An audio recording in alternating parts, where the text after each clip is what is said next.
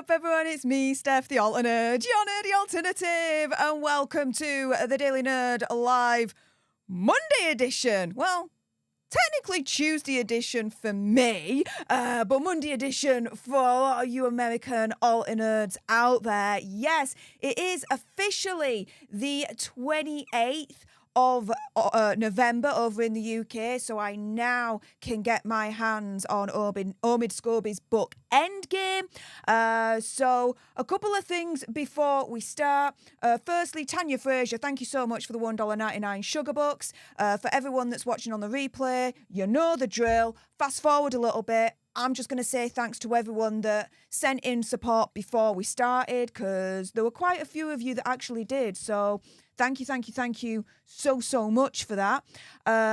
Also, as well, Subi Sue has gifted one leadership to one of you lucky lot out there. So everyone say A up to our newest leader, courtesy of Subi Sue 73.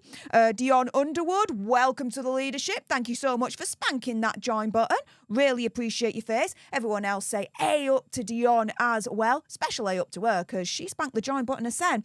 Jess 2003, thank you so much for the $2.99 sugar buck, saying you are amazing, and prayers for Wednesday and a speedy recovery. Thank you very much. For those that don't know, I am going into hospital on Wednesday for an operation.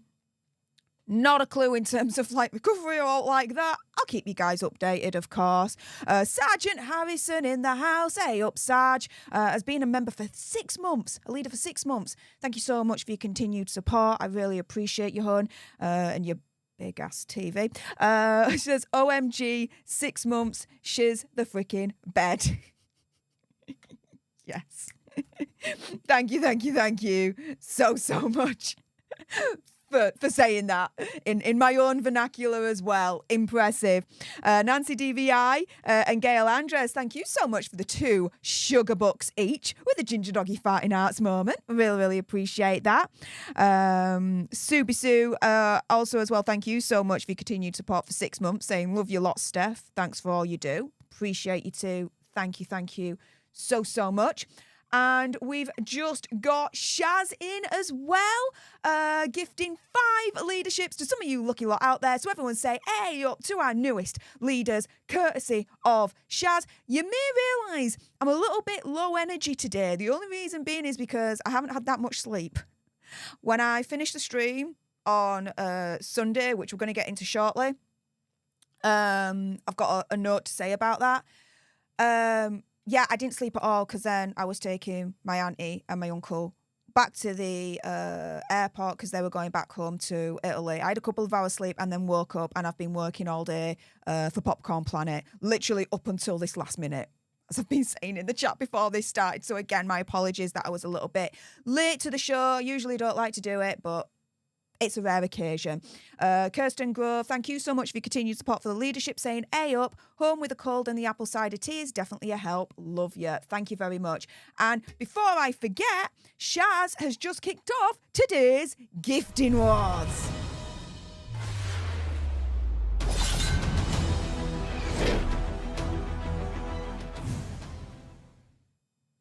So thank you so much for that. Okay, so in terms of Sunday's stream, turned out to be controversial, more controversial than I thought it was actually ever going to be. I stand by what I said. No, I'm not simping for Omid Scobie. I don't trust him as far as I could throw him, and vice versa. I'm not the biggest fan of him, and vice versa, okay? I was just telling you what happened, the receipts that I got, and what I got from that. That was it, okay? I'm not going to the dark side. Best believe I'm not going to the dark side. And so now we are going to return to the regular scheduled programming of pretty much now going through this book and, yeah, probably going to rip it apart. I can only imagine how savage I'm going to be with this. Another note to mention before we officially start. It's very important I say this. Now, for copyright purposes, as you can appreciate, I can't read this thing word for word to you. That's not going to happen, all right? What's going to happen is I'm going to be a bit silent, read through a bit, and then I'm going to come back to you on screen. I'm still going to be here, and I'm going to paraphrase what I've just read and probably tear it apart. Because, I mean, this is Omid Scobie at the end of the day, right? We're going to probably tear this thing apart, and I'm going to go savage all over Endgame. So for those that have stuck around, for those that have continued to stay subscribed, to stay a part of the Alternate tribe, I really, really appreciate every single one of you. There are going to be times where I'm going to say things and you're not going to agree with me, and that's okay. I appreciate that you're though hearing me out and still sticking around nonetheless, all right? So, guys, are you ready to rumble? Yeah, we're going to get into it right now. So there's 406 pages, and I'm going to be on this stream reading it through until we're finished. And yeah, let's go savage. Guys, in the chat, as we're going along, if you do send super chat sticker, a member only chat, I'll get to it as and when I can. Everyone else, I'll just pick out what stands out to me, but your comment's not guaranteed to be read. But yeah, are you ready to tear this apart? And again, let me just be very clear on this. I did not get an advanced copy of Endgame. I asked. I was like, you know what? Whilst I've got his ear, I'll do a cheeky ask. Never got one. It's literally now past midnight on the 28th of November. So Amazon Kindle has now officially released it to the general public in the UK. That's how I'm getting it. Right, so here we go. So we're at the prologue at the moment. And to paraphrase here, what he is saying is that Queen Elizabeth, when she was in her later years, whenever he would have to like go away somewhere, he would have to pack basically like a funeral suit just in case whilst he was away, the announcement came through that she had sadly passed away. He said that this element was a little bit morbid, but do you know what? The way I see it is this. No, it's not morbid. It's just, it's factual. You're covering the roles like that. It's factual. You got to do that, right? Every single member of the royal family, when they freaking go on holiday, when they're abroad, right, what do? It's well known. They pack a black suit, a black dress, a funeral suit, a funeral dress, because if the monarch passes away whilst they're away, they then fly back, but then they're dressed in black, right? There was that situation with Queen Elizabeth when her father passed away and she came back, and I think it was from Kenya, but she didn't have like anything black to wear. So she was wearing something that was, I think, a little bit colourful, but it wasn't really appropriate because her father had passed away. So ever since then, she instilled the rule that whenever the royal family's away, you gotta pack yourself a funeral suit just in case. That ain't morbid. That's just the way it is. It's freaking morning already. Wah. I've got to pack myself a funeral suit. Wah. It's morbid. Wah. Oh my goodness. The first freaking paragraph has just absolutely sent me off. But then in the same breath, he's saying it's an appropriate outfit.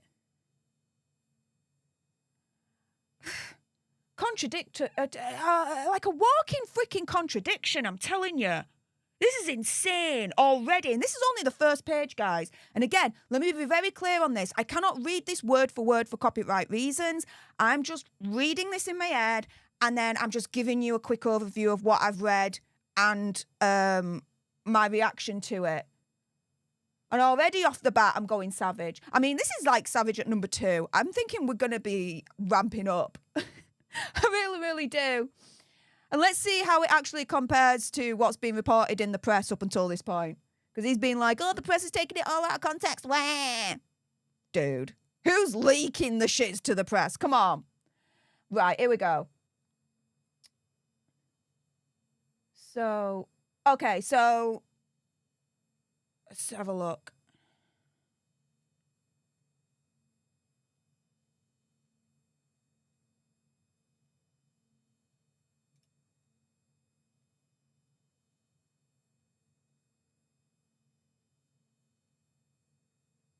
Okay, so he's talking about the day before and the day of Queen Elizabeth II's passing. And he gets a text on the day of. And he just says it's someone very close to the family. And I'll quote this. He receives a text saying, "Please don't say anything yet, but I think it's happened." But he says that it was someone close to the family that sent that. Oh, I wonder who that was. I mean, think about it, right? The first excerpt that came out on People magazine, right, where Harry gets a phone call and it's from an unknown number, and Megsy turns around and says, "You better take that." When in the excerpt it also says that usually he doesn't take unknown numbers. How would Scobie know those details? How would he know those details? Who do you think texted him that? Please don't say anything yet, but I think it's happened. Confirmation that at that point Queen Elizabeth II had passed away. Who do you think texted him that? I got my ideas, but what do you think? I think we'll probably come to the same conclusion, but let's see. Okay. So, let's see what else.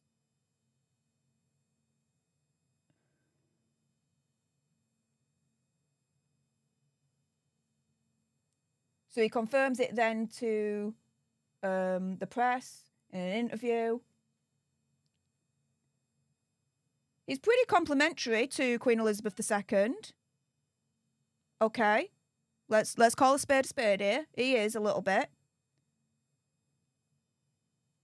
Her passing away had a bit bigger impact than he expected. Which I think that was for a lot of people, actually, if you're going to be honest with your sens.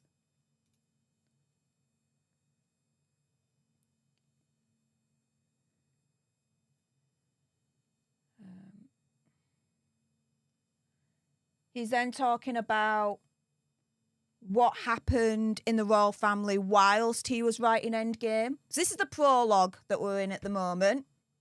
But I'm going right at the beginning so I can be thorough. Again, though, I am not reading this word for word. I'm just giving you an overview of what I am reading.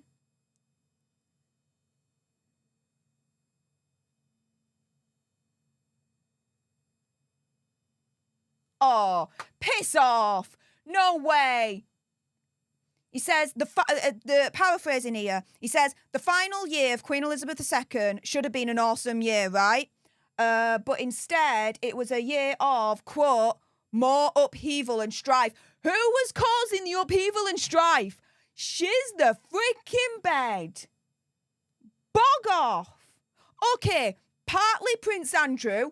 I'll give him that, yes. Because the final year, just before the Jubilee, you had Prince Andrew and the potential upcoming court case with Virginia, right? With the whole, let's call him Effie situation, right? Which he then was able to settle before the Jubilee, right? In Queen Elizabeth II's final year. So the upheaval and strife, partly to do with Prince Andrew. I'll concede to that, right? Let's be real. But damn, did Hazard and Megsy have a thing to do with it as well? He ain't mentioning them idiots, though, is he? Dawn Goffstein, thank you so much for the $10 sugar box, saying, love you, Steph, keep up the good work. Thank you, I really, really appreciate that. And I appreciate your support, guys. Thank you so much. Let's crack on with this.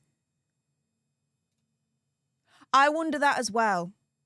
I do.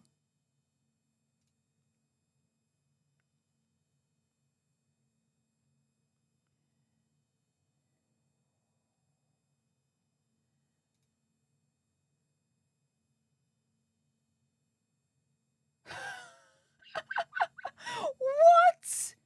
Oh, God, no. Go freaking do one.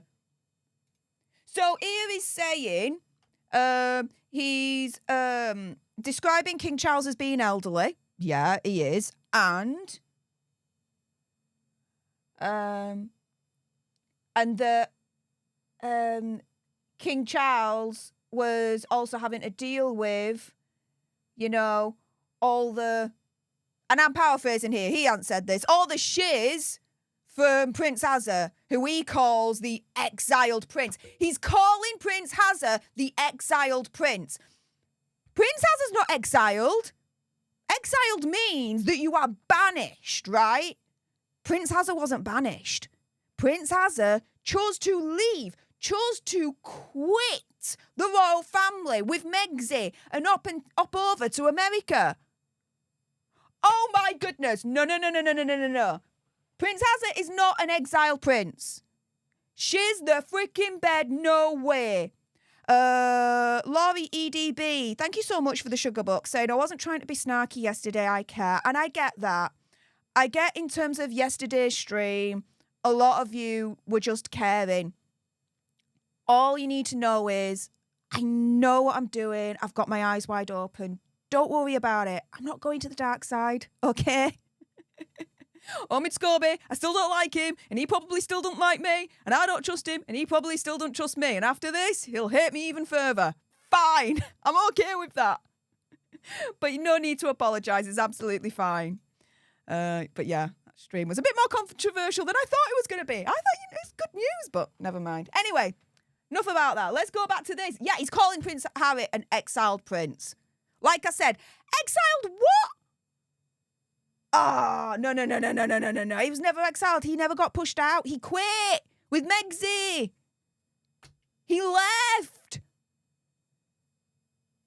He even said on that plane it was the freedom plane. The plane to freedom, whatever you want to call it.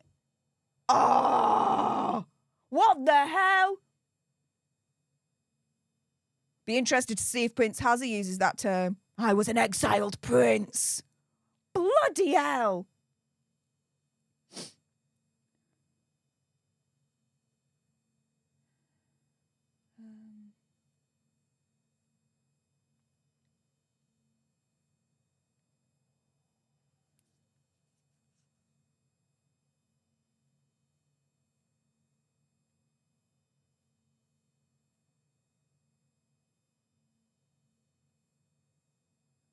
Okay, waffling on a bit. He's talking about what happened after Queen Elizabeth II passed away. People queuing for miles, paying their respects.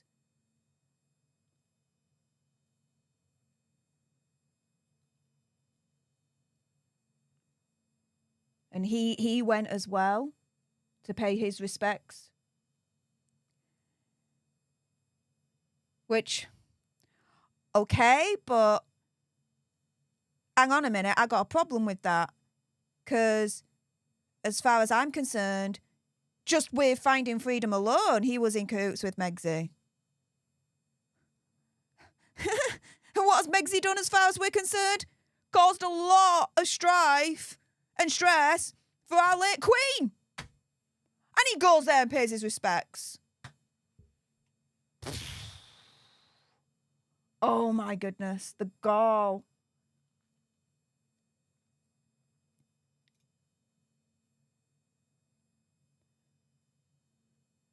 He's describing where everything was when he visited the late Queen Elizabeth II lying in state.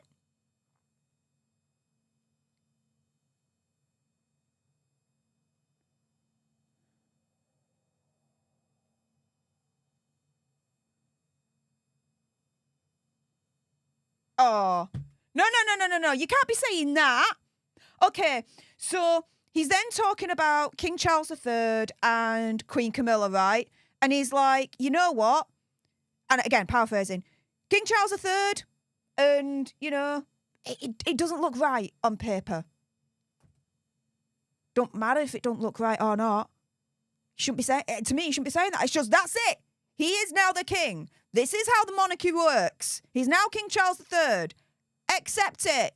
You don't say, oh, it don't look right on paper. It don't matter whether it looks right or not. You freaking accept it. That's the monarchy. He is now the crown. And he's mourning because the wicked stepmother is now called Queen Camilla. Even though in the past, there were promises that she was just going to be the queen consort, or like the princess consort. He's like, even now, Queen Camilla is now Queen Camilla. You know, we were duped because, you know, she was supposed to be the princess consort or the queen consort. We were duped. Bug off. What the deuce is this?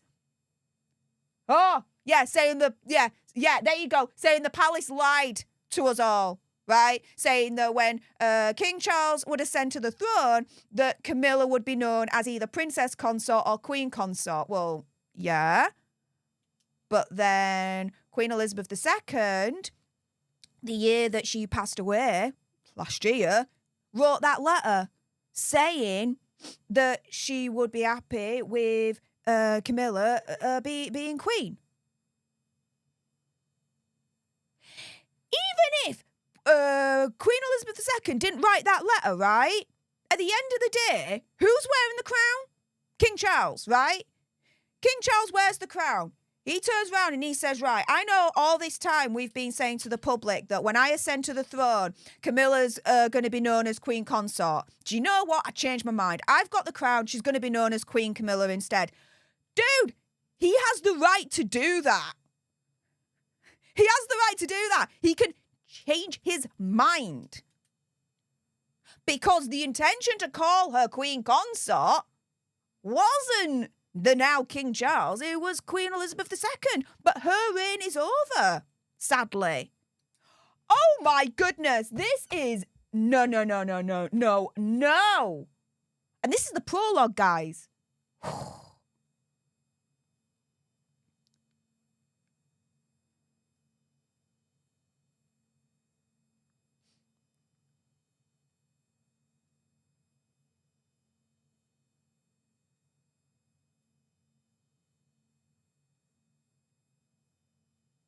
Oh, wow.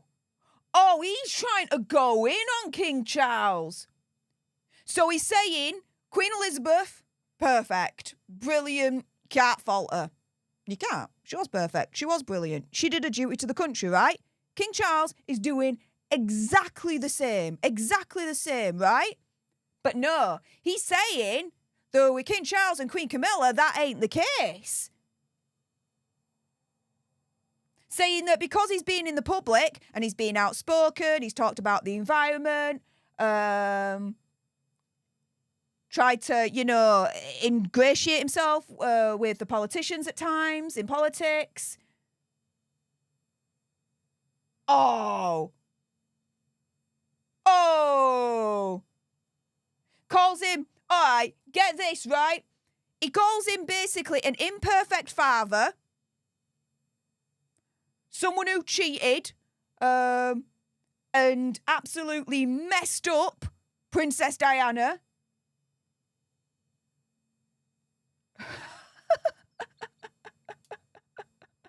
He's not good enough. He's not good enough to be king. Sergeant Harrison, I'm already throwing up in my gob. Thank you very much for the sugar bucks. But I'm already throwing up. This is nasty. This is nasty. No one's a perfect father. No one is, right? People cheat. Freaking Princess Diana cheated. But he's making out Princess Diana was whiter than white, angelic. We all know that's not the case. We love Princess Diana, don't get me wrong, but let's call a spade here. Yeah, outspoken on the environment. But what's wrong with that? What's wrong with a member of the royal family being outspoken about the environment? Prince Philip was. Prince Philip was instrumental in the creation of the WWF, if I'm right on that.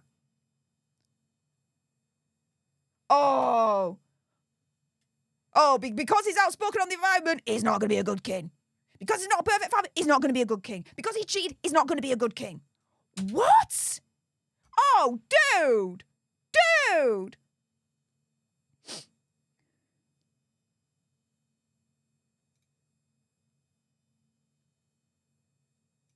Okay, I've already debunked this bit. So he's turning around and saying that with Queen Camilla, the public are now tolerating her, but not being fully accepted. No, she has been.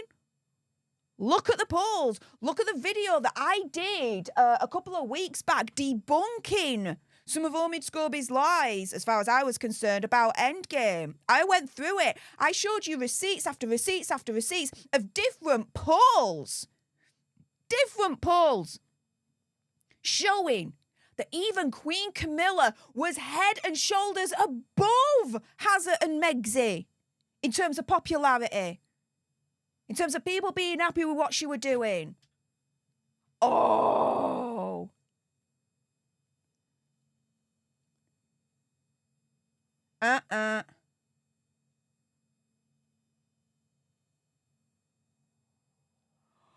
Oh, no. Oh, he just... Oh. That's disgusting. Okay. Okay, that is really disgusting. How do I paraphrase this? He's turning round and he says that the now King Charles, right, might have instead, if he had the choice, wanted to have a situation where he was Queen Camilla's tampon. Guys, he has literally written that. I mean, again, I'm paraphrasing, but that is what he's wrote. King Charles would prefer to be Queen Camilla's tampon. How disgusting is that? That is disgusting. To talk about our king and queen like that. I know what he's referencing. He's referencing Tampon Gate, the leaked phone calls back in the 90s. Between the then Prince Charles and the then Camilla Parker Bowles. I know what he's referencing. But that is disgusting to put in. Disgusting! What is this? This is nasty. This is nasty.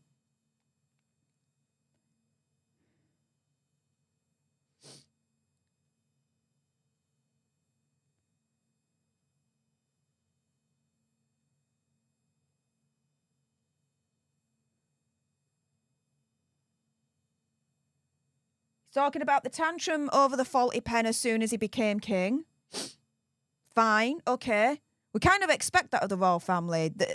The born with a silver spoon up the backside. If something ain't perfect, they're going to have a tantrum over it. Hello? We know Hazard has had tantrums. Megxie has had tantrums. Where are their tantrums in this book? I'm hoping to read about their tantrums. Oh my goodness. What is this?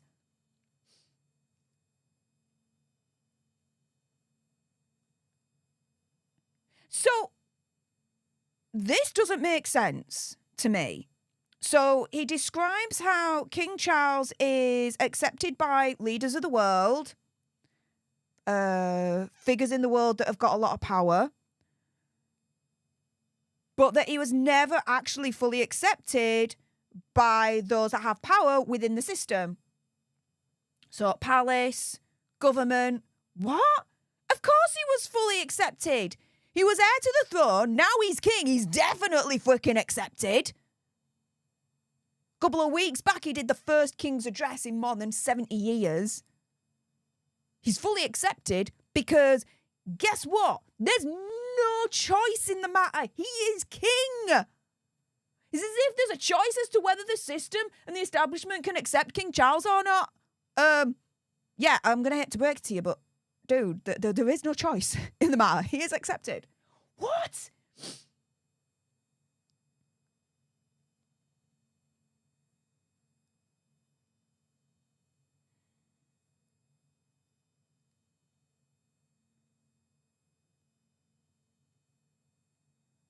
Okay, so he's saying that sources said that they doubted how his rule was going to be when he would ascend to the throne. what it was going to be like, if he would be strong enough to be able to do what was needed as monarch, and what he would do. They doubted it.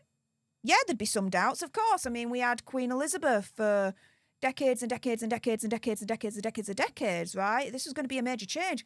Of course, there's going to be a bit of hesitation, because when there's a major change, there always is. But guess what? Look at the polls. He's popular, more accepted. Everyone's telling him a crack on. He's doing a great job. As of a Megxit, I already showed the receipts a couple of weeks back on that.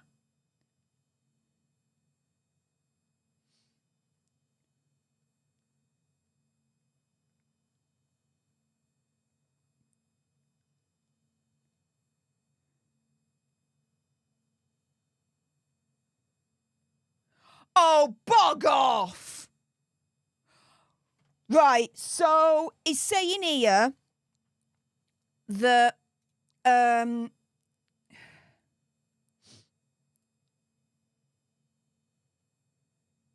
right, King Charles is bad at getting a conversation with Hazza, despite how much Hazza has explained how bad, how broken their father and son relationship is.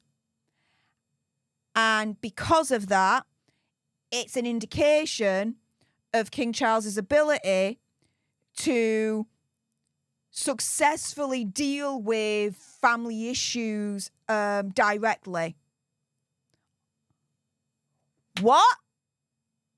I'm sorry, but I wouldn't trust Hazza as far as I could throw him. Because think about it, right? Look at the book Spare. In it, Hazza detailed conversations that he allegedly had between himself and members of the royal family, right? How then can King Charles ever have a proper conversation with Hazza when he did that? And continue to, quote, let's say, spill family secrets? There will always be a distrust now. In terms of, if I have this conversation with you, Hazza, when's your next book coming out? When are you going to have your next interview or your next therapy session with Dr. Gabor Mate? Of course! It's hard to initiate a conversation with Hazza because there's no trust there to begin with. Hazza destroyed that. But no, the blame's on King Charles that he can't have that conversation with Hazza. No. The blame's on Hazza. And what he's done, wow. Obi-Wan, thank you so much for the sugar books and the ginger doggy fighting arts moment. Really appreciate that. Let's crack on. Oh, no way.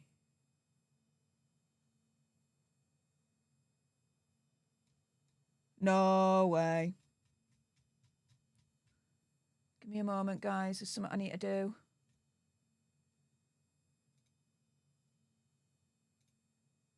There we go. Just done it. Thank you. Thank you, mods, for doing what you're doing. Yeah. I would say so, absolutely.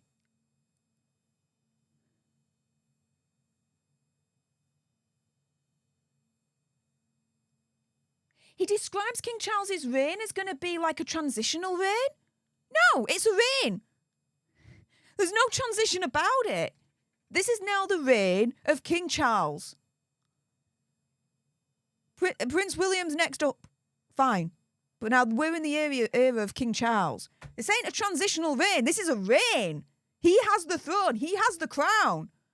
Calling it a transitional reign, it devalues King Charles and his power and his crown and the throne. That devalues it, calling it a transitional one. Oh, get Ben.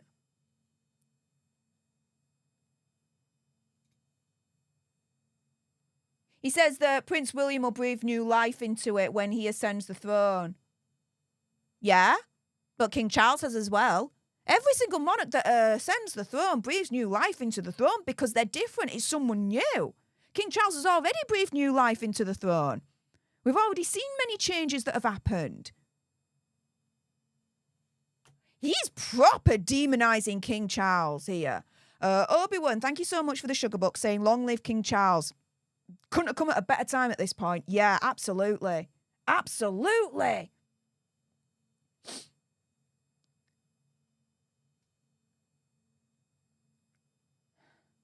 What does this mean? Saying that Charles may be, you know, the next in line, the heir to the throne, but Prince William is essentially the future? No. When Prince Charles was heir to the throne, he was the future. What?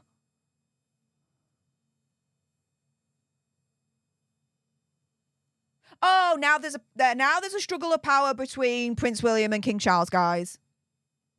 Why would there be a struggle of power? Prince William's heir to the throne. He's going to get the throne next. There's no struggle. And if anything, Prince William, my goodness, his power, like, upgraded by 1,000,000 when he then became Prince of Wales. Why? Because he's got control of the Duchy of Cornwall. You want to talk about power? Talk about the freaking Duchy of Cornwall that he's got. Oh my goodness. There's no freaking struggle for power. There's nothing to struggle for. It's going to get the throne next. That's it. Oh ho.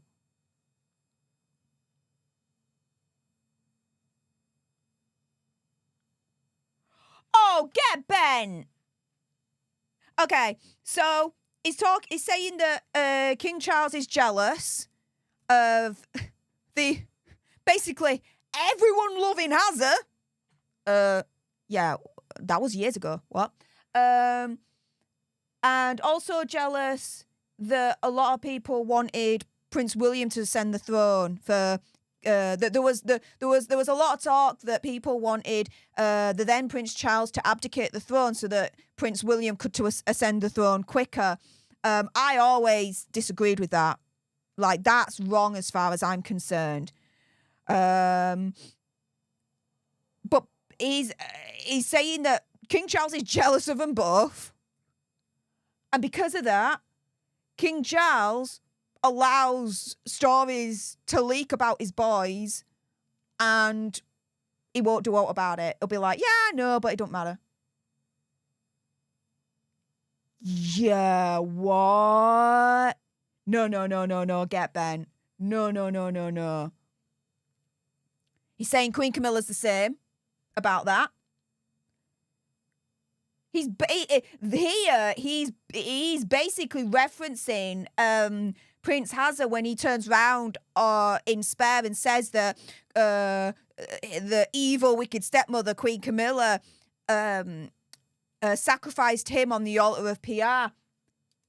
Scobie is saying the exact same thing here with Queen Camilla.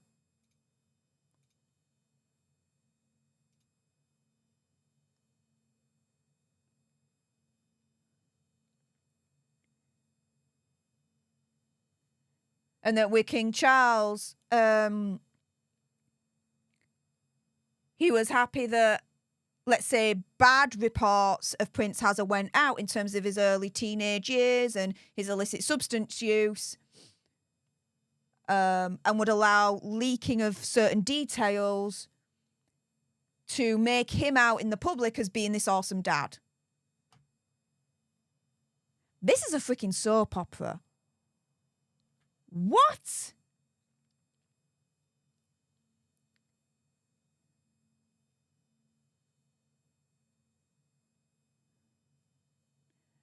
Now, it's a great saying that you don't mix family with business. I won't go into detail, but my family own a lot of businesses, and yeah, there have been one major one in particular that just has gone kablooey, right? Between certain family members. However, when you're talking about the royal family, you're talking about a totally different dynamic, right? A totally unique situation where the family is the business and the business is the family. It's one of the same thing. It's not mixed. It's one of the same thing. They're born into it. There's nothing else that they know other than family is business and business is family. Whoa. But because, you mix your business with the family, no wonder they're teetering on the edge of destruction. Where's the teetering again? They're stronger than ever before. Their popularity is way up. Megxie and Azza could only dream of getting those popularity points that they've got.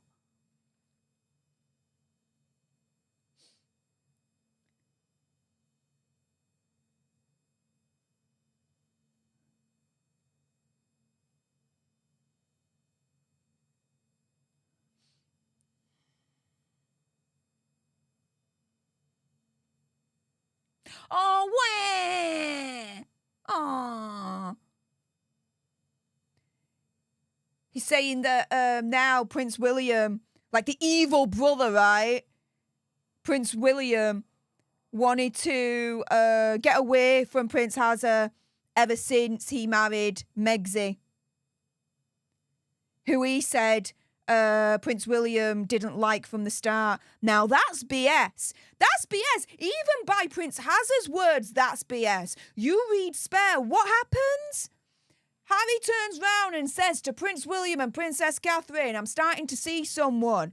Who is it, they say? Megxie from Suits. And they absolutely are cock-a-hoop for him because they say that they watched Suits and that they were fans and that they knew who Megxie was and they were happy. So for Scobie to turn around and say that Prince William from the start didn't like Megxie, now that, even when you read Hazza's book, is wrong. Oh, ho, ho, ho.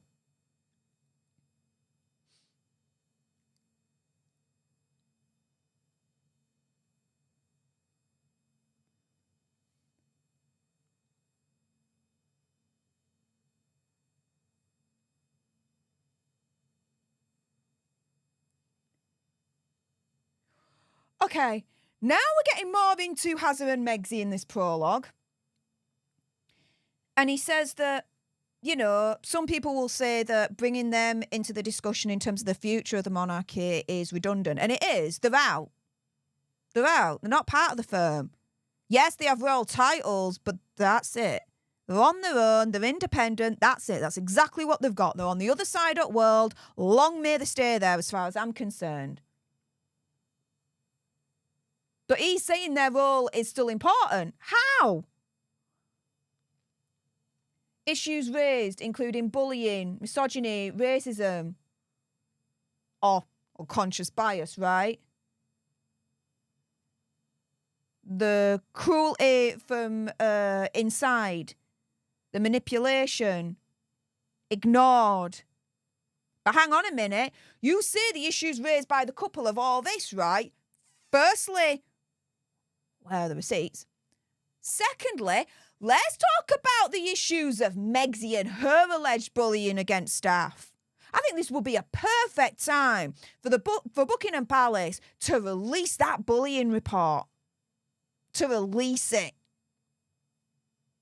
Because Megxie and Azza can all day turn around and say, oh, we were bullied, we were ignored, this, that and the other, right? Okay, firstly, where are your receipts? But then secondly, it works both ways. Because there were many courtiers, thanks to Valentine Law, that turned round and said when Megxie was in the royal family, she was an absolute monster. Again, paraphrasing here. She was a bully. We were off work sick because of stress, because we couldn't handle it, because she was so strict and she was such a bully. He's not mentioning that, though.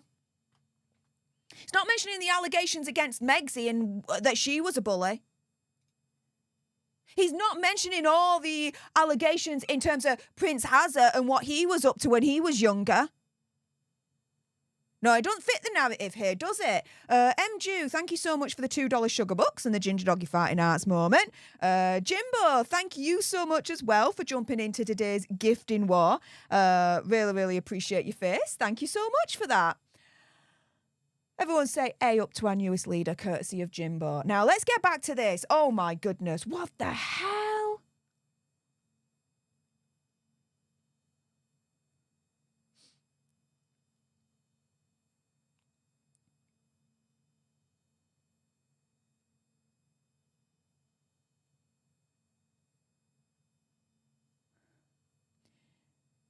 Apparently, many members of us are absolutely aghast at the treatment of Megsy, who he says is the first mixed race royal.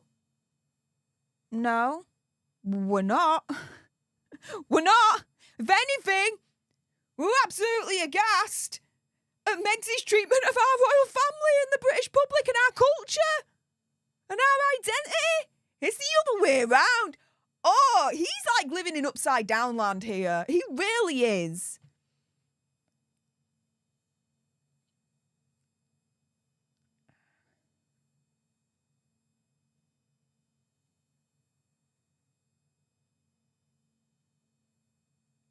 He's saying a growing part of the population is believes that the royal family, the losing relevance. No, again, a couple of weeks back, I did a stream or video. Look back on it, debunking Omid Scobie's Endgame lies, and I showed you 3 different polls. Each and every one was saying the same thing. We are happy with the monarchy. We don't want it to go anywhere. Crack on, crack on. Wow. He really wants you guys to think that... He really wants you guys to believe that the reality of the situation is not the reality of the situation. He wants you to believe in this fairy tale nightmare. Wow.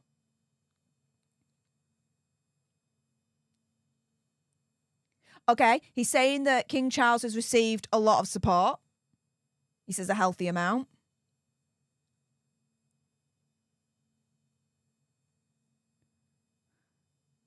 He's saying the polls are going down for him. No, they're not.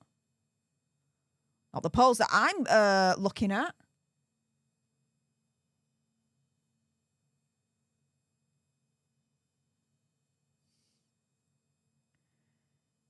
Yes, there is a part of the population that believes that the royal family is not needed and should be abolished, but the overwhelming majority believe that they need to stay in place, that we want them to stay in place.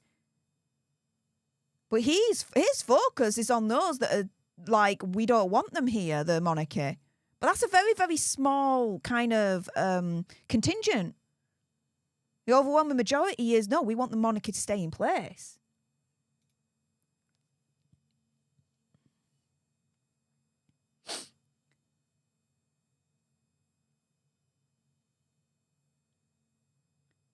So he questions whether King Charles will follow the rules or go his own way.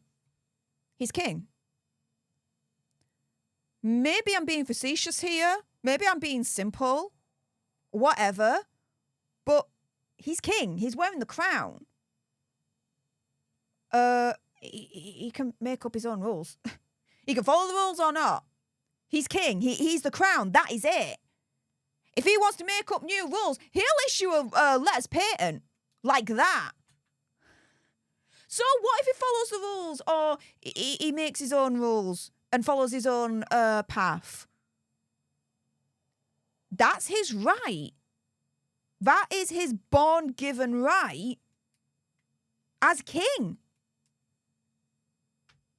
What is this?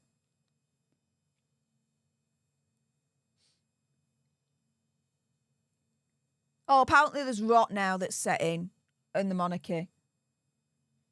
If you ever find out where the rot is, can you let me know? Because I think I missed that bit.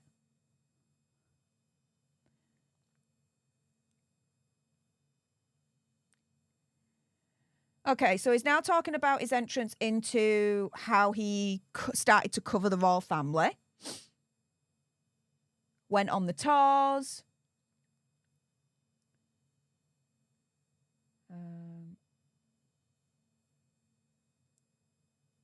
Saw Palisades, fine, he had contacts.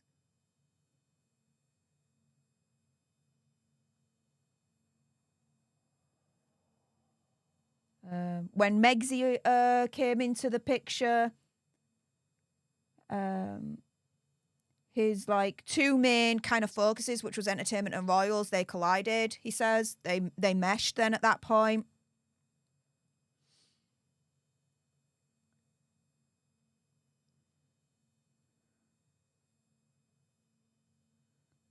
He became trusted.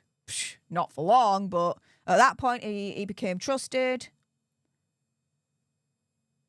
But it all changed once Finding Freedom came out. Well, yeah, of course it all changed once Finding Freedom came out. Because he point blank said Hazza and Megxie had nothing to do with the book. Hazza and Megxie point blank said nothing to do with the book. She only got caught out because she freaking misled the High Court in the case against the Daily Mail and the leaking of the letter to her father. She had to turn around and apologise to the court, saying, oh, she misremembered or something like that. That she was actually involved in one way or another, let's say, with Finding Freedom. Oh, come on. It all changed because he got caught out lying. When he said Megxie was not involved with Finding Freedom and Hazza was not involved with Finding Freedom. That went out of the window then at that point.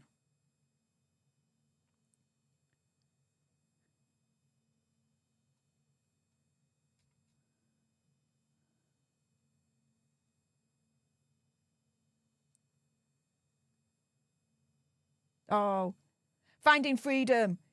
It exposed everything behind the scenes as to how Hazza and Megxie were unjustly treated by the firm. Dude, come on.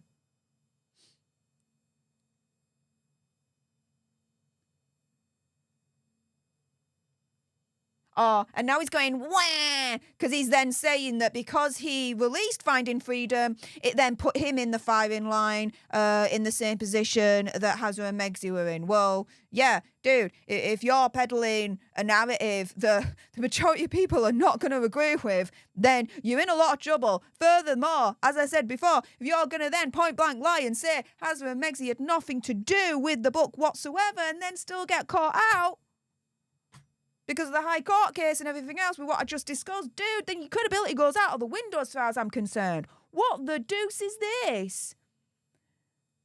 I say lie, but you could say misled at the very least, right?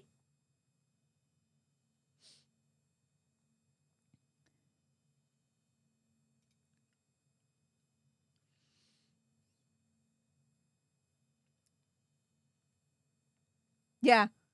People saying that he was on the wrong side. I definitely believe that.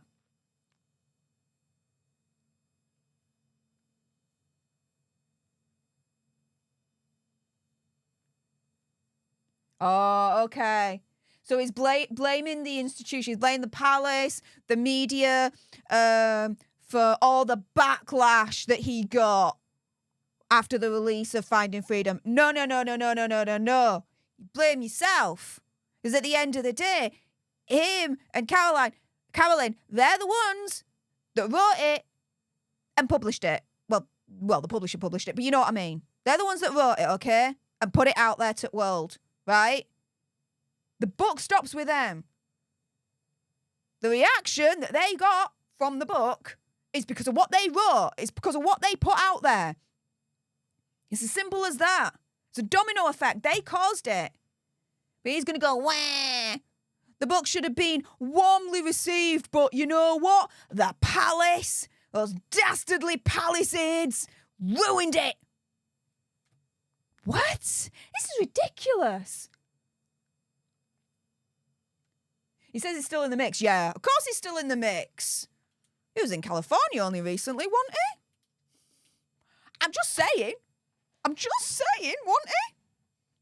I mean, he's denying that he went to Shay, Hazza and Megxie, but you know, he was in California, guys.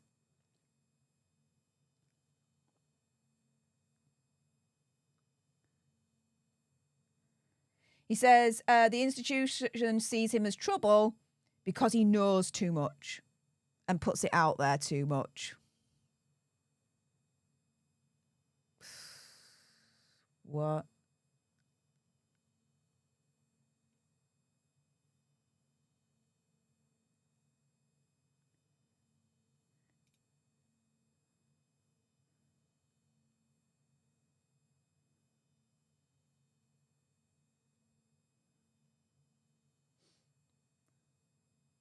Oh. Oh, we gotta feel sorry for Hazza, guys. Because even after all the hurt that he felt that was caused by the firm, that, you know, no matter what, he would always follow Queen Elizabeth II's example of public service, even in America, guys. Oh, we gotta feel sorry for Hazza now. No. Hazza put himself in this position that he's in now. Hazza was the one that released the book. Hazza was the one with Megsy that did the Harry and Meghan mockumentary. Hazza's the one that's done all these interviews. And Megsy as well. If there's any hurt that's being caused, it's Hazza to the royal family. Not the other way round. Tears and Tina, thank you so much for the $2 sugar bucks, as I'm itching my eye. And the ginger doggy farting arts moment. Love it. Thank you.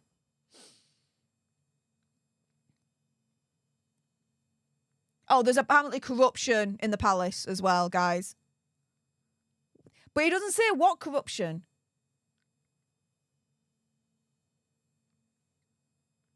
But it's all going to damage the Queen's legacy.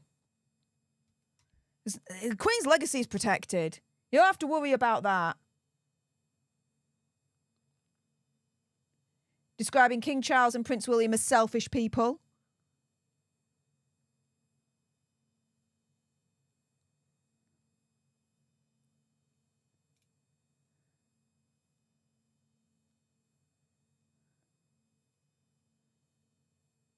He says there's going to be parts of this book that will, quote, burn my bridges for good. Good. Get rid. Don't need a snake in the House of Windsor, that's for sure, right? Queen and a Piper, right. So we're now officially on the first chapter of it all. Queen Elizabeth II's final days. So let's have a look at this. All right. So it's describing the morning of the 6th of September last year. You've got the Piper doing his Piper thing. If you want to call it that, to wake up the Queen.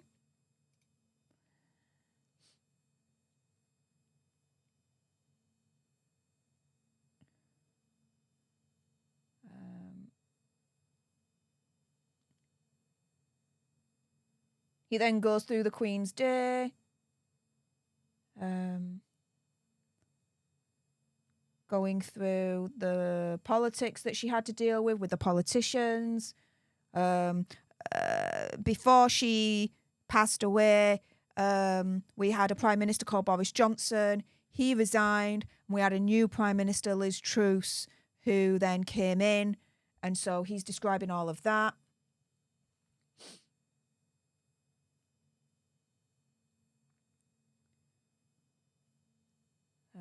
When she welcomed Liz Truss, as she does with all the Prime Ministers, she welcomes them.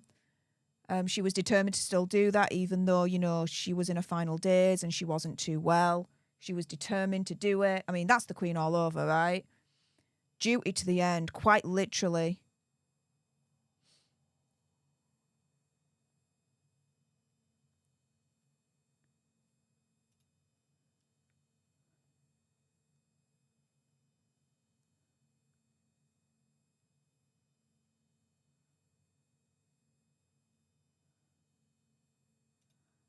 Totally agree, Elaine. Totally agree.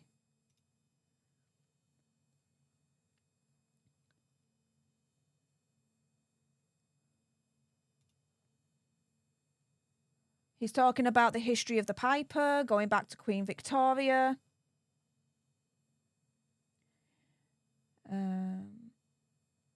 And then the 13 pipers who had taken up the position under Queen Elizabeth II's reign.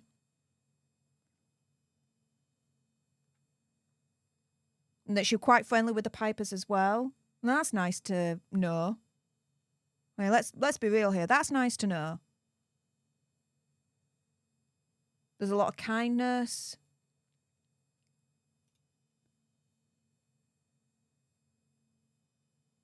Oh. Okay. There's a bit here where one of the pipers, again paraphrasing, guys. Let me be, for those that are tuning in, I cannot read this word for word because of copyright reasons. So I'm reading it and then I'm just going to paraphrase what the bits that are jumping out to me and what's being discussed. But there's a really, really sweet part where it's describing the Queen and one of the pipers, and one of the pipers had a wife who was suffering from cancer. The piper, though, with his duty was like, no, every morning I'm there, I'm going to pipe for you kind of thing. And the Queen is like, no, you're not doing that. Bog off. Go be with your wife right now. There's more important things to do than to be my piper right now. That's nice to know. Let's be real, that is nice to know.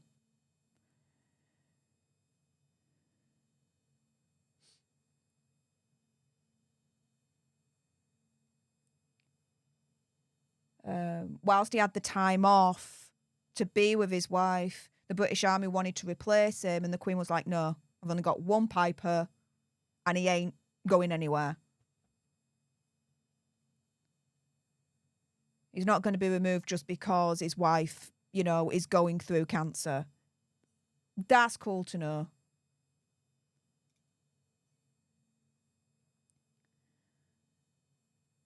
Okay, he's now talking about Balmoral Castle and describing that.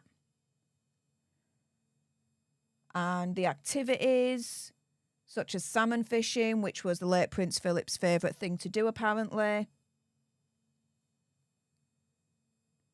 How the Queen would drive the Land Rover around.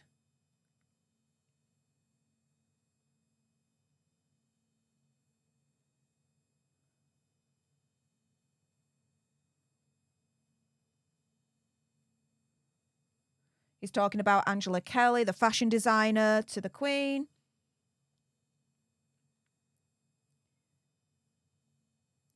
How Angela Kelly was very protective of her.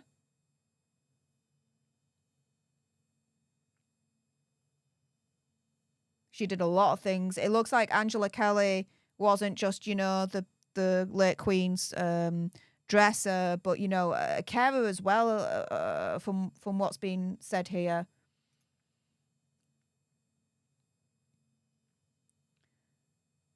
Describing more about Balmoral, the two corgis, Sandy and Muick, which is now with Prince Andrew and Duchess of York.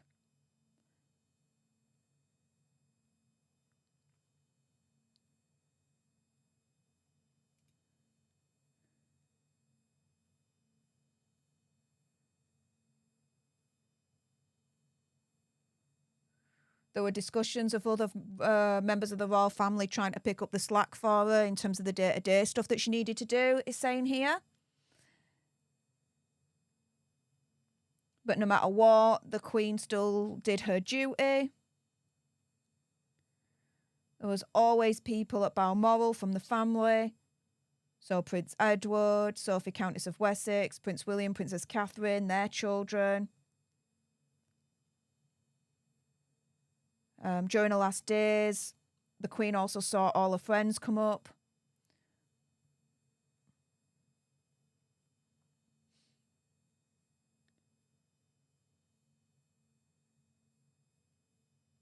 He quotes Reverend Dr. Ian Greenshields saying that her memory was exceptional and that even though you could see that she was fragile, as soon as she started talking, it was like the fragility went then.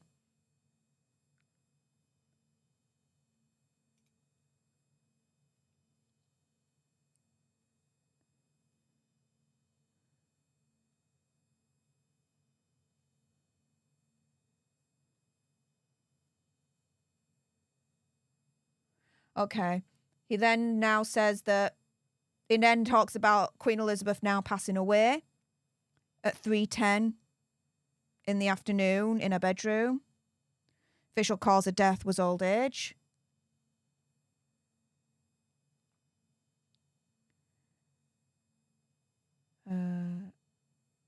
Dr. Glass was the doctor around at the time, and each member of the royal family got a call from Dr. Glass to tell them the time had come.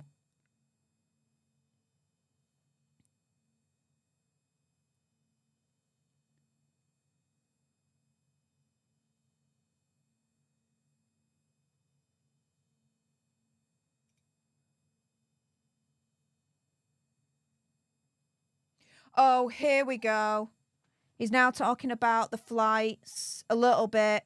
You got Prince Andrew, Prince William, Prince Edward, and then Sophie, the Countess of Wessex, going on a private flight. And has her going on a separate flight. But he says he'll get into that later. I can't wait. Each family member was given allotted time with the Queen. As she rested in peace. So this is after she passed away.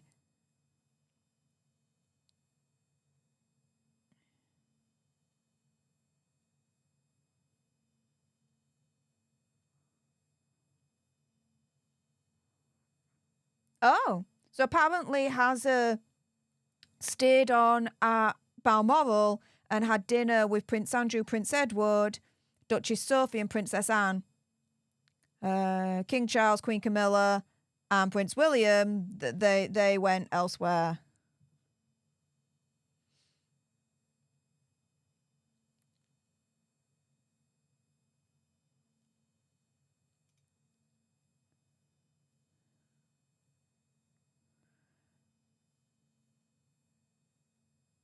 He's now talking about everything that happened after she passed away. So all the ceremonial, ritual kind of things that then happened.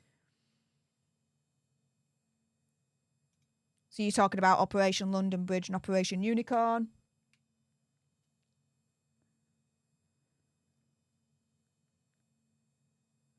The late Queen's final journey from Scotland to England. But that had to, the original plan had to change. It was going to be on the Royal train, but the officials decided it was safer to be on a plane.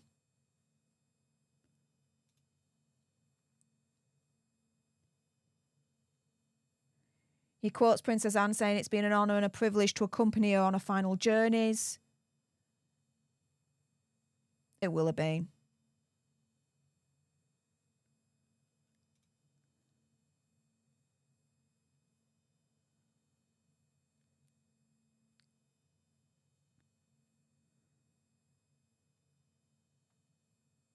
He then talks about how over 400,000 people lined up to pay their respects to Queen Elizabeth II, lying in wait. Then talks about important people from around the world like President Joe Biden and everyone else paying their respects. We get to the morning of the funeral.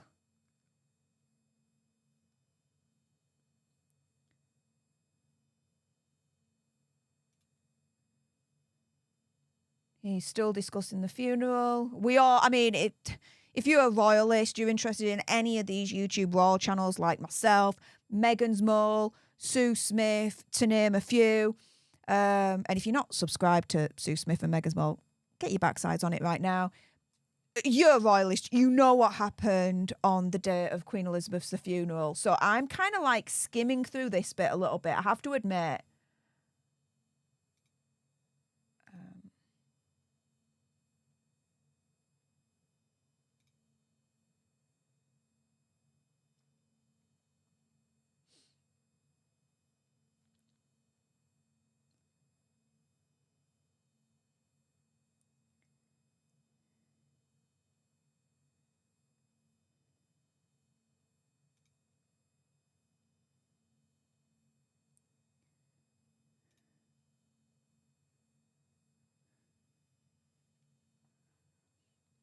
So now into the funeral itself.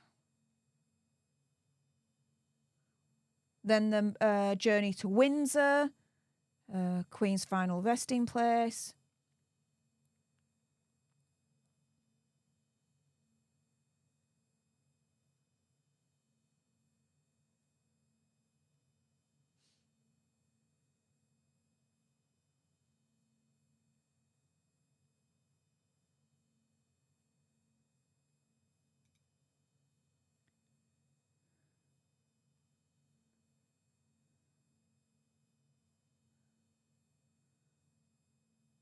Okay.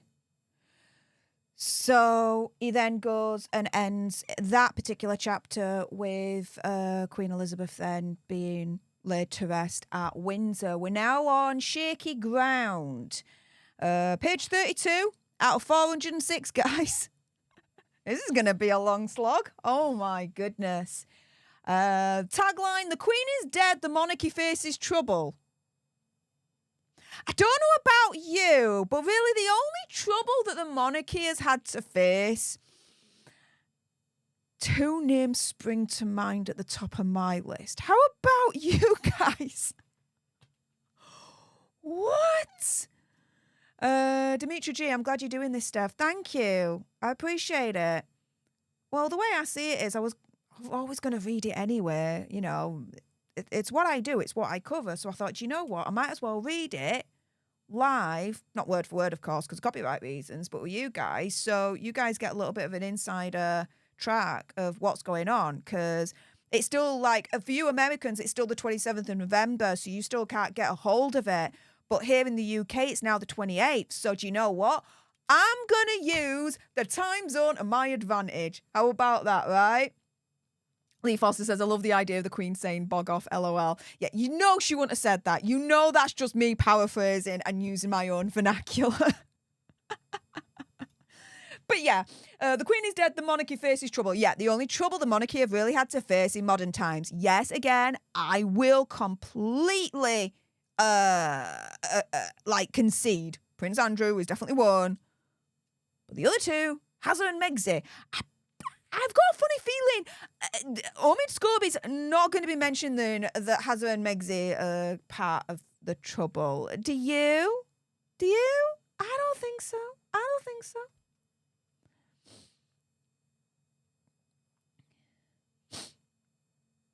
Okay, so he's talking about here how King Charles proved that it was more accessible than the Queen, going outside and shaking hands with members of the public during his first walkabout as king, chatting, smiling, in comparison to the Queen, who was much more reserved. There was much more of a wall. Okay, fine. Oh, okay. But guys, no. He's spinning this. He's then saying, but you know what? There's reason to believe that this was all planned.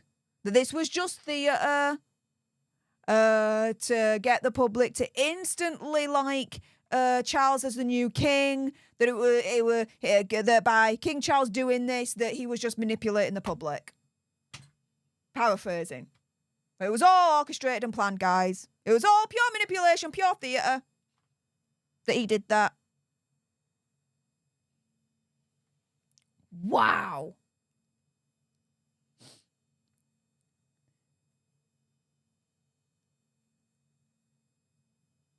He talks about how King Charles has always wanted a slimmed down monarchy that's also cost effective. Yeah, and that's a good thing. It's part of the reason why I think his popularity points are quite high. Because he's trimming out the fat. Oh, yeah, he says there more than just trimming the fat. There we go.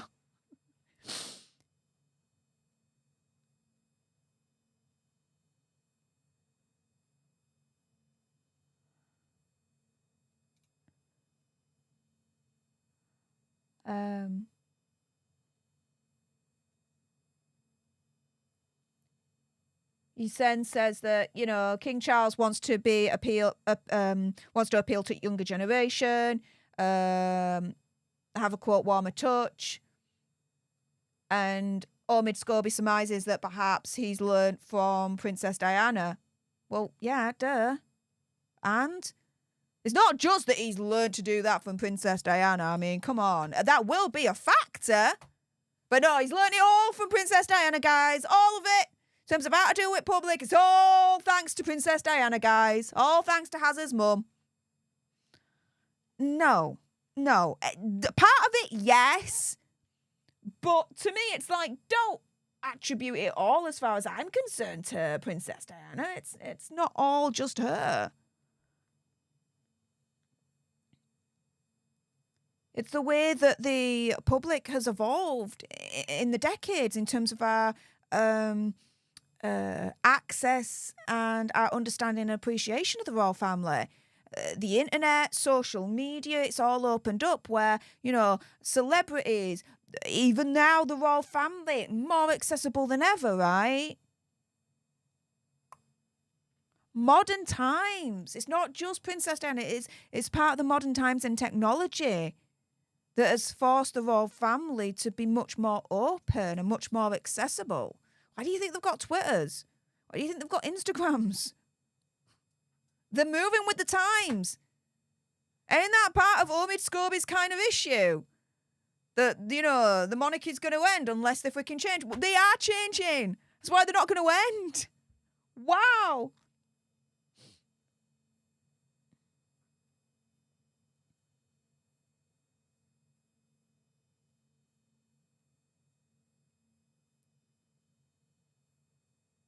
So hang on a minute. He's saying here that for the king, he has to, at the very minimum, present the family as, leaner, more tolerant, more personable kind of family and firm. And he was attempting to present just that when he went out to shake hands with the public for the first time. He was attempting to present that. Again, it's like, to me, I'm reading this and Omid Scobie is turning around to me, my interpretation, and saying that King Charles did that as a mask. That he did that to manipulate the public and the media into accepting him straight away as king. No, the acceptance was already there. He's king, that's it. That's the structure. That's the culture of it all. Oh, too bad the image didn't hold, he says. Huh? Talks about Queen Camilla hosting a reception at Buckingham Palace. Violence against women and girls. Violence against women and girls.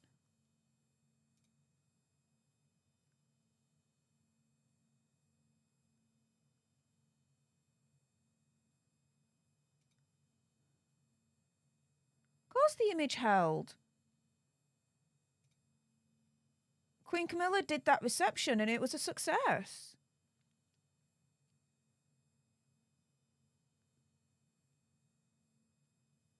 Oh, no.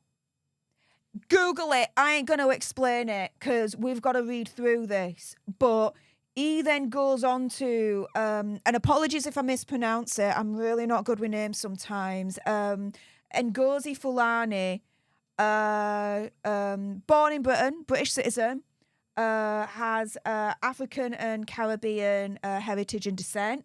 She's CEO of Sister Space, which is a London-based charity, right? And the charity says that it offers support to women and girls affected by domestic and YouTube human reviewer here, intimate nastiness. I have to term it as. Again, YouTube human reviewer, please understand that, guys. He then goes into her, says that her experience was not as positive as the press was making it out to be.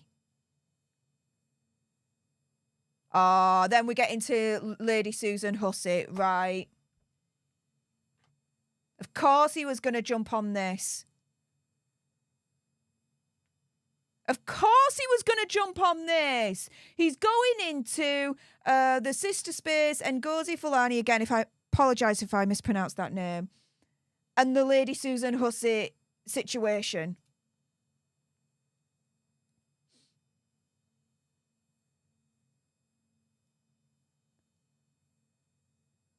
Goes into the conversation.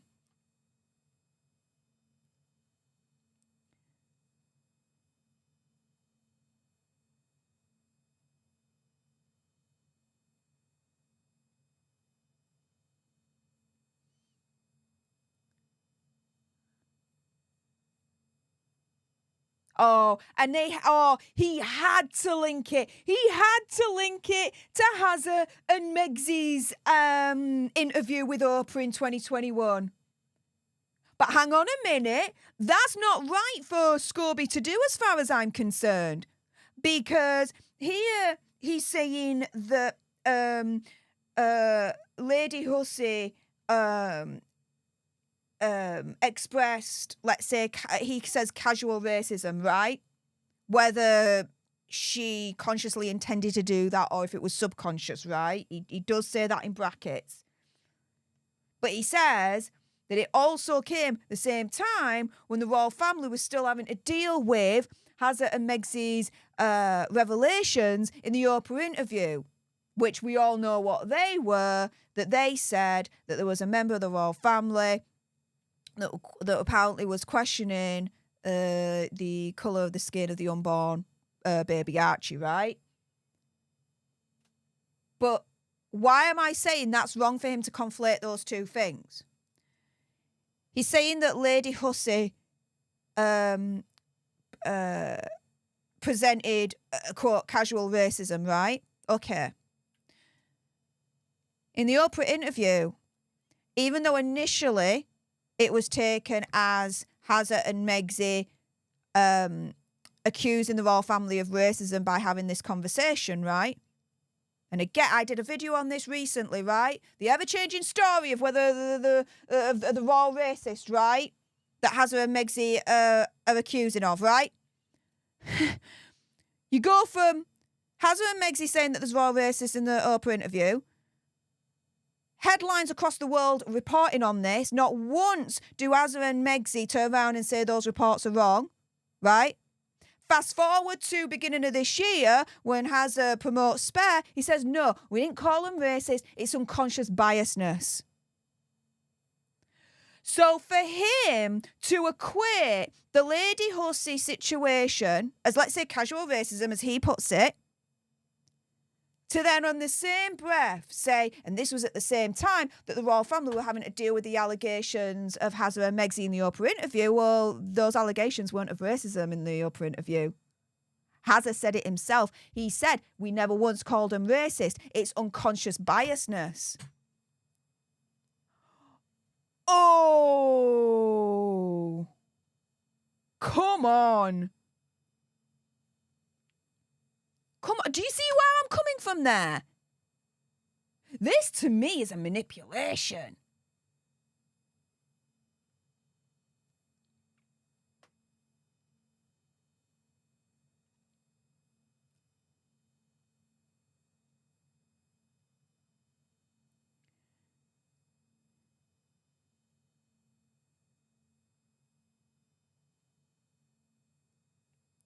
So they quote the Buckingham Palace statement in terms of the Lady Hussey and Ngozi Fulani situation, saying that they've reached out to Ngozi about it. He says, despite the claim, Ngozi didn't receive any letter from the palace until almost a week later. Well, yeah, okay, and she still received a letter from Buckingham Palace. Now, if she didn't, then there'd be a problem, right? But yeah, they reached out. Because she did still receive contact from them, even though it was a week later. It still happened. So why the snide remark? As far as I'm concerned, that's a snide remark. Oh, and Buckingham Palace also didn't explain why Lady Susan was put in the role that she had in the first place. They don't have to explain that. She was in that role. End of. So what? So what?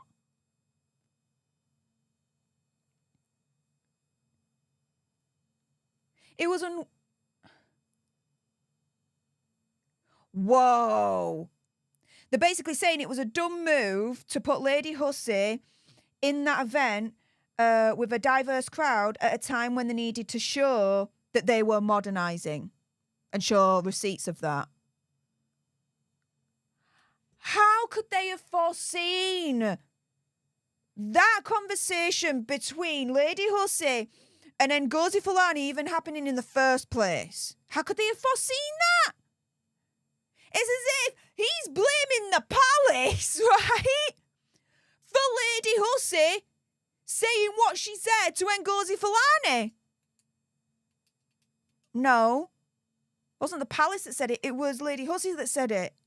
If we're to take it as fact, right? Okay, we'll take it as fact. But no, it all roads lead back to the palace, guys. It's all the palace's fault. Wah!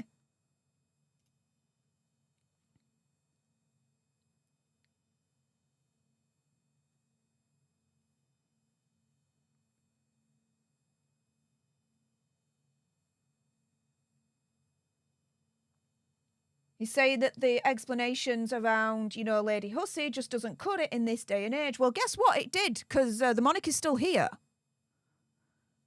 It barely made a dint in the monarchy's armour. Barely made a dint.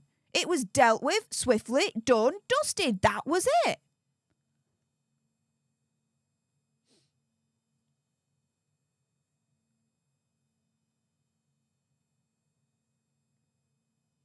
Oh, he's saying here that, the palace is,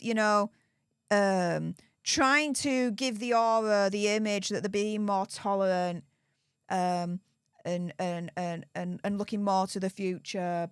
But actually, that's just a facade. Apparently, it's just a facade, guys. Ignore everything that they're doing. That's actually, as far as I'm concerned, proving that's the case. No, it's all a facade. It's not happening in the first place. Yeah. 2 + 2 does not equal 4, guys. What?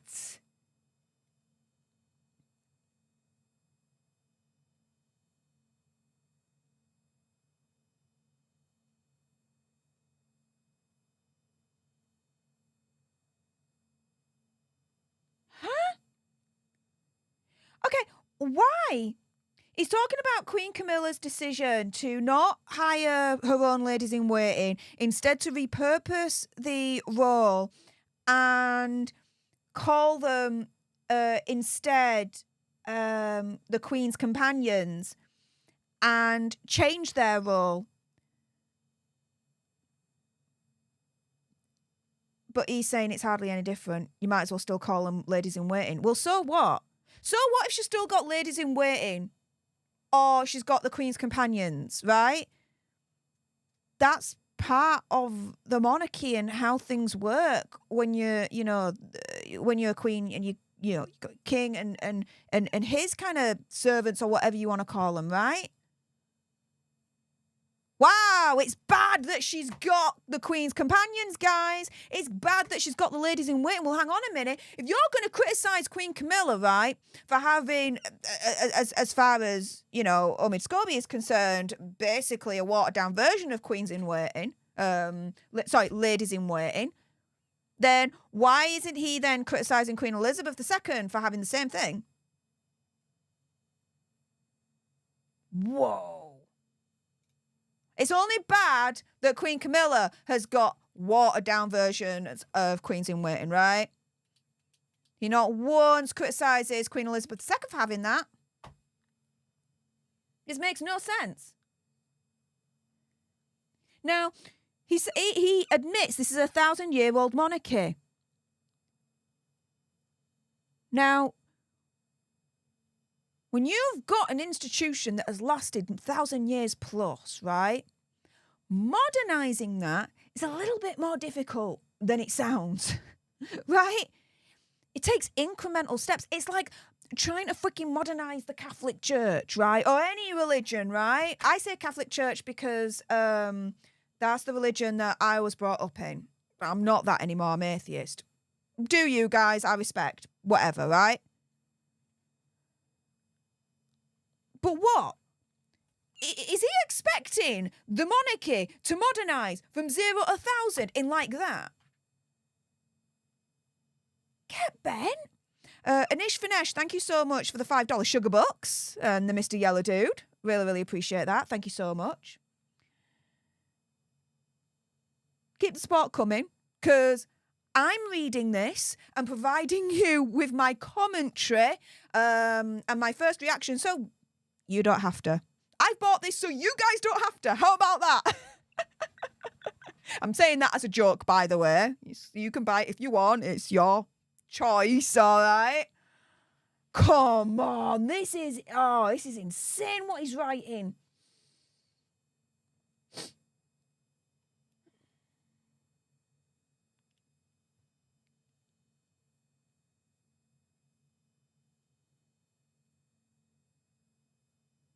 So he's saying here that King Charles should be prepped to know that whilst he's king, he's going to be under a big, massive microscope in the public. Well, yeah. The whole royal family are. The whole royal family are. And the Queen was. They all are. Why? Part of it is that they are taxpayer funded. So the public has got a major large microscope on all of them. We want to know what's going on, how they're doing, how they're acting, what they're wearing, what they're supporting, everything. One false move and they do get crucified. So yeah, they are under a microscope and they're under immense pressure. Tell me something new. So what? They're all under it. It ain't just King Charles. They all are.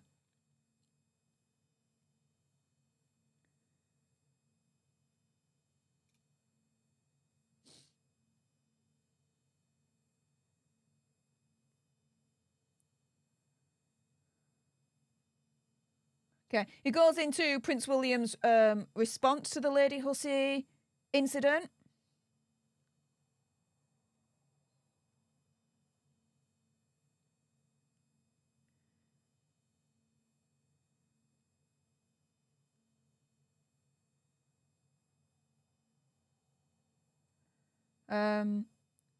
Okay, so already he's now setting up a divide between Prince William and King Charles in terms of how they responded to the Lady Hussey incident, right?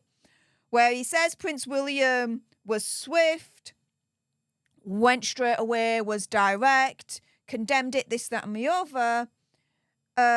King Charles didn't do that.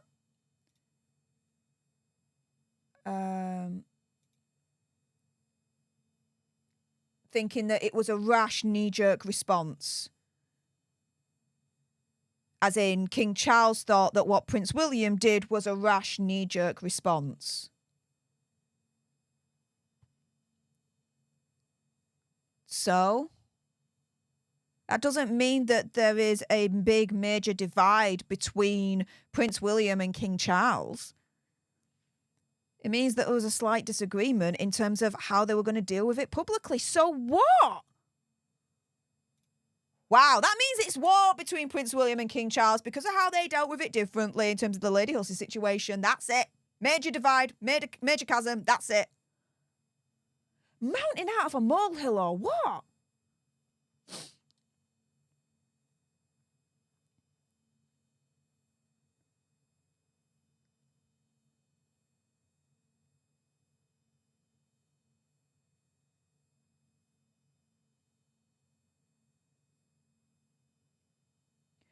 Oh, he's really trying to, and this is all my opinion, conspiracy theory, whatever, trying to paint Prince William as a bad guy here. So we're now going on to Prince Andrew and the time where Prince Andrew settled his case with Virginia, right? And it was reported that both Prince William and the then Prince Charles were both in the same agreement. The Prince Andrew had to be stripped of everything and had to go into basically royal exile, right? Not be part of the main royal life anymore, not to be in that spotlight anymore. He had to go. That was it, right? But what Omid Scobie's saying is actually that wasn't the case. That in actual fact,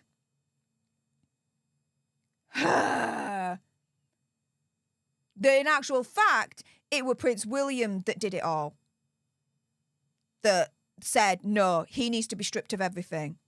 Not that it was him and then Prince Charles, that it was just Prince William on his own that said, no, he needs to be stripped of everything. And that it was only put out in the public press as, like, optics to say, no, Prince William and Prince Charles both agreed. He's saying, Omid Scobie is saying here, as far as I can see, that's a lie. It was just Prince William that advocated for Prince Andrew to be stripped of everything, not Prince William and then Prince Charles. So what? And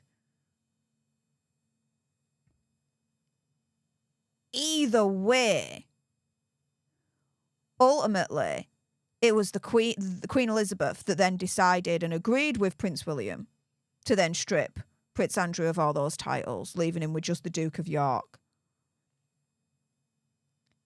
And it was the right thing to do because the public agreed with it anyway. So why? What? So what if the then Prince Charles actually wasn't as vocal as Prince William in terms of Prince Andrew losing his titles? That still, to me, does not prove that there is this tug of war between Prince William and King Charles.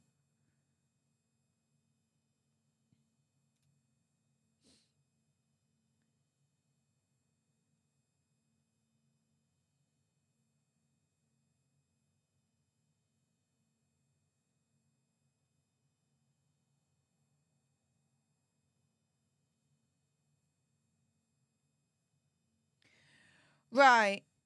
So he's now saying here that Prince William is seeing King Charles's reign as transitional. Again, there's nothing transitional about it. This is the reign of King Charles. That is it. Prince William wants to be his own man. Fine. The then Prince Charles was his own man. Think about it. Earlier on in this book, Omid Scobie writes that Prince Charles wasn't like Queen Elizabeth. Why? Because he was more public and more forthright with his opinions in terms of the environment, going into politics, making his views more known, this, that and the other, right? He's now describing Prince William doing the same thing now that King Charles is king. Whereas before, when the then Prince Charles was doing that thing, when Queen Elizabeth was reigning, there wasn't a chasm then. There wasn't a tug of power.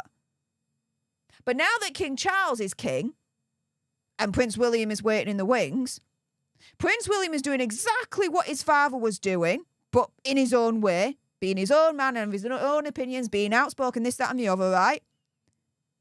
But no, that now means that there's a chasm. That now means there's a tug of war, guys. Please make that make sense.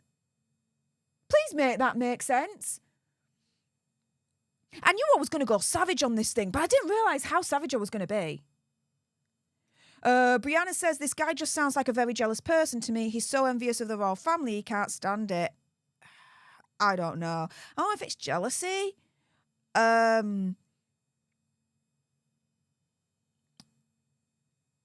don't know if it's jealousy. I don't know. But to me, this is vicious. This is vicious. I mean, the most vicious thing he said so far is, again, paraphrasing, that King Charles would prefer a life being Queen Camilla's tampon.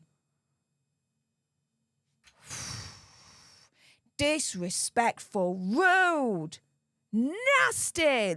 That's got no place in this book. That's a low blow.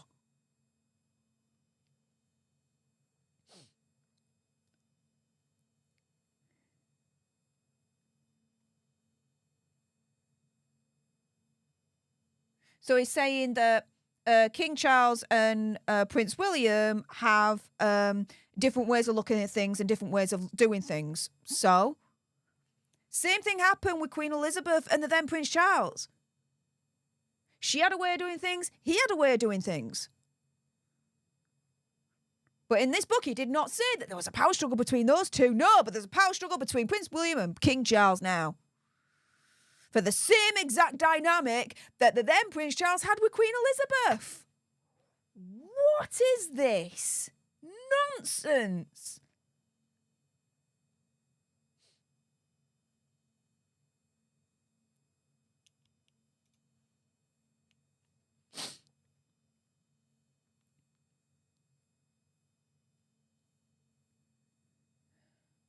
Okay, he's now turning around and trying to make out, as far as I'm concerned, that there's a tussle for the spotlight.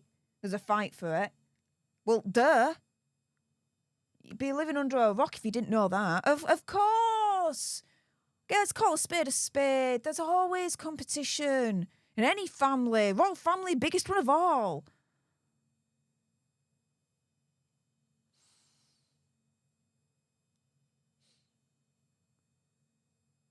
He's saying it's like, I think he's trying to make out that it's just, King Charles's reign. But, there was competition for the spotlight even in Queen Elizabeth's reign. Competition for spotlight in every single monarch's reign. Tale as old as time.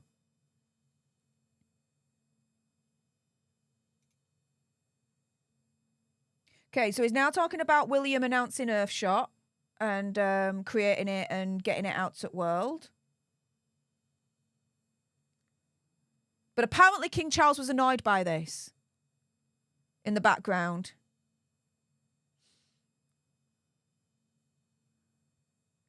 Oh, okay. So apparently, right, when Prince William kicked off Earthshot, right, King Charles in the background wasn't happy. Well, the then Prince Charles, but now King Charles, right? Apparently, King Charles went, wah, because he didn't get any credit for at least inspiring Prince William to do Earthshot because of, the many years that now, King Charles has spoken up about environmental issues. What? No. That's just petty. And so what if that is the case? The monarchy's still standing. It's not destroyed because of that.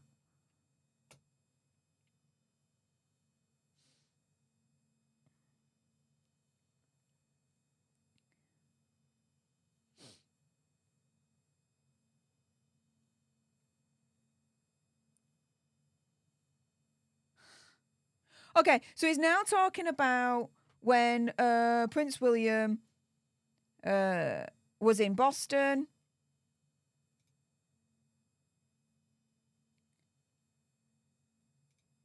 And I believe Princess Catherine as well, if I'm not mistaken. He said that the coverage around what happened with Lady Susan Hussey was at its maximum. And that it overshadowed the event. No, it didn't. It didn't overshadow the event at all. There was a lot of coverage on the event.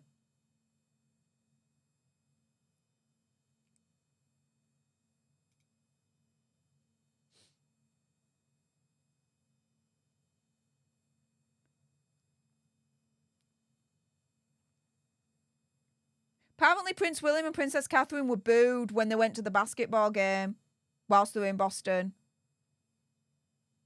As people chanted USA.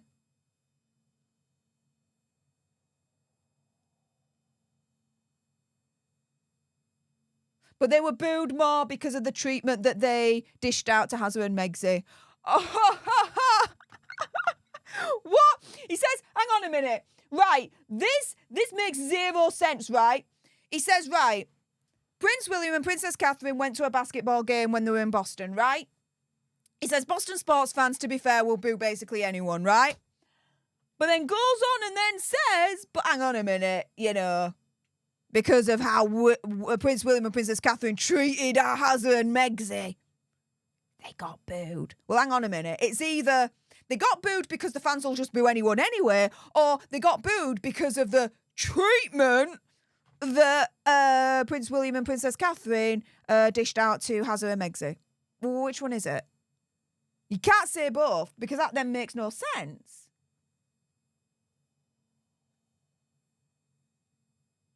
Apparently there was a little excitement for the visit. No, there was major excitement. Major excitement. When Prince William went to New York earlier on this year, visited the UN, promoted Earthshot, this, that and the other, he had crowds waiting outside, cheering him on. There were no boos whatsoever. Crowds that Hazza and Megxi would kill for. Popularity that Hazza and Megxi would kill for.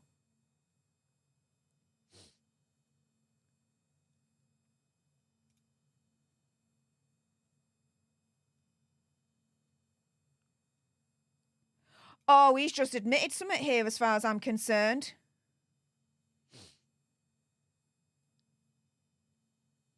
So the Earthshot ceremony, that happened on the same day that the first trailer for Harry and Meghan mockumentary was released, right?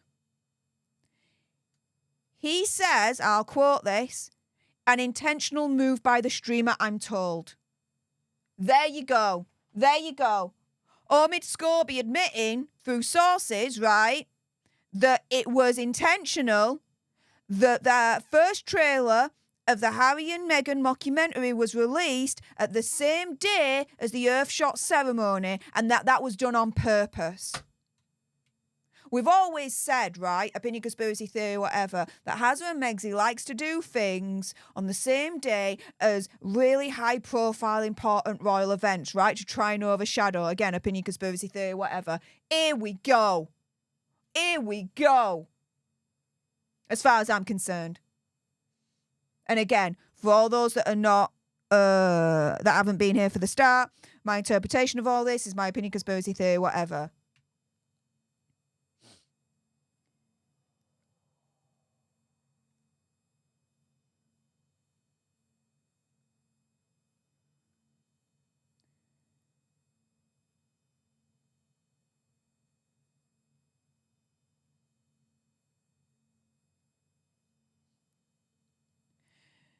Hang on a minute. What? So I know that there's a lot of coverage of apparently Omid Scobie going in on Princess Catherine, right? Here we go.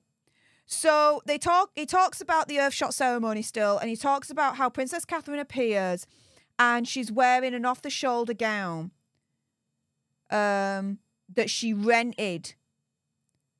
She rented an off-the-shoulder gown. He says, great idea, but never been repeated at a royal event since. Hang on a minute. Has he forgotten all the times that Princess Catherine has reworn outfits? She's reworn outfits that she's worn years ago. Okay, she rented for this event and she's not done it since. Fine.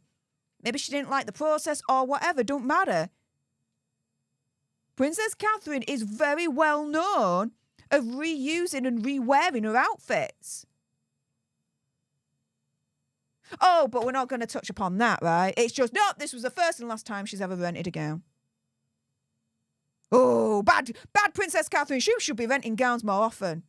Yeah, let's forget the 1,000,000 times that she's reworn a lot of her wardrobe. Yeah, let's forget that. What is this nonsense? I keep saying it, but shiz the bed.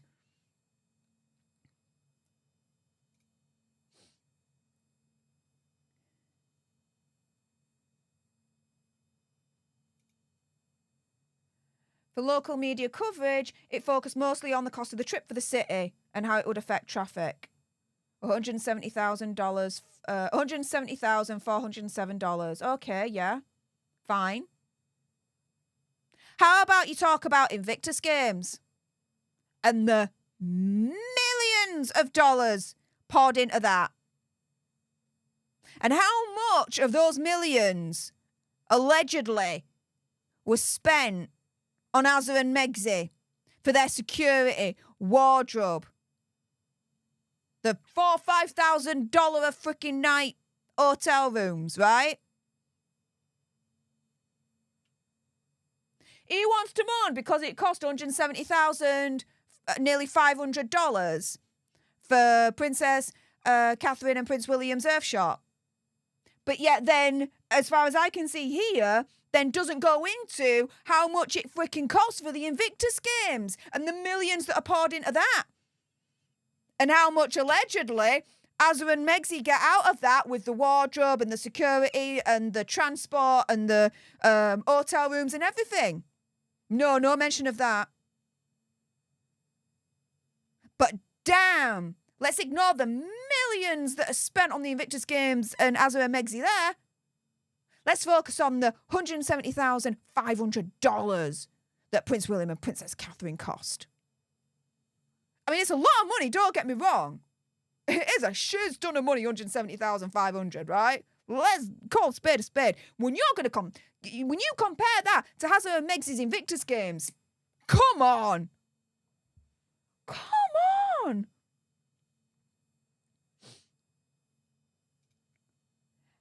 Chris is saying, unless Scobie has had a chat personally with anyone, I hope he's saying conspiracy theory, whatever, LOL. Everything so far is just a spin on common knowledge. What a waste of paper. Yeah. So far. It's the spin that's getting me. A lot of this, what I'm reading through so far, is very much common knowledge. Yes, I'm going to admit that. But to me, hang on. Oh, no way. Oh, I'll get you on the nice list, Steve. Guys, if you're not subscribed to my very, very good friend, Stephen Gosney, please do so. He's from the LawTube circle. I cannot believe I can say he's a very, very good friend of mine who I very deeply care about, but I can, and I'm very lucky to say that. And yeah, it looks like Gosney Raid. Hey up everyone from the Gosney crew. But yeah, please subscribe to my good friend Stephen Gosney. He's such a wonderful, kind human being, guys. Definitely one of my people, that's for sure. Okay. I'll add you afterwards, mate. But thank you so much, hon. Message me to remind me, because, burn like a goldfish. Right, let's get back to this. Yeah, everything that he's saying so far to me is common knowledge, but it's the spin on it that's really grinding my gears. It's the spin, guys. The spin is absolutely disgusting. And again, that bit that stands out to me, the most offensive thing. King Charles, I'm paraphrasing, King Charles preferred his life to be Queen Camilla's tampon. That's disgusting. How he has the balls to put that in, I don't know.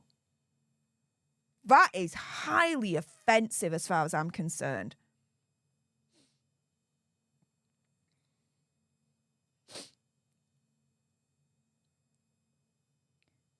He's saying that Prince William and Princess Catherine have coasted since their wedding.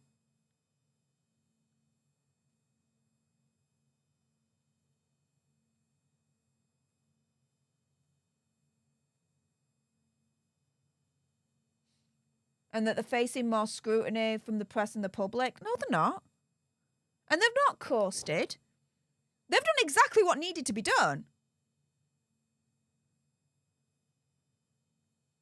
Is he forgetting the Mind Matters initiative that Prince William, Princess Catherine and Prince Harry were involved in? The charities that they were involved in, the charities that they've set up, all the events that they've been to, Prince William and Princess Catherine. And Princess Catherine has played it right with the public, right? When each of the children were born, what did she do?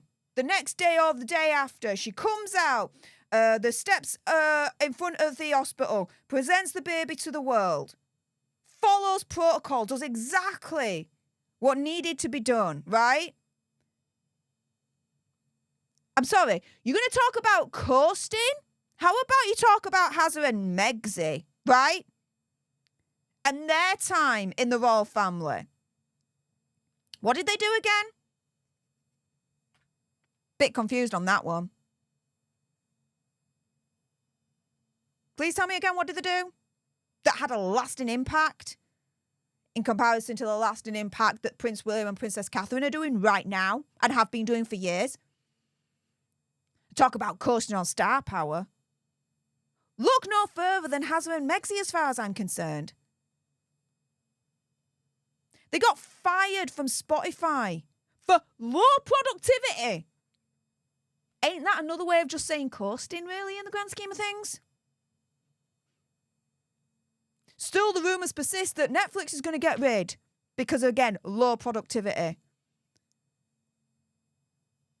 But no, it's Prince William and Princess Catherine that's coasting, not Hazza and Megxie, guys. No.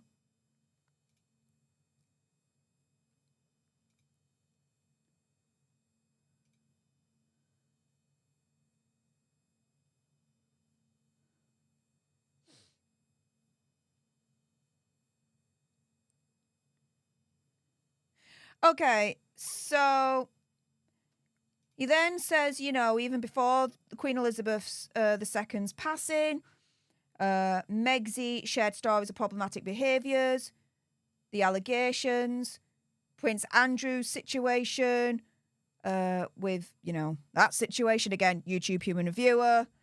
The palace was in damage control at that point. Prince William and Princess Catherine had the disastrous 8-day Caribbean tour through the Commonwealth countries, which, yeah, okay, I'll give him that. The optics on that in terms of, you know, the pictures that were released, yeah, it didn't look good. I mean, I'll admit that. It didn't look good. But hang on a minute. How about the other way around? The allegations against Megxie and her bullying, alleged. Goes both ways, right? Shouldn't it?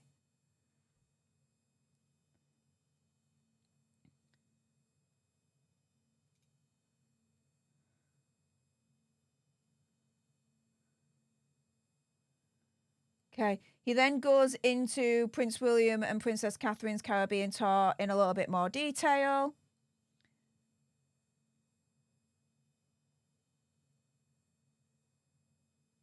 Goes into the British history of trafficking of Africans, slaves, colonisation.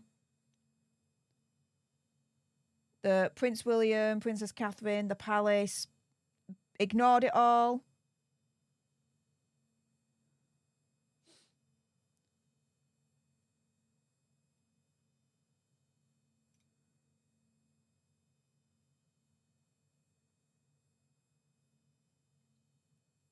I mean, again, yeah, I'm not going to argue this trip. In terms of the optics of it and some of the pictures that came out, yeah, even I'll admit, I was like, it wasn't, I mean, for this day and age, no, it wasn't good. And I mean, to be fair, I think even the palace, Prince William and Princess Catherine, afterwards, when they saw the coverage and they saw the pictures, realised, I don't think it was intentional that it came out that way, but I think they realised that the optics on that trip weren't good, and they've changed things since. Has it happened since? No. So they've learned from it anyway. But is he going to say that in this book? I don't think so. I got a funny feeling he's not going to say that. You know, the disastrous trip, but he's not going to say that they learned from it.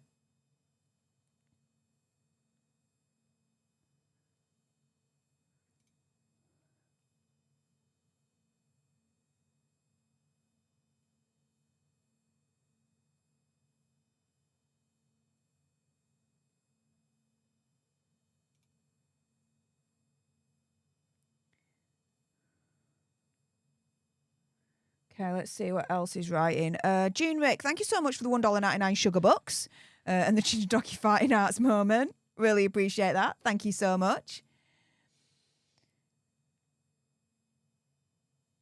Okay, we're now 10% of the way through. We're at page 46.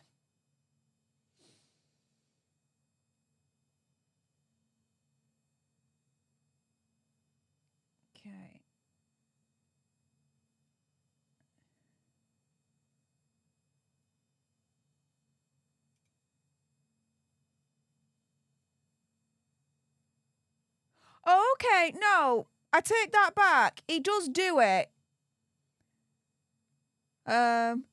So Omid Scobie talks about Prince William's private secretary sitting down with press, saying, you know, the lessons that Prince William has learned from that trip and the blueprint for the future and how they were going to do things more their way, the quote Cambridge way. Okay, so no, I take that back. Omid does turn around and say they did learn from it. Jean Mick, thank you so much for jumping into today's gifting war. Gifting a leadership to a lucky alternate out there. So, guys, everyone say A up to our newest leader, courtesy of Jean. Again, apologies that there's not much energy from me as usual. I'm knackered, guys. I've only had a few hours sleep. When I streamed on Sunday, I didn't go to bed. I stayed up for 2-3 hours to then pick my auntie and uncle up to take them to the airport and then come back. I didn't come back until about 7 o'clock in the morning. Went to sleep for a couple of hours, woke up and started Popcorn Planet and didn't end until literally the start of this stream. So, yeah, it's been a long day. But I'm doing this, guys. I'm determined. So if you're appreciating the energy that I am putting in and me being determined to do this for you guys, please spank the like button. I'd really appreciate that. And spank the subscribe button as well whilst you're at it. We're really, really close now to 80,000 alternates. So I'd really appreciate if you could help get this community get there. Okay. Oh, but hang on a minute.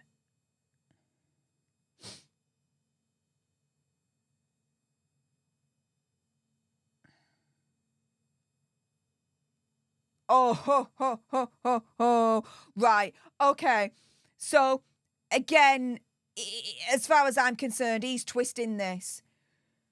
So, Prince William, through his private secretary, is briefing the press saying, look, you know, we've learned from the trip. We're going to do it, quote, the Cambridge way next time. We're going to do it our way. That's it. This is never going to happen again. Blah, blah, blah. Fine. Brilliant. Right? As far as I'm concerned, Omid then spins this to say that what Prince William said, it's coming across as that he's just years away from taking the throne. Screw King Charles, he's going to take the throne, not King Charles.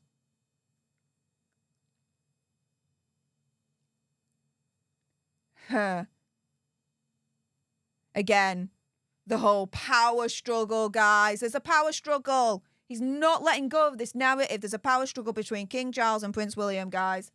What power struggle? There's no struggle to power. King Charles is king. Prince William's next in line to the throne. He's going to get the throne. There's nothing to struggle for. And whilst he's waiting in line, he's got the Duchy of Cornwall. You want to talk about power? That's freaking power right there, guys. Cindy Cochran, thank you so much for the $1.99 sugar book, saying, thank you for reading the book for us, Steph. You are very welcome. And for those that have joined, again, I do need to be very clear on this. I cannot read this word for copyright reasons. I'm just giving you guys an overview of what I am reading, picking out the bits that are really grinding my gears. And there's a lot. There's a lot. What the deuce is this? Oh. Oh, apparently Prince William was out of order, saying that he was going to do it the Cambridge way. Come on. Oh, and this was a bruise to King Charles's ego, then Prince Charles's ego. What?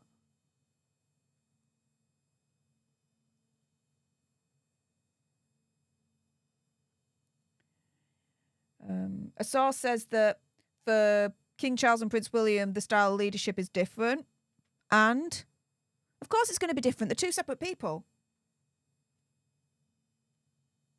Growing up in different eras, they are going to have different experiences, different thought processes. So the style of leadership is going to be different. So that still doesn't mean that because the style of leadership is different, there's a power struggle. I'm still yet to try and figure out, where is this power struggle coming from? Tears and Tina, thank you so much for your continued support. My apologies to you for having to endure feeding this garbage in order to spare us. You're really taking one for the team. Hearts in the chat for Stef. Thank you. Appreciate it.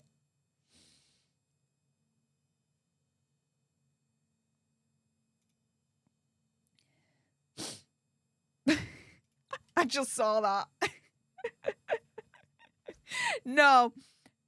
When I saw it initially, I'm like, really? Is that him? No, it was definitely him. It was definitely Scooby-Doo. So I asked Stef what is coasted. It means doing the bare minimum to get by, is what it means. And yeah, Omid Scobie was accusing Prince William and Princess Catherine of doing that in the years preceding their wedding. He's got a cheek to say that about them, but then stay silent about Hazard and Megxie. What? Say what again? What the deuce is this?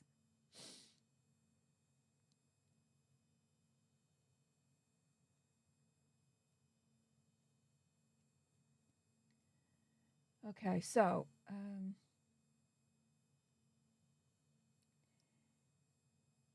all right, how can he claim this? He says that, you know, over time, Prince William has, you know, turned down King Charles's advice many, many times. How does he know that? How?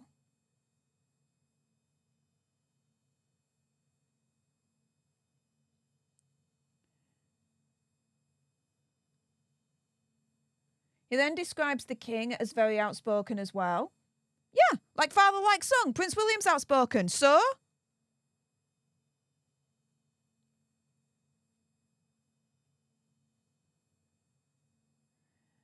And a source saying that King Charles doesn't want to follow the same path as Queen Elizabeth II's perceived apolitical political neutrality. That, you know, King Charles wants to do things differently. Yeah. That is describing a situation where Queen Elizabeth and King Charles have different leadership styles. But again, here, Omid Scobie, as far as I'm concerned, isn't then saying there was a power struggle between Queen Elizabeth and King Charles. No. But on the other side of the coin, we've got the same situation. Prince William and King Charles have different leadership styles. That then equals as a power struggle, guys. 2 + 2 does not equal 4 here. As far as Omid is concerned. Abinikas boozy theory, whatever. Oh.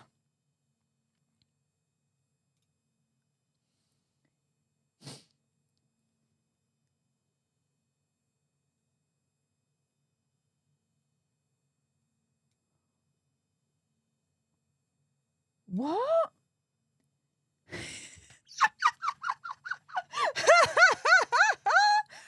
Oh, he's turning around here and he's saying the King Charles's lack of skill regarding the Hazard and Megxie situation has basically turned Hazard and Megxie into the disruptors that the palace was scared that they were going to become in the first place.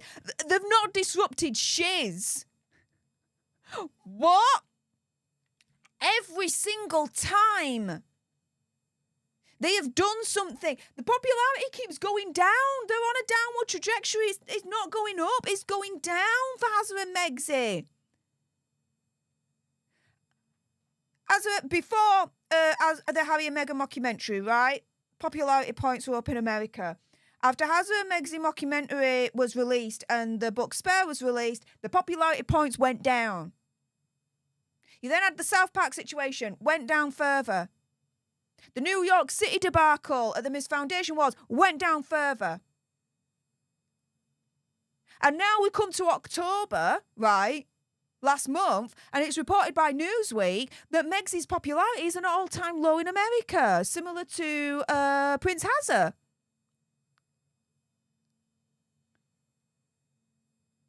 So what disruptors? When you've got Hazza and Megxi and their popularity is down in the freaking dumps, they're not disrupting anything because they're not popular enough to have that power to disrupt.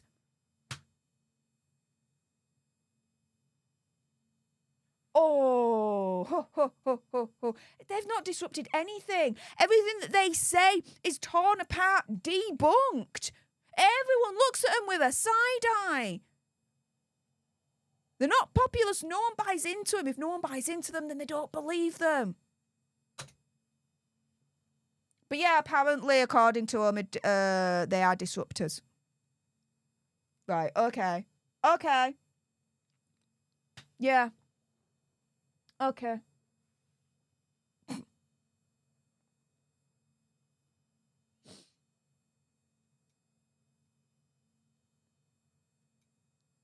Oh, wah.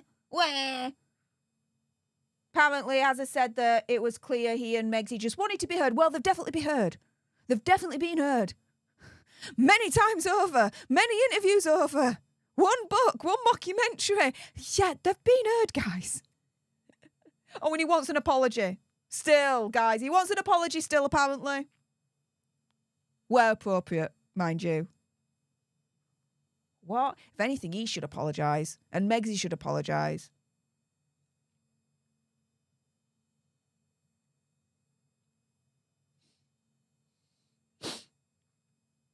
Oh, he then goes on to the book Spare.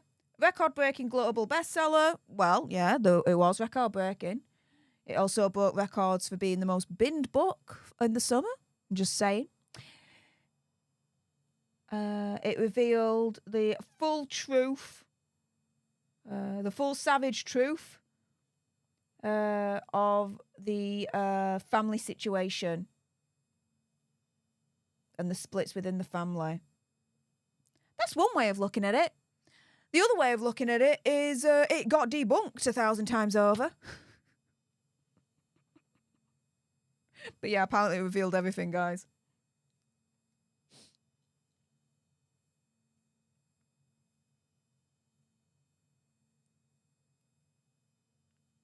Hang on.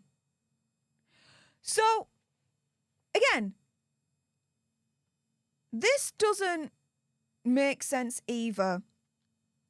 So, hang on a minute. Let me just be very clear on this. Savage Wolf, missed the gift wars and the monkey, not like you, Steph, so you must be tired. Firstly, yeah, there is that. So this is definitely a different stream to what you guys are used to. I did say that my energy was going to be low, but, you know, I'm doing what I can for you guys. So, you know, please continue to support where you can. I really appreciate it. But the other thing as well is, you know, the gifting wars, the monkey, everything. It's not really appropriate for this kind of stream because what I'm doing here is actually research anyway. I'm reading this book. I was always going to read this book anyway, but I thought, you know what?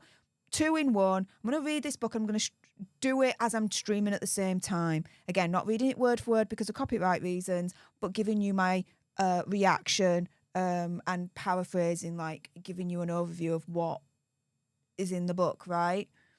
So yeah.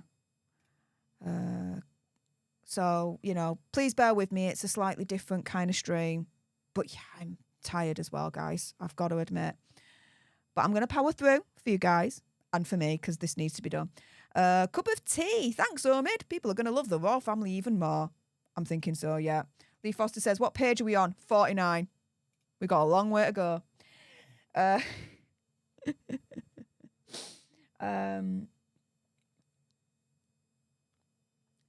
Okay, so he explains here that King Charles was given many situations where he could grab them to discuss with Hazza's issues before Spare came out. How? I mean, how about before the book came out, everything that Hazza and Megxi did before that? The Oprah interview, all, you know, the interviews that Megxi did in the magazines, The Cut, Variety, the Harry and Meghan mockumentary. A lot of damage had been done prior to Spare coming out. Mama Bridge says, it's okay, Steph. No one can be full 100% of the time. You're taking one for the team. Reading these lies. Thank you. And in my opinion, conspiracy theory, whatever, yeah, this is BS.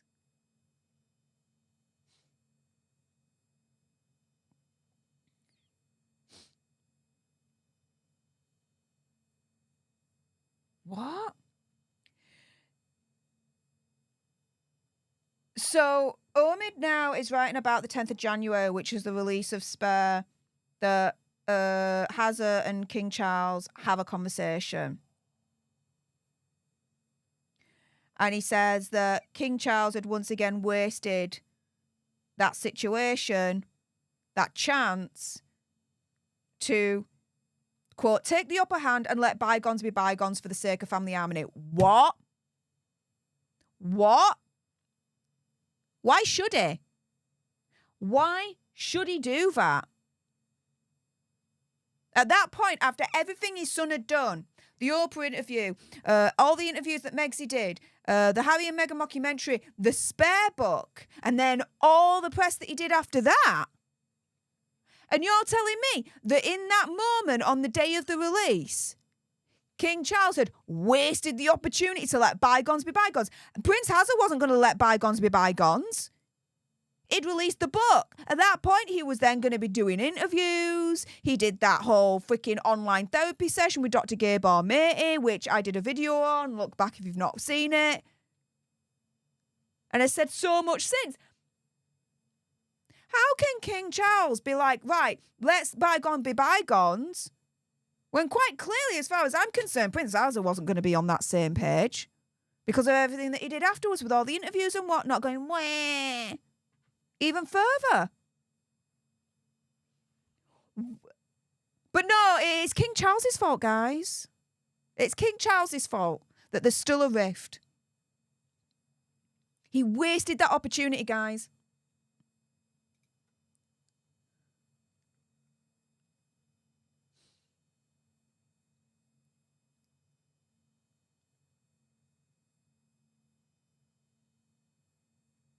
Oh, okay.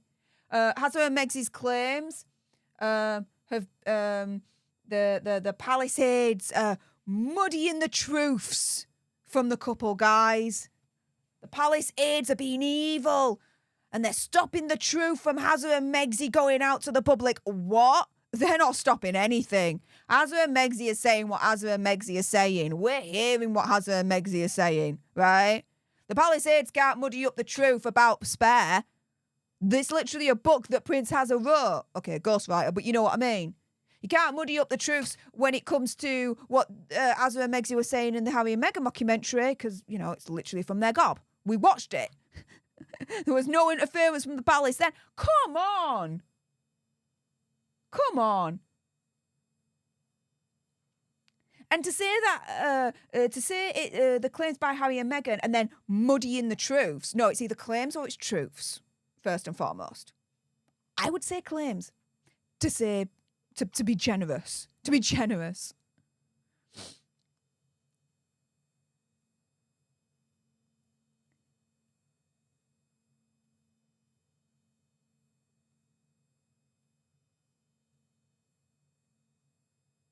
Okay, so he's now saying that Hazard and Megsy are the definitive way to still get the best, like, biggest headlines that people see out of the royal family. The will they, won't they, about if they attend the coronation. A lot of that, as far as we're concerned, was freaking leaked from the Sussex PR team. Come on. As far as we're concerned. Running commentary about the state of the various business deals in the US. Yeah, prominent headlines. They're all negative headlines, more or less. The business deals in the United States, they're not doing too well. Again, they got dropped, fired, binned, whatever you want to call it, by Spotify. The what they're producing for Netflix ain't working. Prominent headlines, sure, but they are negative. But when it comes to headlines made by the royal family over here, majority of it is positive. I love this spin. Not. Oh, apparently they've taken much of the royal spotlight with them to America. Yeah, they wish.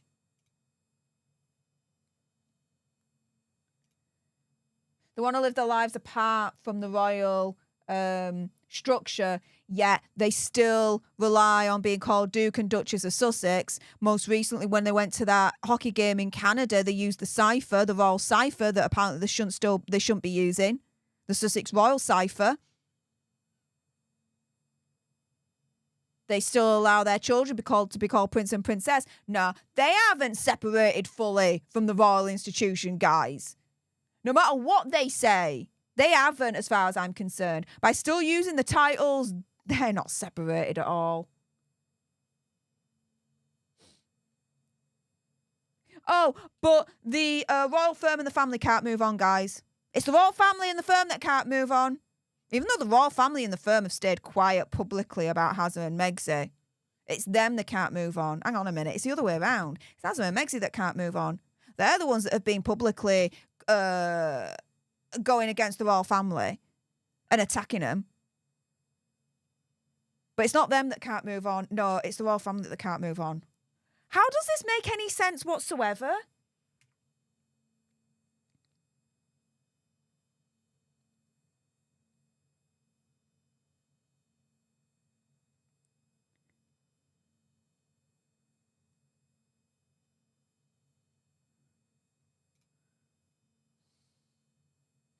Talks about how the palace briefs against Hazza and Megxi. Well, duh. And Lizzie B, thank you so much for the $5 sugar book, saying in his world 2 + 2 = 5. EMC2 is a fictional tale. Pigs fly, up is down, and down is an illusion. It seems like it, doesn't it?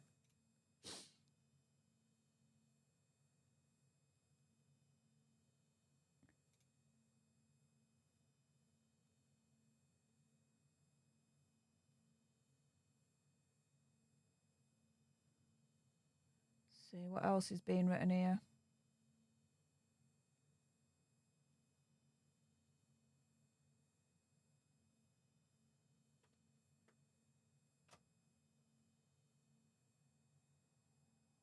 Hang on a minute.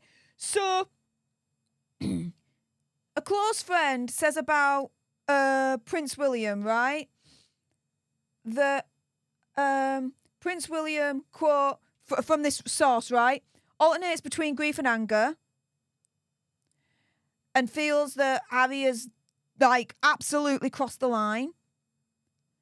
That he's been sucked into an alien world and there's nothing that Prince William can do to sort that out. That Prince William is just opposed to drama before proceeding to air his grievances about Megxi. And then Omid Scobie says, could have fooled me. Before I react, Chris Russell, thank you so much for spanking the join button and becoming a leader. Really appreciate it. Everyone say A up to our newest leader, Chris. A special A up because, you know, he took the time to actually spank the join button himself. So I really appreciate that. And Rich Share, thank you so much for the $6.99 sugar bucks. Really, really appreciate it. All your support is definitely keeping me going whilst I'm doing this. So thank you so much. Lulu's mum saying, we're all tuned in. You're doing great. Thank you. Yeah, Prince William is absolutely allergic to the drama. He's not said anything publicly about Hazza and Megxi, right? This is all through a source. So for the source to around and say William is absolutely allergic to drama before then proceeding to, you know, air his issues about Megxi, and then Omid Scobie replying, could have fooled me. Dude, you're talking about the wrong brother there. It's Hazza. It's Hazza. Hazza's allergic to the drama. Hazza wants his privacy. This, that, and the other. Could have fooled me. Could have fooled me.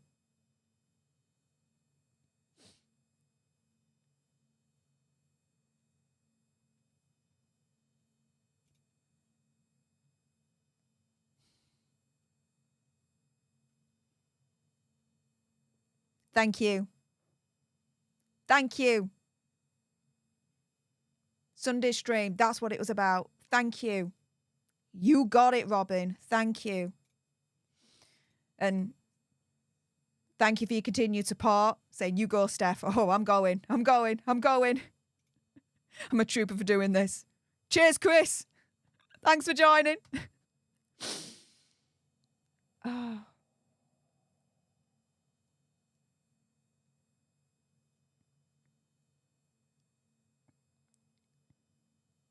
And Dittus Duke, thank you so much for the £4.99 sugar bucks. What's it saying? Try again. Yeah, Omid Scobie just needs to try again. Rip this up and try again. Wow.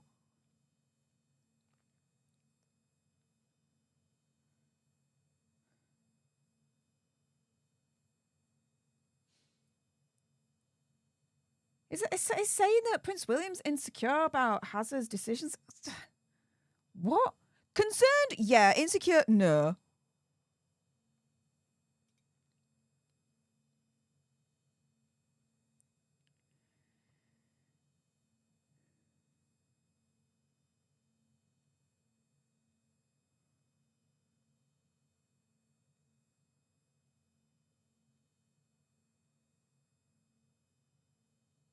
Oh, now he's back attacking the firm for the lack of diversity.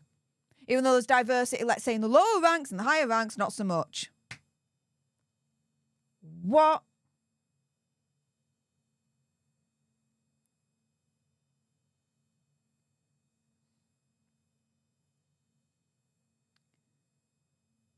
He says that the firm is useless when it comes to actually dealing with crisis in the royal family. They never get in front of anything, like, you know, what was going on with Princess Diana in the 1990s, to Prince Andrew's situation.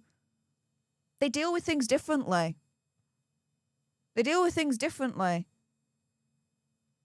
And where you might think they're not getting in front of things, they are doing, just in a different way. They've not. Let's put it this way, right? They haven't lasted 1,000 years plus by being freaking stupid and not having a clue about how to deal with family crisis that can affect the crown. Come the hell on. They know exactly what they're doing when there's a crisis. They know exactly how to deal with the whole Prince Andrew situation. Princess Diana, okay, that I'll agree with. They messed up. Fine. I grant that. But they learned from that. Best believe they learned from that.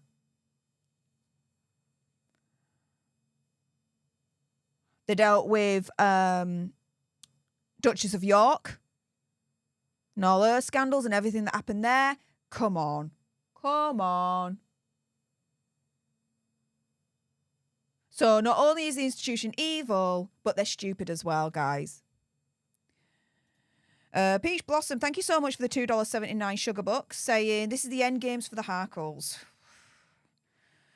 I would say at this point it's the end game for Omid Scobie at the very least.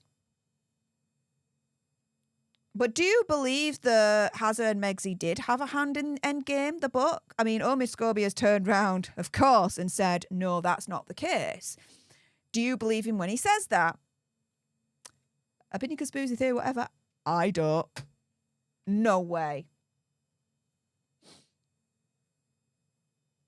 Oh, the most recent example of the firm being stupid when handling crisis is Hazard and Megxie, apparently, guys. Yeah. Okay, again, look at the polls. Who's more popular than Hazard and Megxie? The royal family, each and every single one of them. Come on. The majority of people support the notion of Hazard and Megxie's titles being removed. The majority of people in polls that I've seen support the royal family continuing on, to not abolish them. Yeah, the management of Hazard and Megxie by the firm has been spot on, guys. But Omid Scobie would like you to believe different for some reason.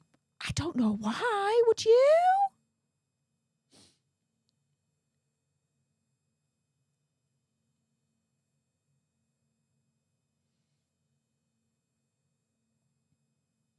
Oh. Apparently, Hazza and Megxie left a void. When they were the Fab Four with Prince William, Princess Kate, Princess Catherine, it was like amazing. But now they're left. There's a massive void, guys. Yeah, there's a massive void in the toilet that they left. How about that?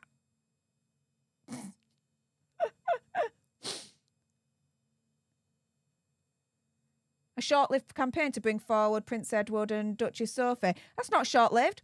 Prince Edward and Duchess Sophie are now part of the main pack of the working royal family and are extremely popular, garnering headlines themselves. Actually, it worked. Hazza and Megxie left. Prince Edward and Duchess Sophie stepped up. Well done. Another win for the firm and how they handle these crises, right?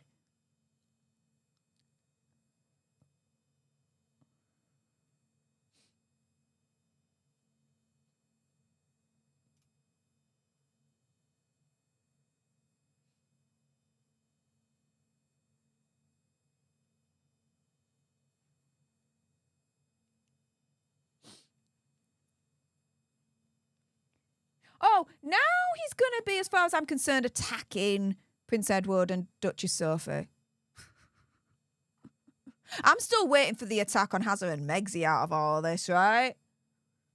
Do you think I should hold my breath?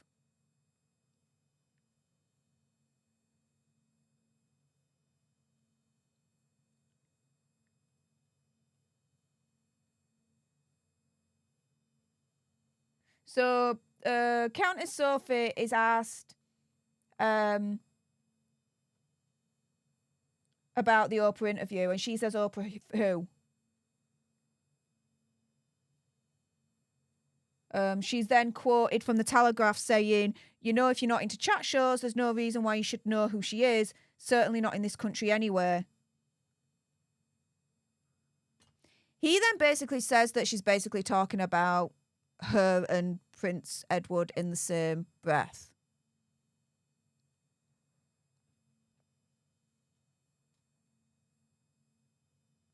Wow.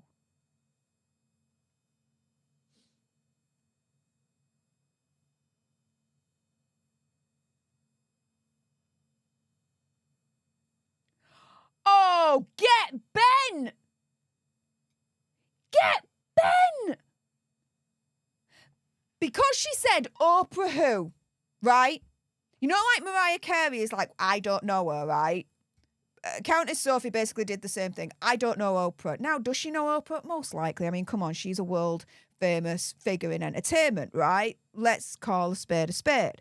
And she was at the wedding of Hazza and Megxie. She knows of her.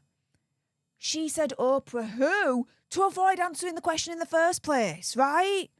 Of what she was asked about the interview. It was a tactic. Omid is now spinning it. Check this out.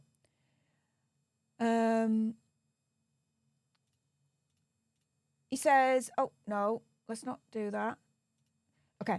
He says, okay, fine.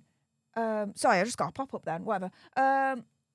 He says that Duchess Sophie's, what she said about the world's biggest successful black woman, one of the most successful people in entertainment. I mean, she's worth billions, we know.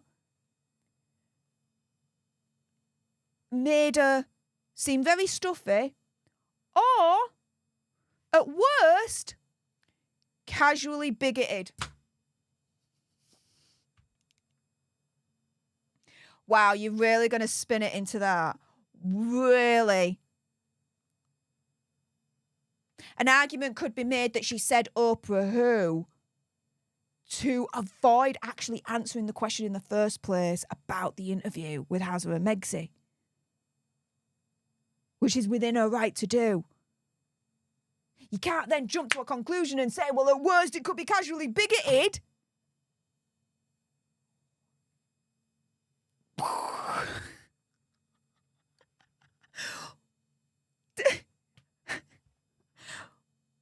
Come again?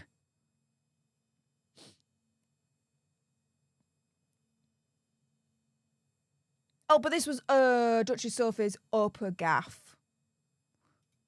It wasn't a gaff at all. It wasn't a screw-up. It was nothing. She was avoiding answering the question. That's her right to do.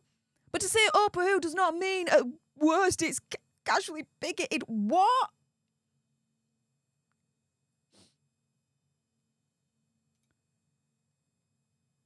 I believe that. No arguments for me, Tracy.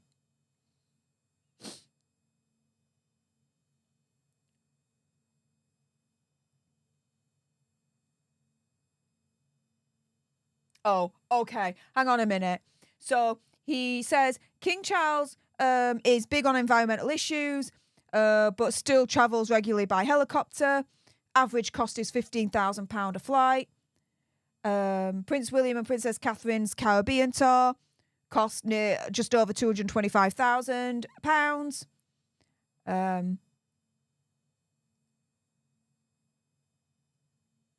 But, you know, let's not mention how much it costs with Hazza and Megzi in the Invictus Games and the millions for that. And how much it costs for their transport, their hotel, their security, their clothing. Yeah, we're not going to mention that. We're not going to mention that. Catherine Leaks, thank you so much for the $5 sugar buck, saying, when you get time, you need to read the article Piers Morgan released about Scooby-Doo today. Hilarious. Thank you for this live. You're the best. Thank you. Appreciate it. Thanks for the support. Yeah, I've heard about the article. When I'm more awake, I will read it, and I'll probably do a Daily Nerd about it and react to it. So stay tuned for that for later on. And Rich, thank you so much for spanking the join button and becoming a leader. Really, really appreciate it. Everyone say A up to our newest leader, Rich. A very, very special A up because he spanked the join button himself. So that's very, very kind of him to do. So thank you so, so much. And my goodness, you've also been spanking the subscribe button in your droves. We're now at 79,625. We're literally like 375 away from hitting 80k.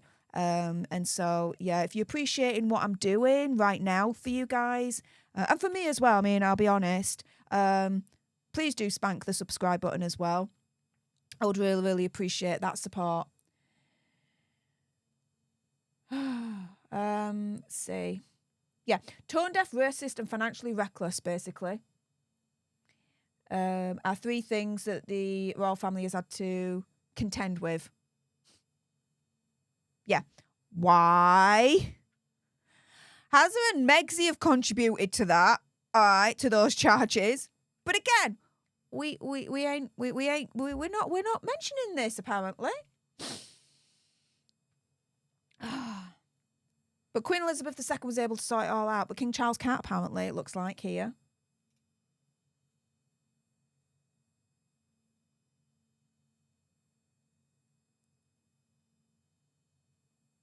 So when Queen Elizabeth was in charge, it was all Gucci, but now King Charles is in charge, it's not. Because he's with the wicked stepmother, guys. Wah.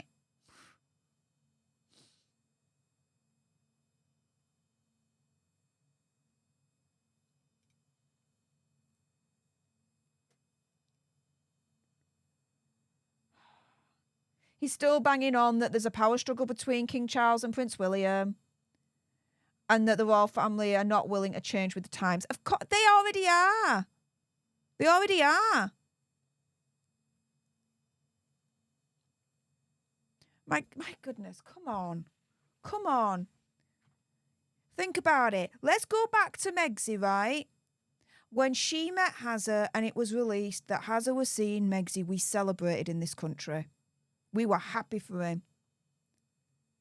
And furthermore, we said, bloody hell, a step in the right direction for royal family, modernisation. Firstly, glamorous American from entertainment industry. Secondly, she's biracial.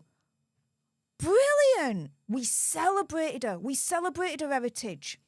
We celebrated the fact that she wasn't British. She was a different race. Brilliant. And we said, because of that, that was a step in the right direction for the modernisation of the royal family. I tell you something, and let's call a spade here, right? 30, 40 years ago, that would not have happened. Third in line to the throne at one point, he was. That marriage would not have been allowed 30, 40 years ago. Now it is, quite rightly so, right? But yeah, Omid Scobie here is saying that the family's unwilling to change with times, guys. 2 + 2 = 5.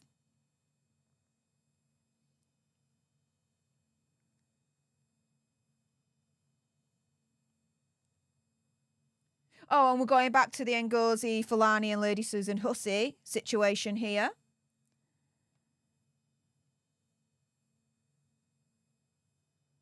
That the apology was made, it was accepted.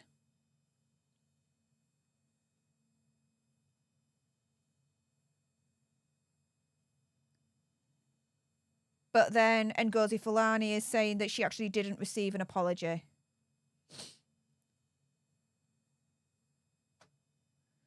And that Lady Susan then returned to Royal Fold and performing official duties. And she's back in the inner circle.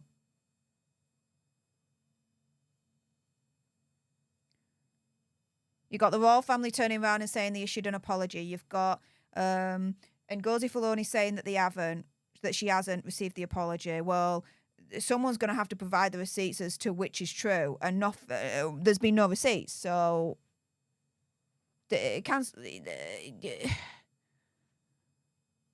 What is this? Okay, we're now on to the next chapter. We are 15% in, guys. Woohoo! Oh God, I hate this. King Charles's premiere. What?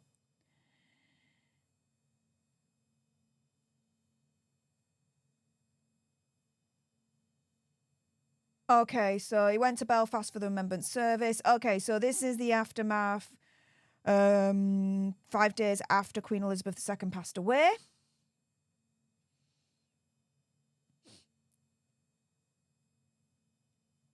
Oh, he's talking, and Omid Scobie is talking about the malfunctioning pen, saying, "Oh God, I hate this pen, and it's going everywhere." And that King Charles was grumpy about it.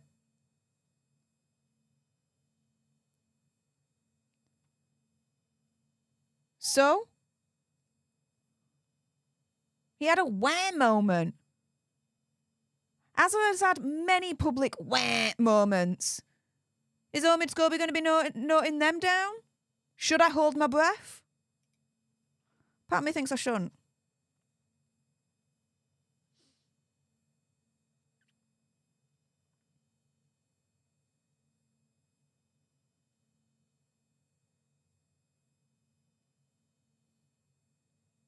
The thing is, you've got to remember, right? King Charles, yes, he's king. Yes, he's monarch. But he's also a human being as well. There was a leaky pen. He got grumpy over it. He had a human reaction to this. And Omid Scobie, as far as I'm concerned, is going to use that human reaction against him. I have to charge my phone. Sorry, guys. Is going to use that human reaction against him. We've had it from time to time. I've had it from time to time. Small little things that have just made you grumpy. You've had a little bit of a paddy over, right? So what? Human reaction. And Omid Scobie is going to use that human reaction against King Charles. Why? If anything, it shows King Charles being human and much more accessible. He's like the rest of us. Something small goes wrong, it gets annoying, and it's like, eh. And you get grumpy about it. That moment, to me, humanised King Charles a little bit more. Nothing is always... It's not always perfect all the time. He still has to deal with things that don't work and this, that and the other. And sometimes he has a human reaction. He gets grumpy about it. We do. If I had a leaky pen and it was going everywhere, I'd have a grumpy reaction. It's going on my clothes, it's going on my fingers. I'd be like, what the hell is this pen? I would have reacted the same way. A lot of you guys would have reacted the same way. But no, because it's King Charles, Omid Scobie is going to use it against him. What?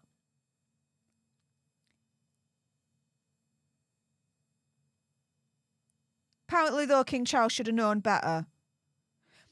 King Charles is not a robot. He's a human being. He had a human reaction to a leaky pen, but he's going to use that human reaction against him, as far as I'm concerned. And again, just to be very regular on this, my commentary is all opinion, conspiracy theory, whatever. And again, to repeat myself, because I have to, I can't read this word for word, guys, for copyright reasons. I'm reading this and then giving you an overview of the bits that are standing out to me and my reaction to it all. Wow, he's dedicating pages to this. Pages to this King Charles's reaction to the leaky pen.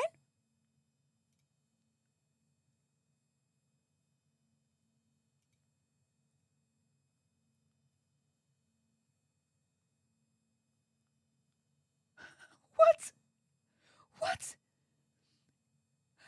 Okay, because of King Charles's very human reaction, okay, towards the leaky pen, right? Omid Scobie then somehow then starts to question, hasn't King Charles had decades of training? Yes, he has. Okay, you don't have to question that.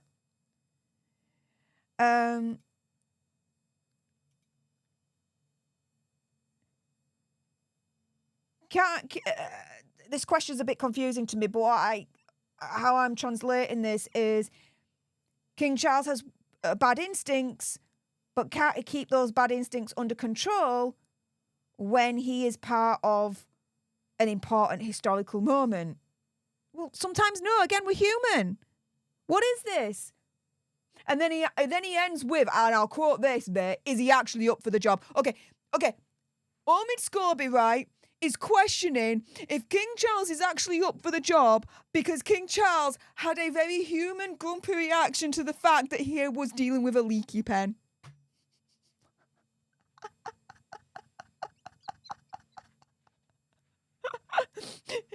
Yeah. Seriously. What?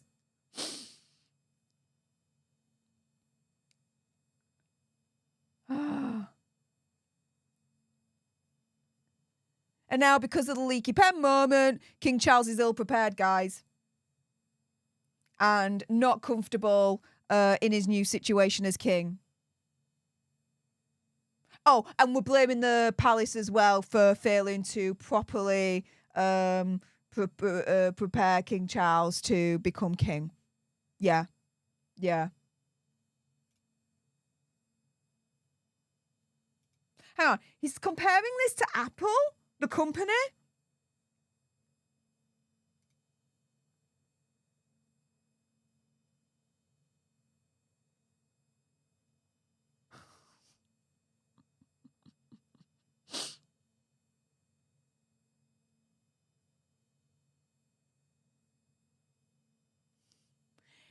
He's comparing King Charles becoming king and the grumpy reaction to the leaky pen to a hypothetical situation of if Apple released an iPhone and before they did, they hyped it up, said it was going to be the best thing since sliced bread. But once it's released, it's a flip phone that's riddled with bugs.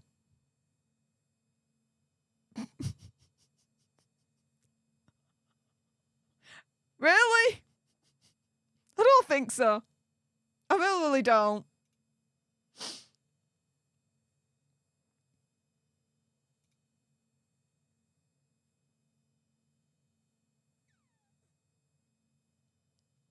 Oh, we're calling it Pengate, by the way.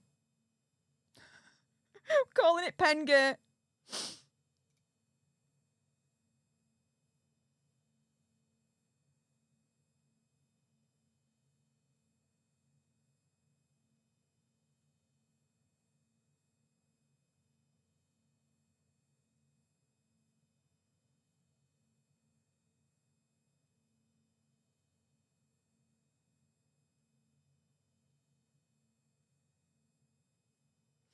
Okay, so he's discussing here there was a tussle between King Charles and the government, the Prime Minister. There was the COP27, which is something that happens every year.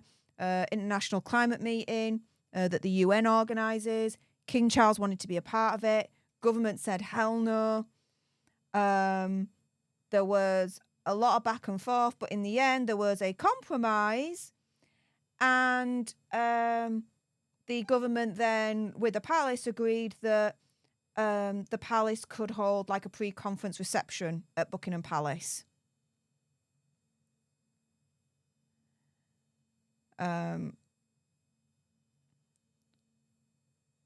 Where Omid Scobie is trying to put this as this was a tussle between the government and King Charles, you could easily just see this as this is just a healthy compromise. It's a healthy compromise. They didn't leave him out. King Charles wanted to be involved.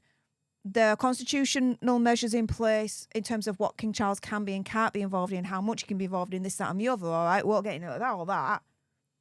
This was a compromise. This was a win-win for the palace, for the king, and for the government.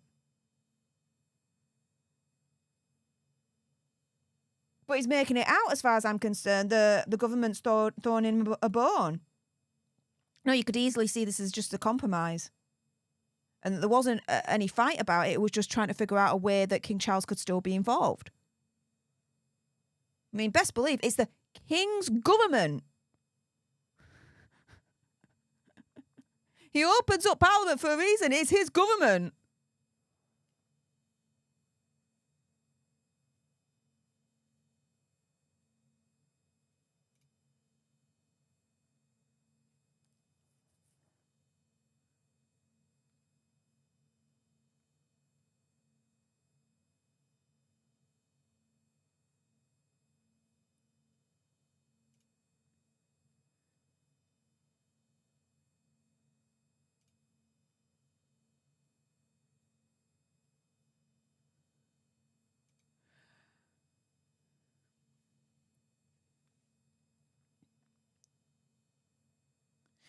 So he's now talking about a meeting between King Charles and Rishi Sunak. King Charles wanted a toned-down, cost-saving coronation. Rishi Sunak wanted to go big, put on the full show, because this was going to, when this happened, it was going to be on the world stage. Everyone was going to watch it. And by the way, just as a little note, I actually travelled down to London and covered the coronation live. It was so much fun. So thank you everyone that supported me during that. Went out on the street, got to speak to some people live. You guys were enjoying it. We had so much fun. But we all knew well before Queen Elizabeth passed away that he wanted to slim down monarchy and he wanted to save costs of the monarchy for the taxpayer. Music to our ears. Come on. How is this bad?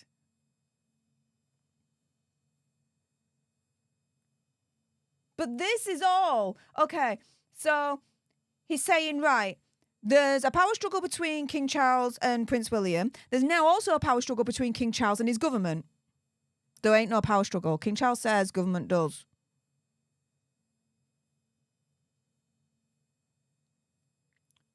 It is the King's Parliament. It is the King's government. Why do you think they have a meeting every single week? Come on. King Charles wants what King Charles wants.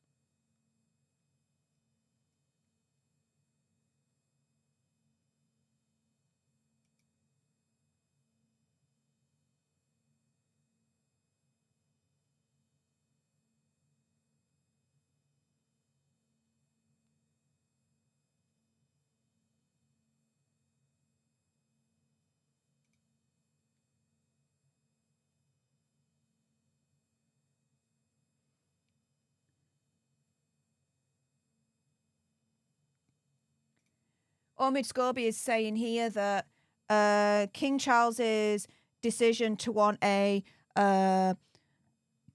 cost-cutting coronation would have been the right thing to do. Julia Davison, thank you so much for spanking the join button and supporting me in the channel and the community. Really appreciate it. Everyone, give a happy warm welcome and an A up, a special A up to Julia. who herself, spanked the join button. That's very, very kind of you, Julia. Thank you so, so much. Let's get back to this. He says, it's basically saying if King Charles did follow through with his intention for a cost-cutting coronation, that would have proven that, he did want to modernise the monarchy. Quite clearly that didn't happen, so I think Omid Scobie is going to turn around and say, well, he proved that he didn't want to modernise the monarchy after all. Come on!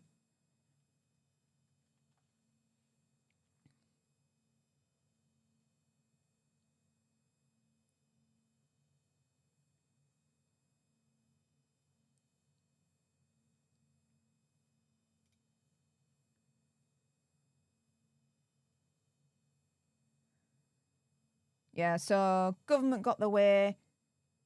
And King Charles ceded, guys. No, King Charles agreed. The talks would have carried on until he agreed. It's his coronation, not the government's.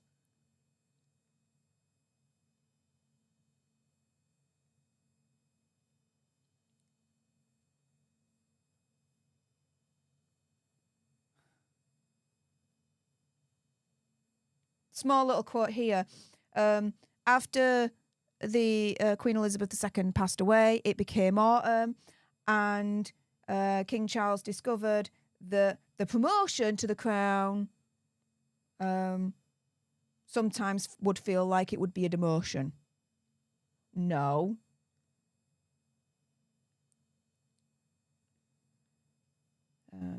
That he can't have his own way now. He can't act like he did before because he's now king. He knows that. He's been trained to do this his whole life and be prepared for it. It's as if Omid Scobie is turning around and saying, as soon as King Charles was king, again, this is opinion, conspiracy theory, whatever. As soon as King Charles was king, it was like he's a deer in the headlights and didn't know what he was doing. And didn't fully comprehend or understand what he was getting himself in for. Get bent. Red, my goodness. Wow, a lot of you are really spanking that join button today. Thank you so much. Everyone say a very special A up to Red becoming a leader. Really, really appreciate that. Thank you so much. Thank you.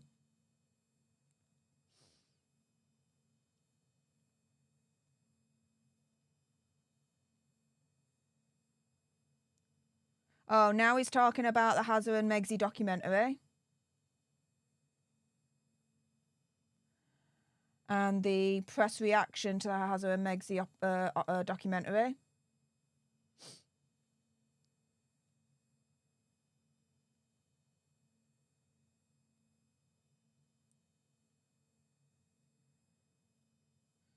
Explain the response to the king.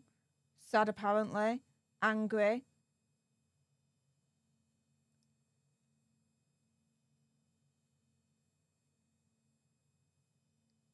But all that pretty much disappeared when he realised Harry and Meghan would overshadow what he was doing.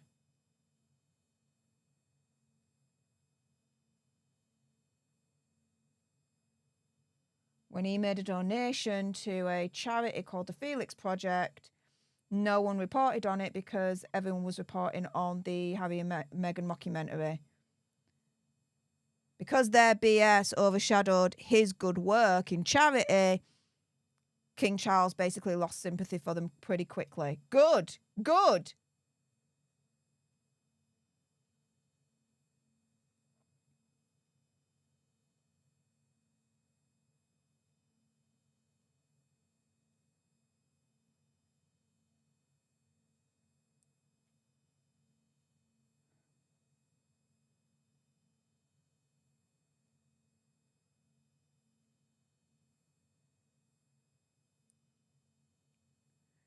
He's then writing about how King Charles and Queen Camilla went to Wrexham to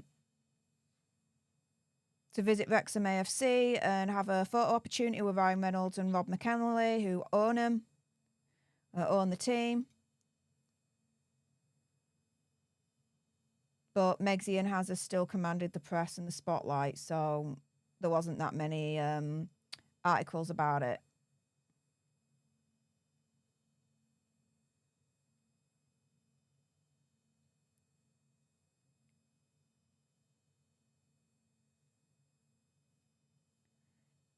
He's then going in on the press, blah, blah, blah.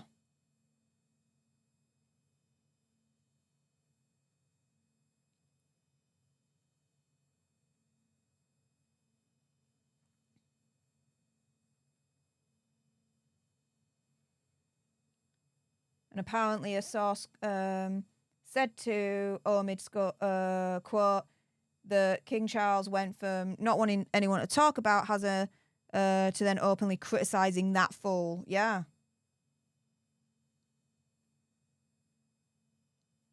Hang on. At the time that the Hazard and Meghan mockumentary was released, he's saying a level of melodrama only the British royal family can produce. They didn't produce the melodrama. It was Hazard and Meghan that did that. Kicked off with the Oprah interview. The interviews that she then did with the cut, Variety and whatnot. Then the Harry and Meghan mockumentary. Then the spare book, then the numerous interviews that Hazard did after that. The online therapy session with Dr. Gabe Ormati. Come the frick on. The NYC freaking car chase with the paparazzi. You're going to talk about anyone that's causing the royal melodrama. Why isn't he mentioning Hazard and Meghan and their contribution? I would say their major freaking contribution to the royal melodrama.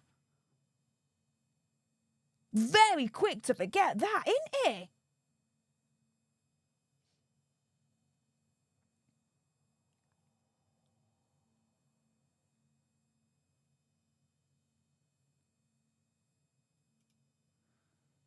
See what else he's writing. Wow, this is nuts.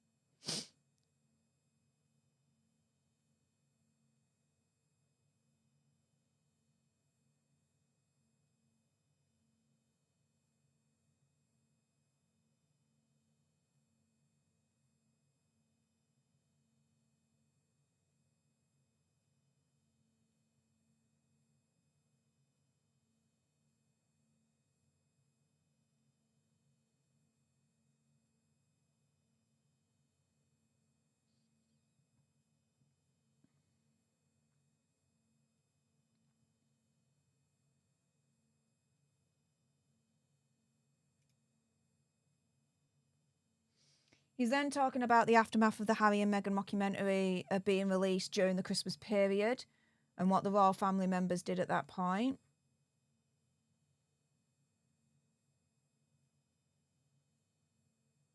And that few noticed what they were doing. No, we noticed a lot. A lot of us tuned in for King Charles's first Christmas address. A lot of us tuned into Princess Catherine's Christmas Carol program on ITV.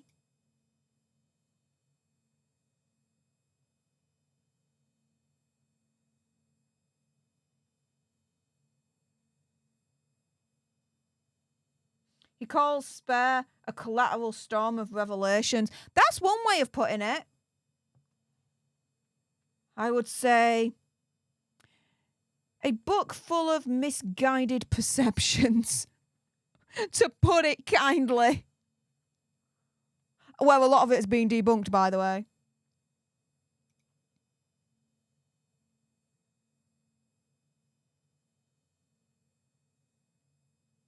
Oh, here we go. This is something that made the press. So earlier on this year, Prince Hazard and Meghan, they were evicted, right, from Frogmore Cottage. Here we go.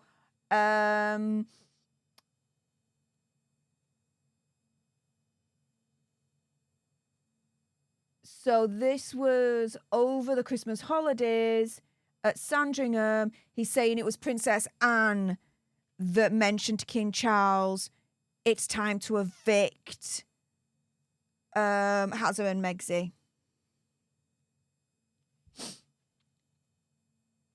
And also evict Prince Andrew. Wancho, hey up Wancho. Thank you so much for your support, honey, and the $5 sugar bucks.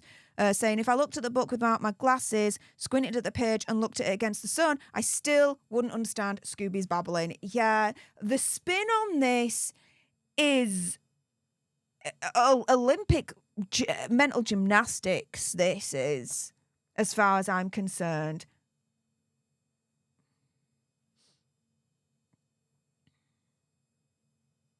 I mean, he says that the royals caused the melodrama, but here we go.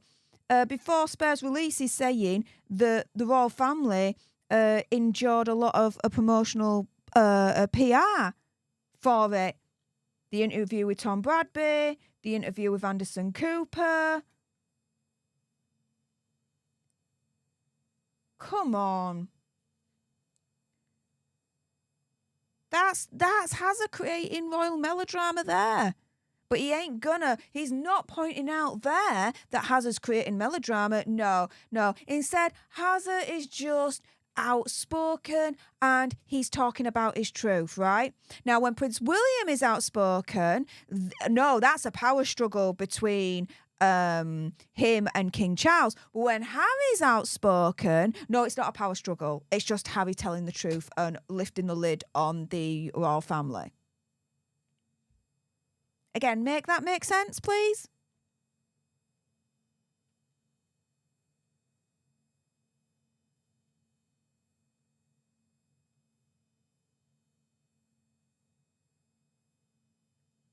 Oh, so it was Privy Purse Sir Michael John Stevens that had the honour of telling Megxie and Hazard, "You're out, you're evicted."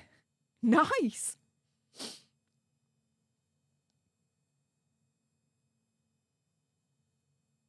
Apparently, Hazard and Megxie were shocked and disappointed about it.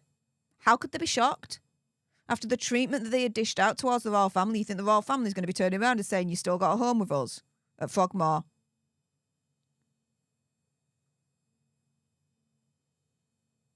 Especially when it was reported that initially Megxie wanted to live at Windsor Castle itself.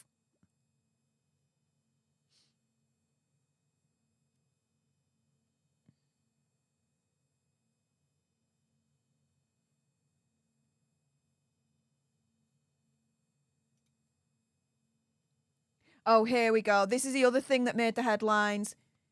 So,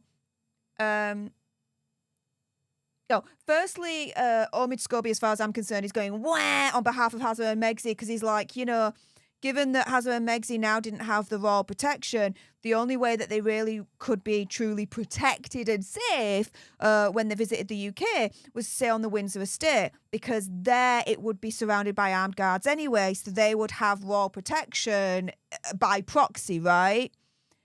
Oh, wah. Tough. They left. They couldn't hack it and they left. So they can't leave and still have all the perks. They said they wanted to be financially self-sufficient. They wanted to take care of themselves. They wanted to start a new life. Have at it then. Go nuts with that.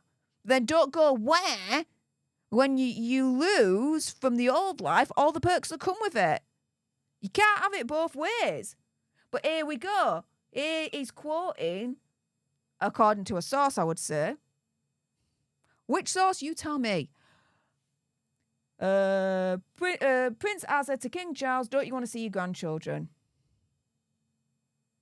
If he really said that, wow. What kind of freaking emotional blackmail BS is that? That's nasty.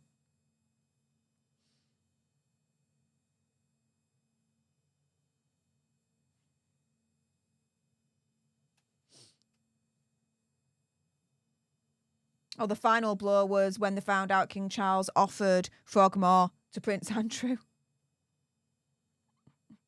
What?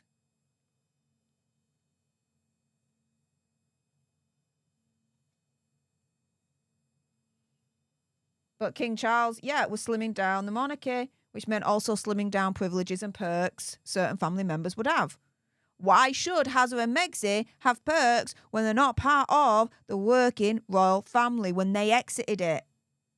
When they turned around and declared, we want our own privacy, we want our own life, we want to be financially independent, well, go.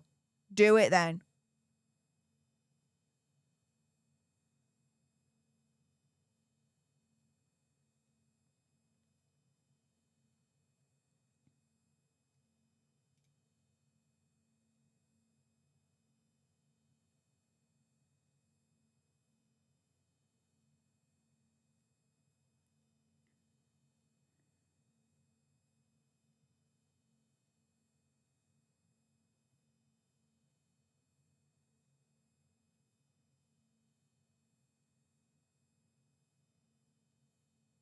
Now he's talking about how Prince Andrew wants to step a little bit more into public royal life and King Charles not stopping him. Well, if that's King Charles's decision, that's it.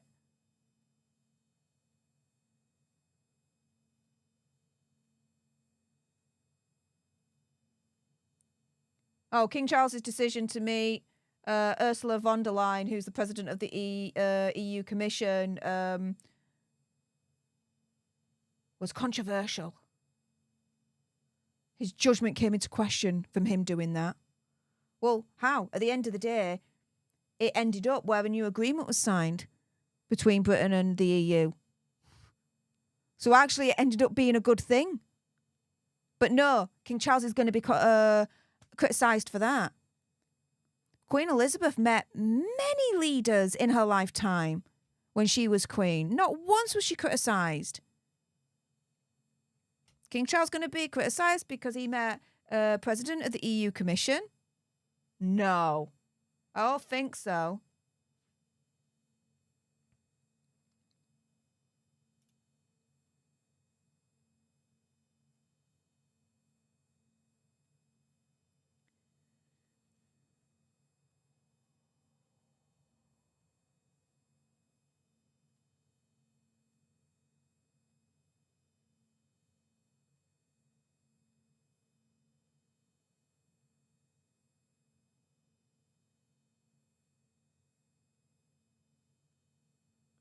So Omid Scobie is now talking about how King Charles goes over to Germany for his first overseas trip.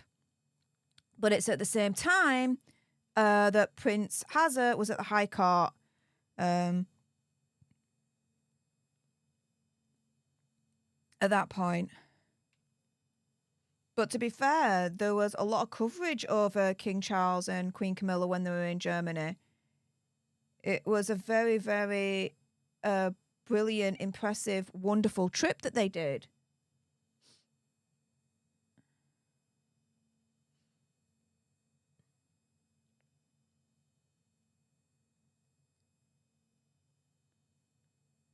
Okay.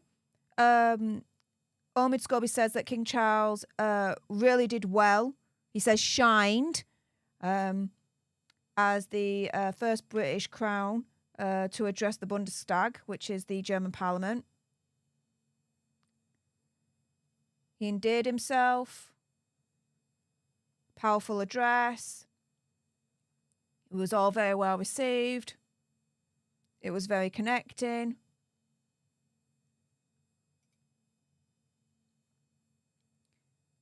King Charles laid a wreath of resemblance for victims of World War II.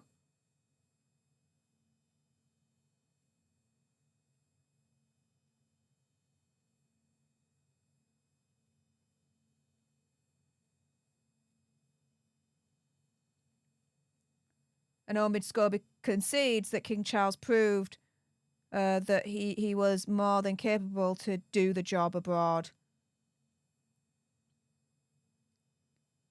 and did what he needed to do, and that the trip was successful.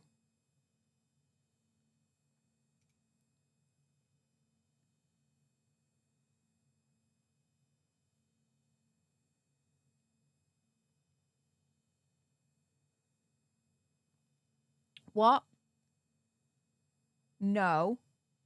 Okay, so where is this coming from, right? So there was rumours that potentially Hazard and King Charles could meet whilst they were in the same country at the time here in England, right? And it transpired that it couldn't because both their calendars couldn't match up, right? Here, Omid is turning around and saying, nope, it wasn't that. It was basically King Charles turning around and saying he was too busy and wanted the Palisades to fob Hazard off. I'm too busy. Even if that's the case and King Charles wanted to fob Prince Hazard off, do you blame him? Again, any conversation, right, that the King Charles would have with Prince Hazard, you couldn't trust Prince Hazard as far as I'm concerned. He'd already divulged private conversations, private situations in the book Spare. Who's to say that he wouldn't do it again?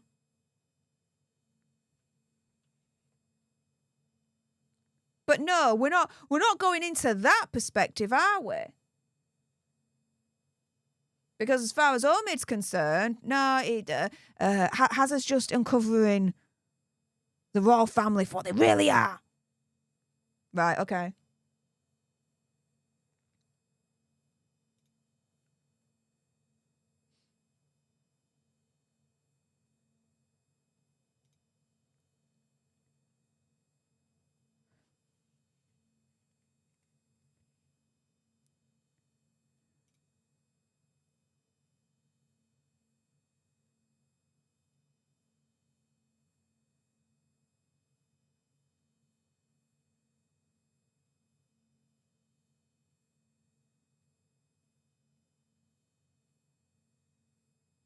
What? Okay, hang on a minute. So, he's describing here King Charles's first Maundy Thursday service, right? And the majority of the locals were greeting him, and everything was fine. But there was it even admits there was a smaller in number who were anti-monarchy protesters. Fine, okay. And one of them lobbed raw eggs that nearly hit King Charles and Queen Camilla, right? There were boos, but they were drowned out with chants of God Save the King. Omid Scobie puts it like this. King Charles has impressed the people in Germany. Brilliant. Back home, mixed reception. What mixed reception? The majority, again, I've shown you the polls on this channel, the majority polled approved King Charles and Queen Camilla. It's a minority that don't. But there's always going to be a minority that don't. That's fine. Not a problem. But to me, Omid Scobie's making it out to be, it's a mixed reception. Making it a mountain out of a molehill. That there were a couple of anti-monarchy protesters. One of them lobbed eggs, nearly hit King Charles and Queen Camilla. Now it's a mixed reception. What? Again, the spin on this is mental gymnastics at an Olympic level.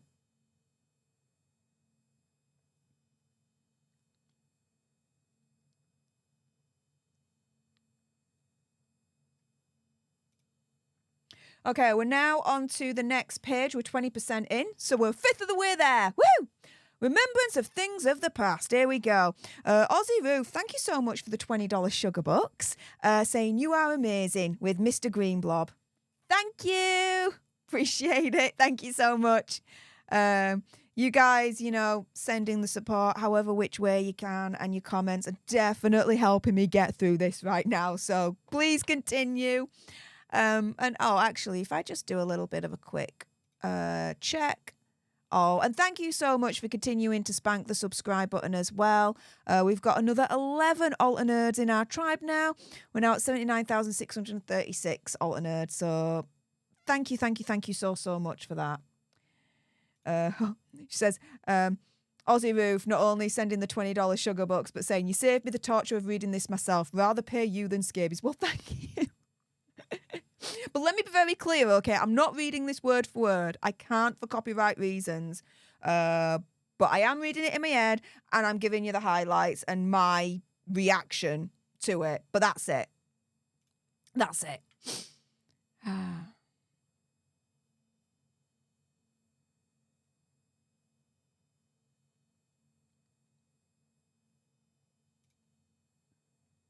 So yeah, remembrance of things of the past. Remembrance of things past, and then the tagline: the ongoing campaign to make the royals great again. The royals have always been great. There's been nothing. You don't need to make anything great again if it's already great to begin with. This is twisted, guys. This is proper twisted.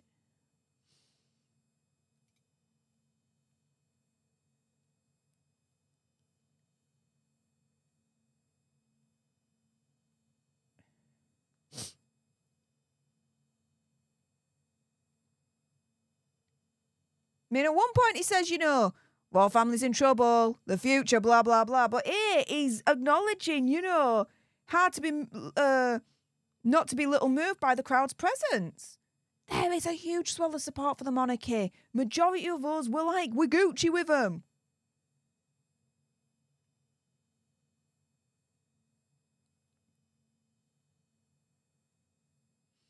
He's saying how he covered it with ABC News.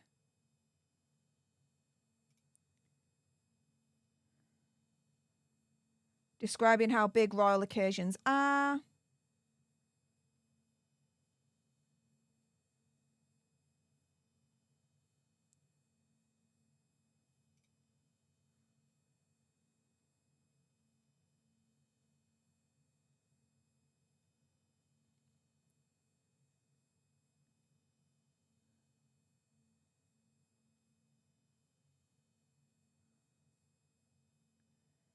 The royal family knows the importance of marketing. Fine. Hasler and Megsy do too. You want to discuss that? So what?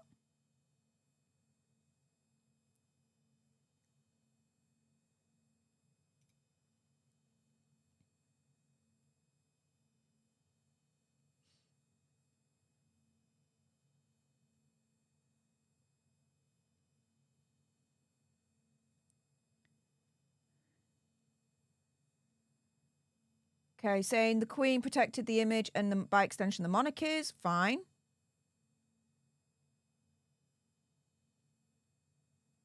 He calls Boris Johnson a buffoon. I'd actually agree with him on that. Fine. Yeah, I'll give Omid that. Boris Johnson, buffoon. Yes. Yeah, I would actually, yeah.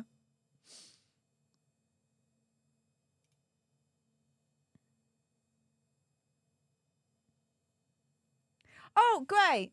He's saying, he's not saying that the Queen was perfect. Well, exactly. King Charles ain't perfect.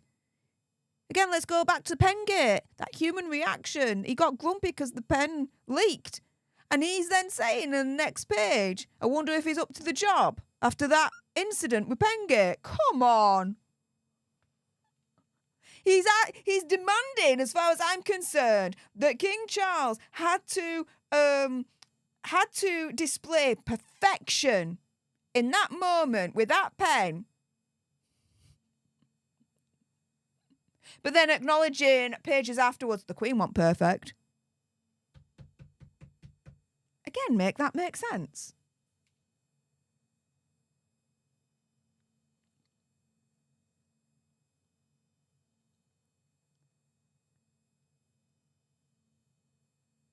Oh, apparently Brexit removed the country from the greater world.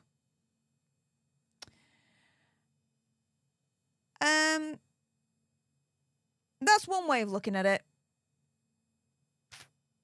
Another way is we're free from the constraints of the EU red tape and their control. I mean, we're signing treaties left, right and centre at the moment. And you can say that the country, in terms of the cost of living crisis, is bad. Yes, it is. Inflation is high. Food is high. Fuel is high. Gas and electric is high. But a lot of countries are suffering the same thing as well. But that ain't because really of Brexit anymore. That's because of like the ongoing global conflicts around the world.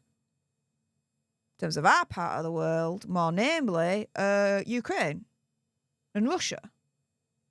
I'm not going to bore you with details. I could really go into it and really kind of show off my degree, but this ain't the stream to do it.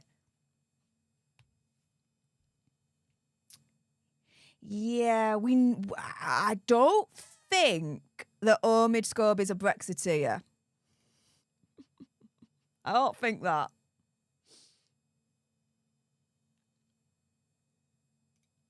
Okay.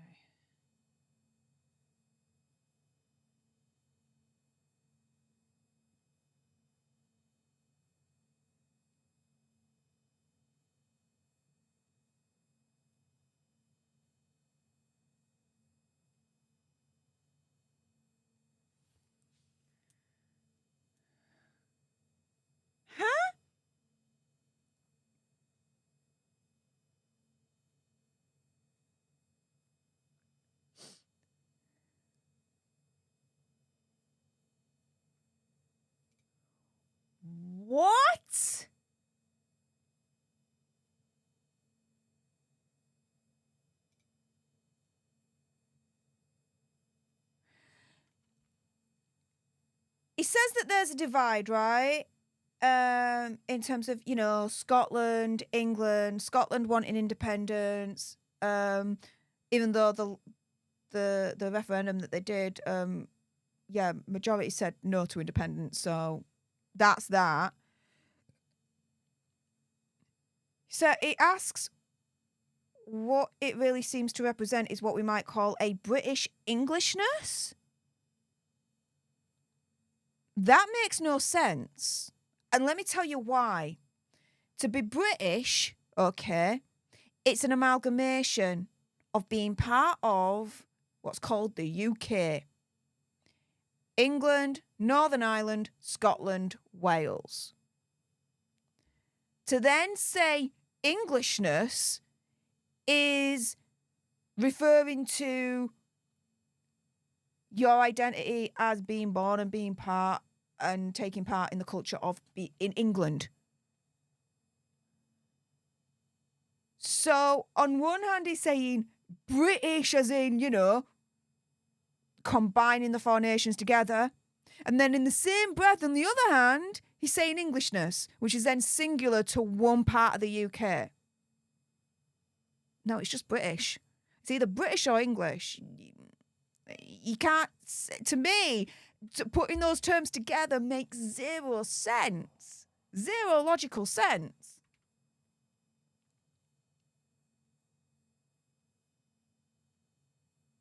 It's all British. It's not British English. It's just British for the royal family because they are the royal family of Great Britain. They're not the royal family of England. The royal family of Great Britain. But no, here I think he's trying to say, no, the royal family of England. Scotland want their independence, the royal family of England. What? Even if Scottish want their independence, how about Wales and Northern Ireland, you doofus? What is this?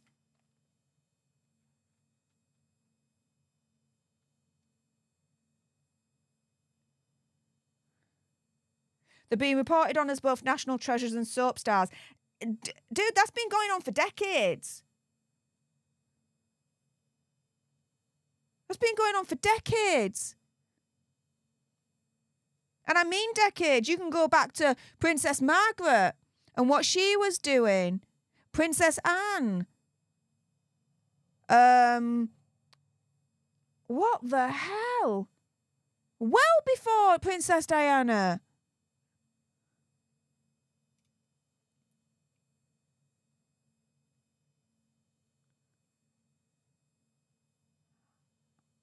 Hang on. I see Trumpism, MAGA, and Donald Trump in this page. How is he including that?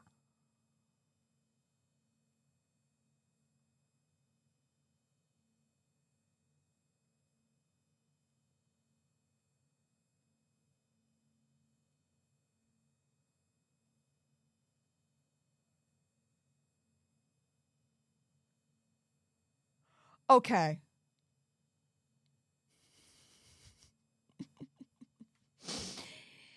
So, Omid Scobie here is saying that Boris Johnson and, his elitist mates, right, exploited the public want for, the past of England, right? The past British way of living to justify Brexit. No, there was a lot more to justify Brexit. But way to go for a very, very simplified kind of notion of justification for Brexit. Brilliant work. And then he's like, of course there's Trumpism. MAGA crowds that, have issues and are afraid of being left behind. And to only stand up for real American values. So what he's doing here, in my opinion, conspiracy theory, whatever, is he is equating the justification of Brexit and those that support Brexit, to Donald Trump and MAGA.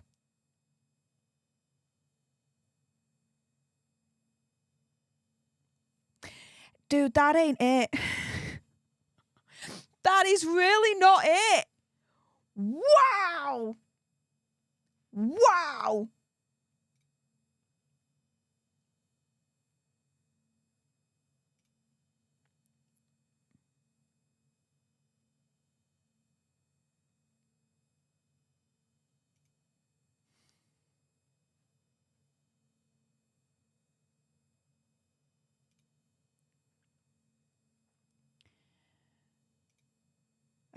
Angie Nielsen, thank you so much for the $2 sugar bucks, honey. Saying, Steph, please hydrate. We love you. I've seen a lot of those messages. Okay, right.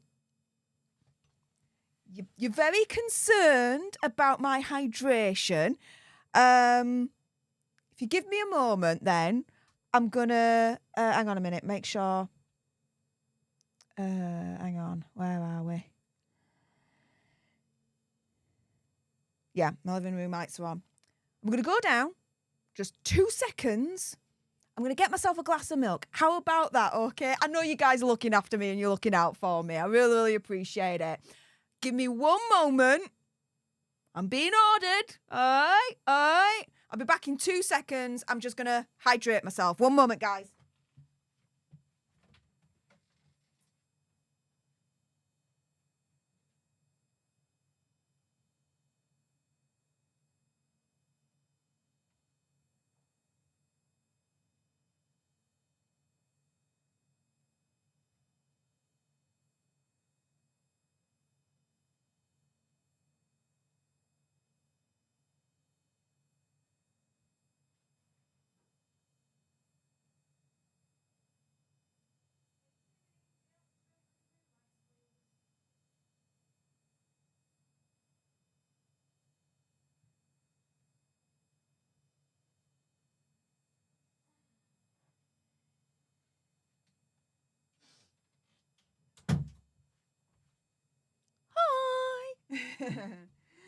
Okay.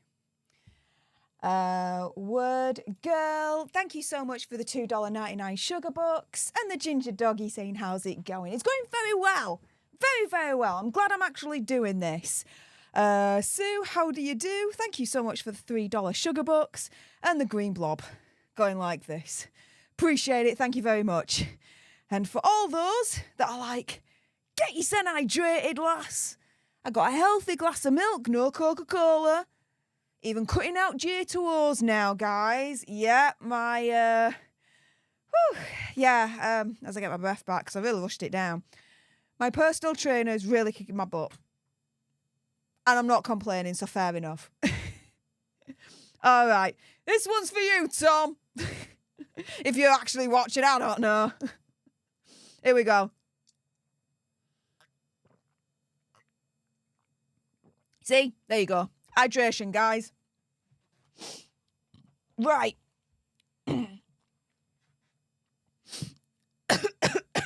Sorry. Kind of went down a little bit the wrong way-ish. There we go. Right. Let's crack on with this then. So. Let's see.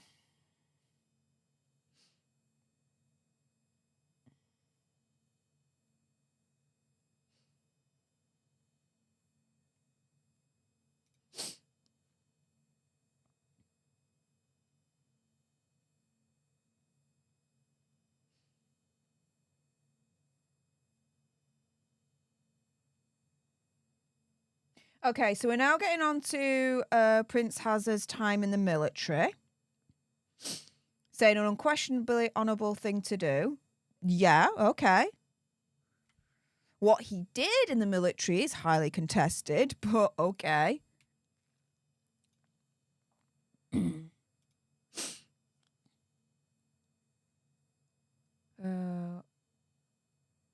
Whilst he served the palace, really leaned in on his time whilst he was in Afghanistan to boost their own. No. No. Okay, before we go on to that, Trudy, thank you so much for the $2 sugar bucks. And the Mr. Green Blob saying, hey, you. Well, A up back. Appreciate it. But no. There was a media blackout whilst he was serving in Afghanistan. A media blackout. It was only when the media caught wind and one of them released that he was in Afghanistan, they pulled him out straight away then at that point. How could the palace lean heavily on Prince Harry's time in Afghanistan when at the time there was a media blackout, so they couldn't lean on anything? Otherwise, the palace would then have ruined the secret, let the cat out of the bag that he's there.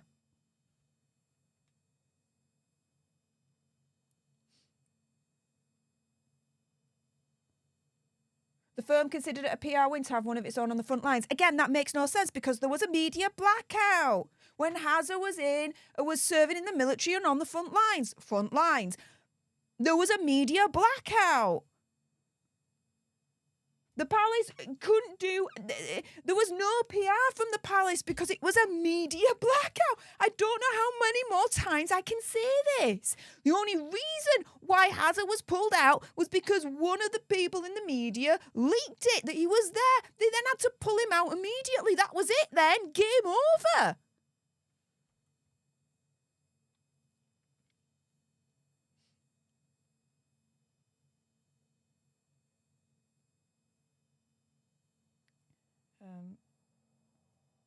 Then there was pressure for Hazza to do interviews. Apparently it wasn't his choice, but he was told it was the right thing to do.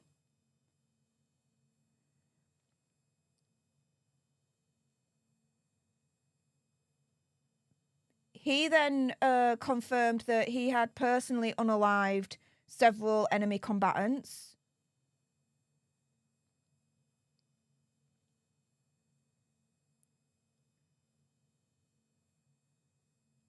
Fine. But then he goes one step further in spare, like we all know, right?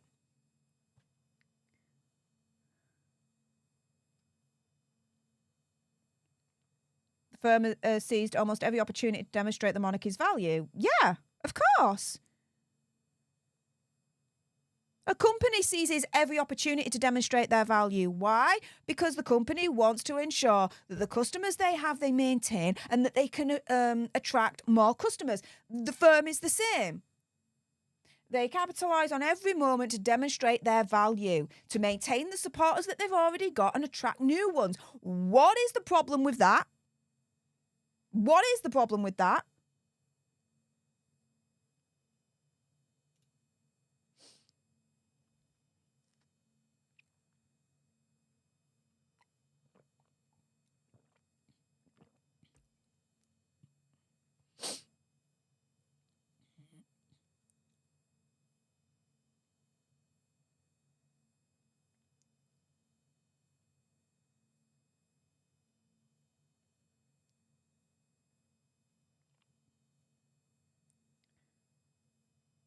What?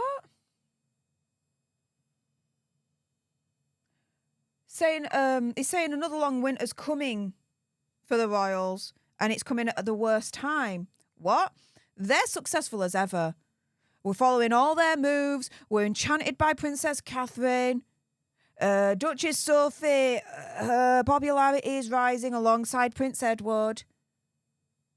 Again, the polls are showing their popularity is high. The approval rating is high. Megxie and Hazard's popularity and approval rating is down in the shizzer, guys. I have shown you receipts, 3 polls recently, proving this. What long winter? I don't see this long winter. I see a freaking cold winter right now, I'm telling you that. It's like 0 degrees outside. You definitely don't want to be going outside right now with a bikini, I'll tell you that right now.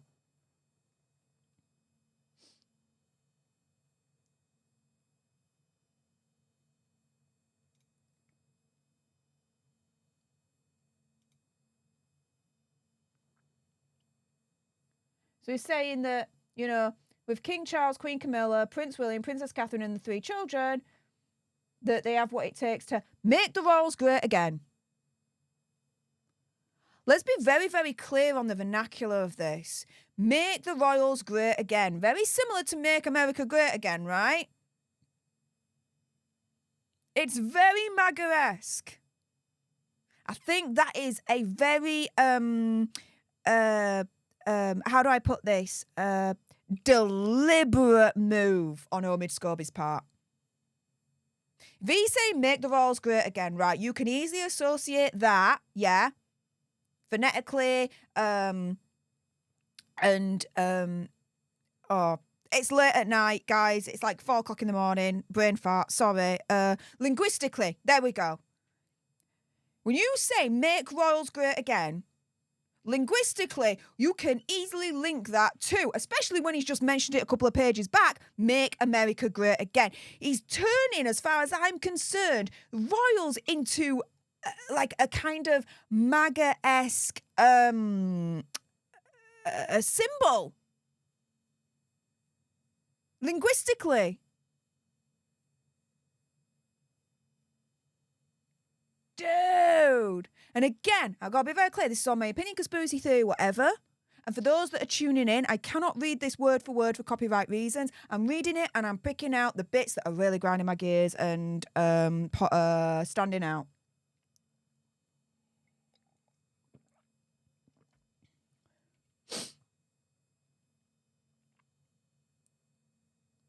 Oh, we're saying recent surveys, there's evidence that a growing percentage of the public opinion polls are going down for the royal family and respect for the monarchy. Not the ones that I've seen. Not the ones that I've seen. It's not just one. I showed you 3, guys. 3.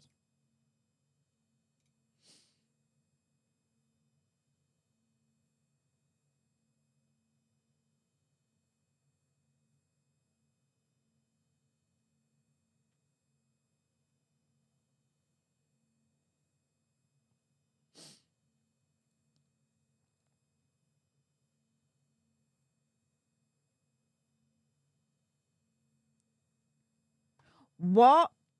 So he's now talking about the coronation concert and the celebrity singers that declined the invitation to attend the concert, right, for the coronation. I'm going to quote this bit. In our era of celebrity obsession and pop culture icons, if Elton John and Harry Styles can't be bothered, why should we be?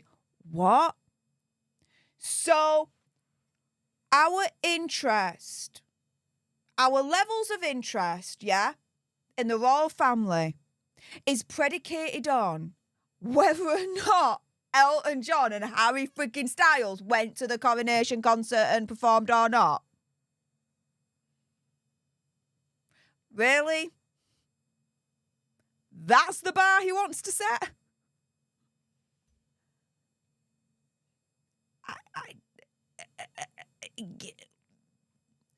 Huh?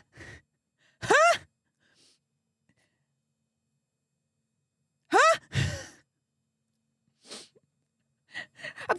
I'm getting really delirious now, lack of sleep, but this, even, I'm like, what?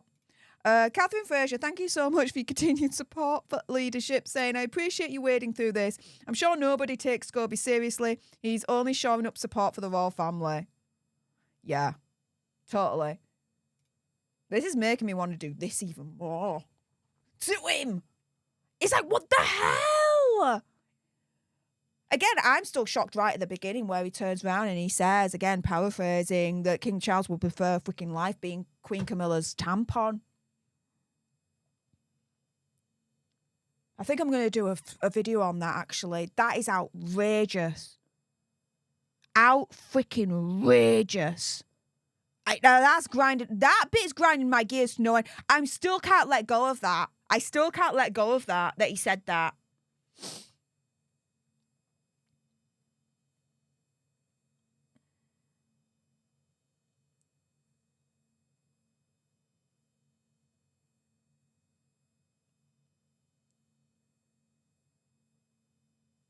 Okay, so he then explains, whilst Hazard and Megxie were part of the royal family, they gave a new dimension to the royal family and the palace. Yeah, they did. Again, let's call it spade a spade. Yes, they did. We celebrated them. We followed their every move. We were obsessed with Megxie. We wanted to copy her fashion at one point. We accepted her. We celebrated her. We supported her. End of. Yes. agree with that.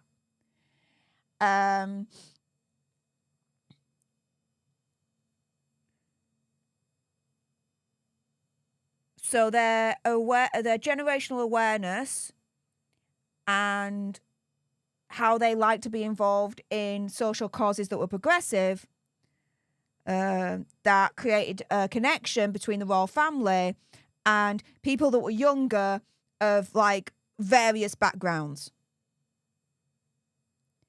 And Prince William and Princess Catherine don't do that.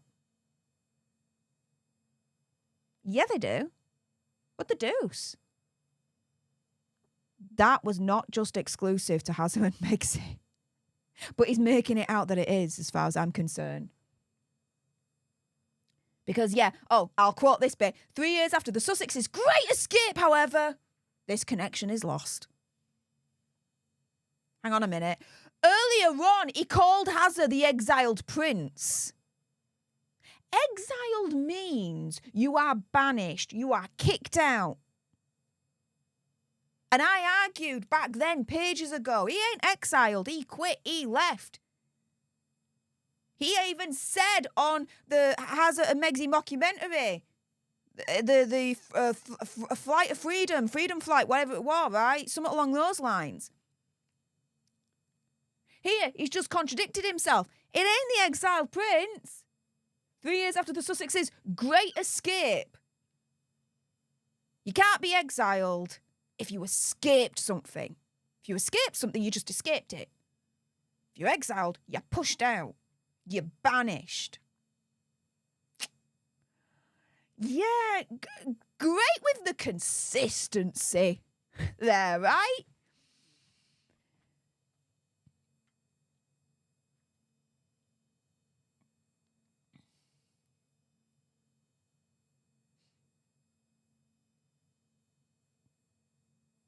Okay, so he's then saying that the royal family's attempt to make it and connect with younger audiences on social media has flopped.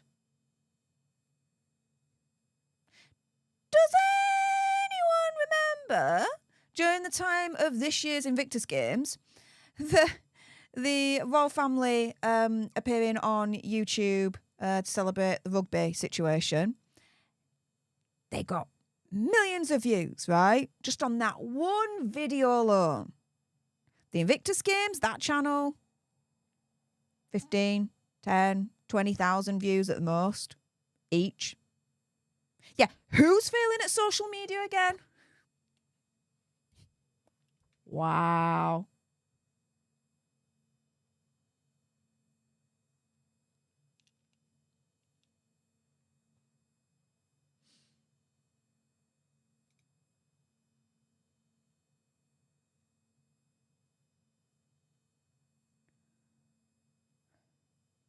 He's saying that the younger generation completely rejects the monarchy. No.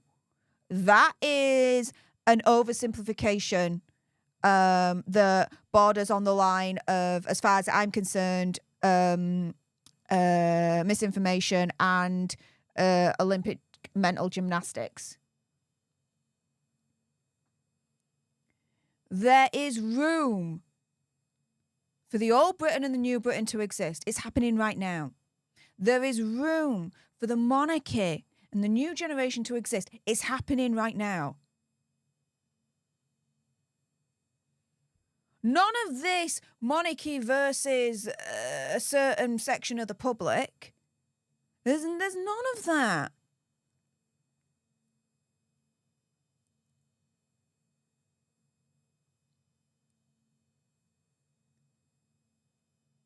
The young people of today, a lot of them recognise that the monarchy is part of our British culture, part of our British identity, something that we don't want to lose.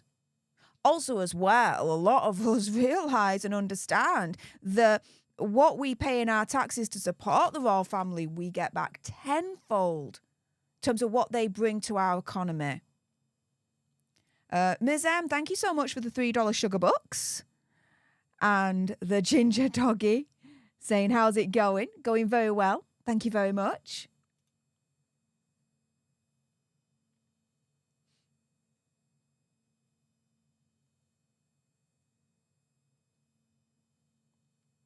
There's overwhelming support for Prince Harry and Princess Catherine, and they're next in line to become king and queen.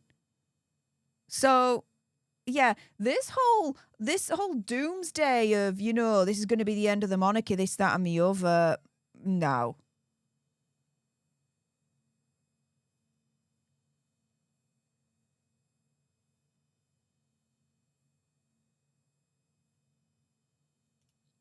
Okay, so we're on to the next chapter. Baggage, the lingering trials of King Charles. Here we go.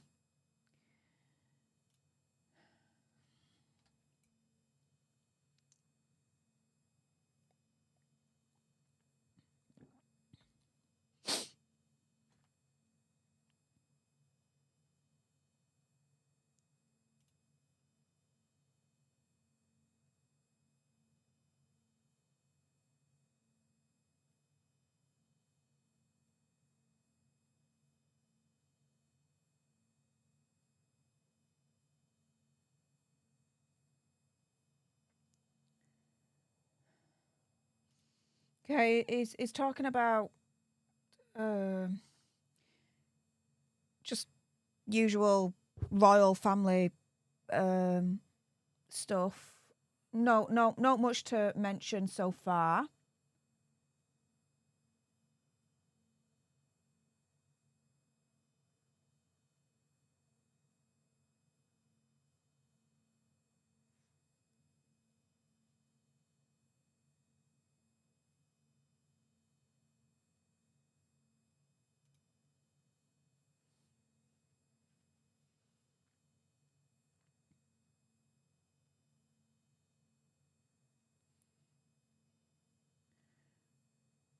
Okay, so he's talking about how the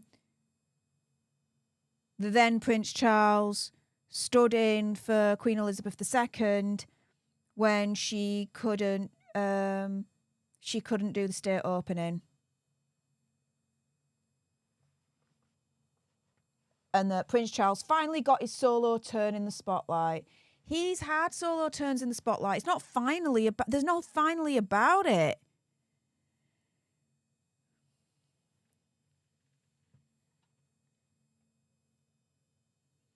He read the speech, but not from her throne. Of course not. That's the Queen's throne. Of course he's not going to sit on the sovereign's throne when he's not king at that point. But okay, so he's saying he's finally getting his turn in the spotlight solo, but then not quite, sort of, because he read the Queen's speech, but not from the throne, from another seat. What? Of course he's not going to sit in the Queen's throne. He's not king at that point. He's going to sit in another seat and he's still going to have the spotlight on him because he's reading out the Queen's speech. What is this doing?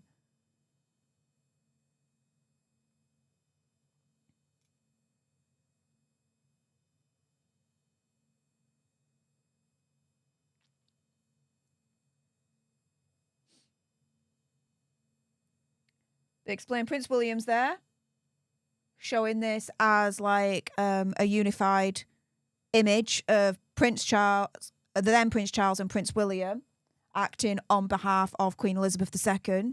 But it was a technicality because there had to be two people that are councillors of state that had to be present to officiate.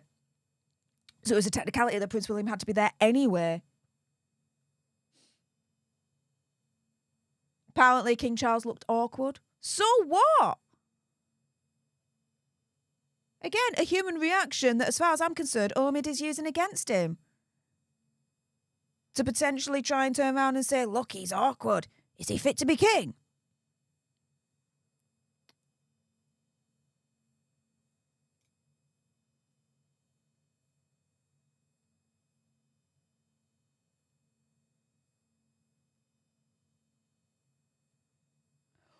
What?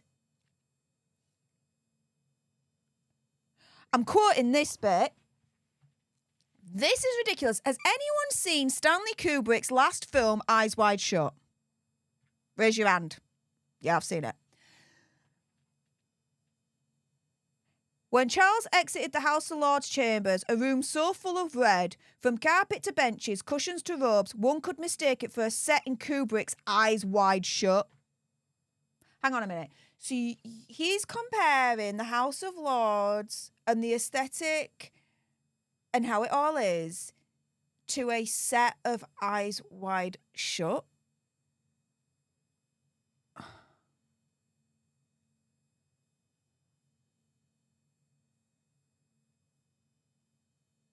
Huh?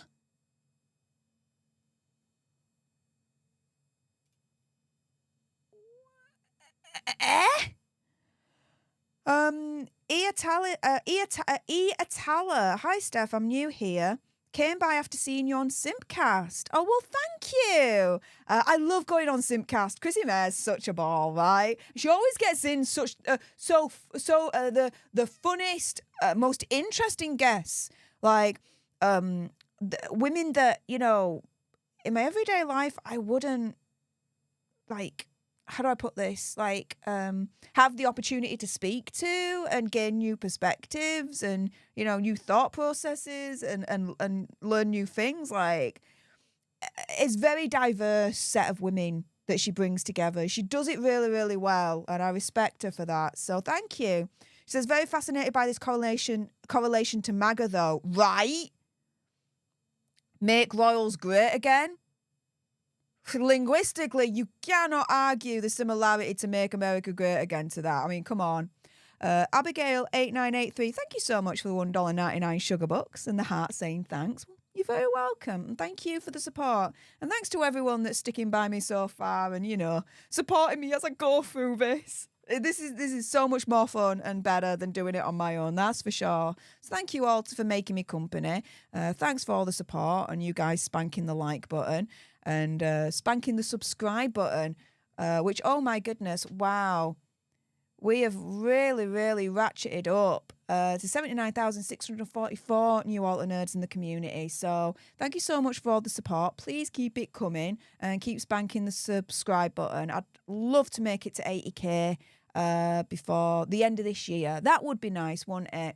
80,000 until the end before the end of this year, and then we are 80% of the way to 100k.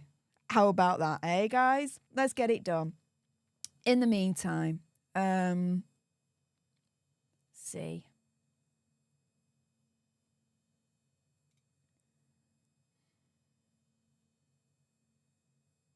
Okay, so he's now going on to the Times of London, breaking a story about the then Prince Charles accepting, quotes, bags of cash that apparently was about 3 million euros from Qatar. The Qatar Prime Minister.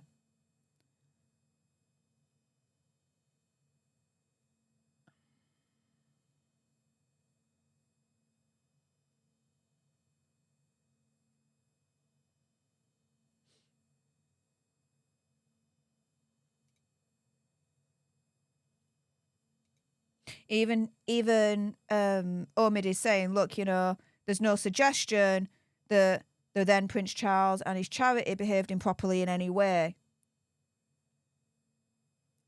But the perception of, you know, the then Prince Charles, or at least one of his heirs, just accepting bags of cash that's like millions of euros, the optics don't look good. And I'll admit, yeah, the optics didn't look good when that broke. Totally.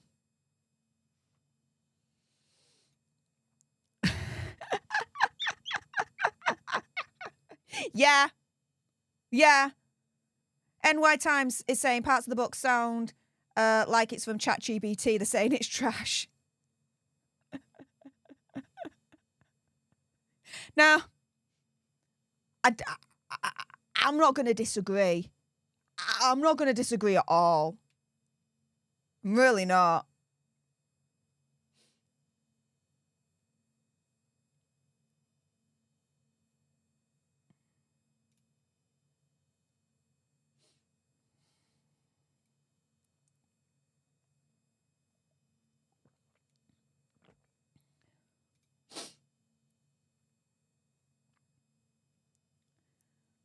And these questions that are coming up here were warranted. You know, where was the then Prince Charles's judgment in all of this? So that I get.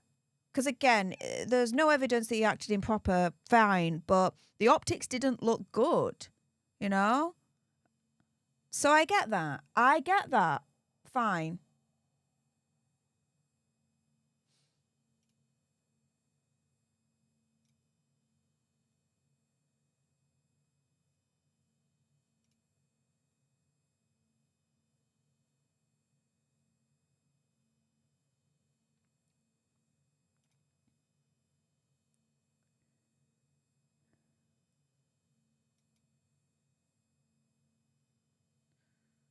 So he's going through all this saga, cash for honours, this, that, and the other. Okay. Everything that was reported in the press, basically, about it all. And the then Prince Charles was found to have done nothing wrong. The optics didn't look good, I grant you, but he didn't do it wrong, so end of.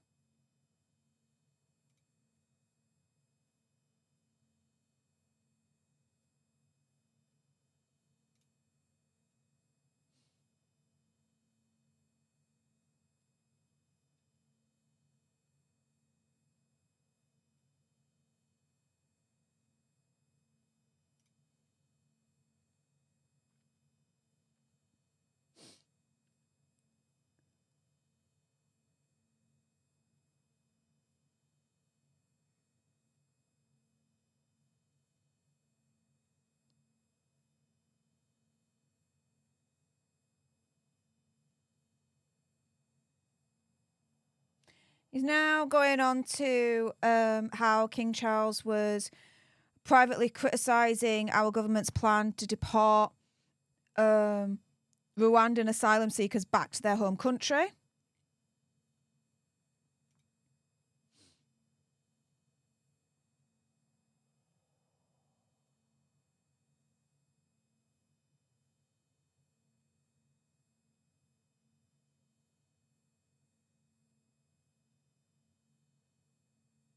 But due to constitutional rules, he shouldn't have said it. Yeah, I mean, there's constitutional rules within the monarchy that they have to, especially when you're the king or the queen, you've got to have the essence, the image of being apolitical and not publicly providing your political kind of thoughts, leanings either way, right? There is that, but, you know, in this day and age, you know, being apolitical 20, 30, 40 years ago, fine. Now, I mean, we're used to the then Prince Charles, you know, voicing his political rationale, reasons, leanings, all that lot anyway. Now he's king. If he continued to do that, no disrespect, but I'd be like, that's business as usual anyway. He's been doing it for years. He's now king. He's still doing it. Whatever, right? I wouldn't see a difference, really. But again, Omid, it looks like, as far as I'm concerned, is using it against him.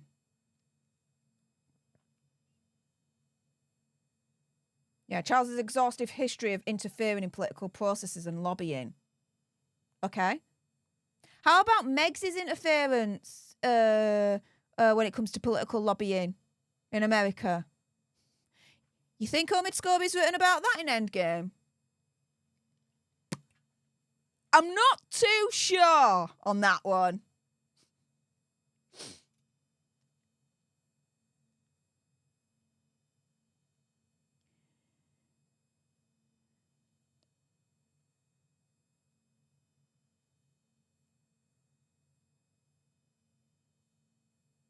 Okay, all right.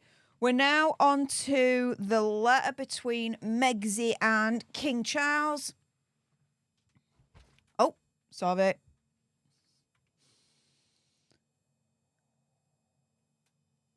Megsy's concerns about unconscious racial bias in the royal family after the Oprah interview.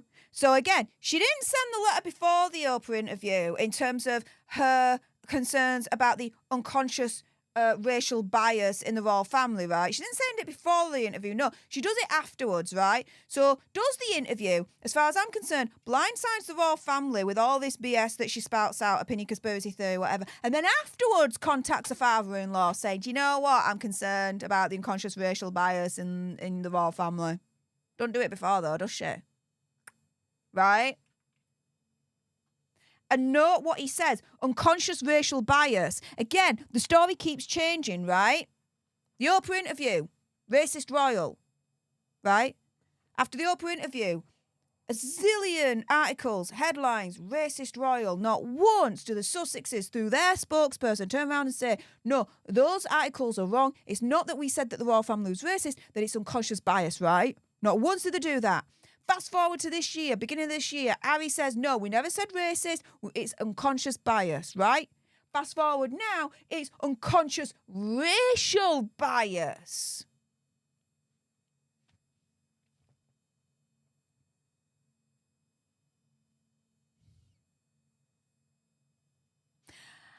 They can't keep their story straight.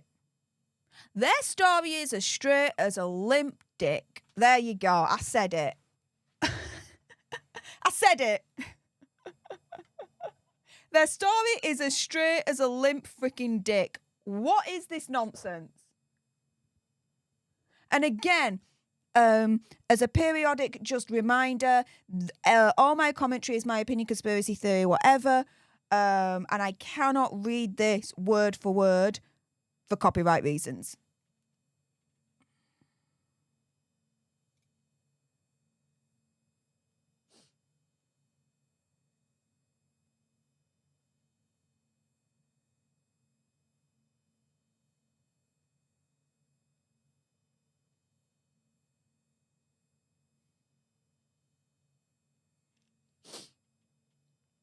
Okay, I'll quote this bit.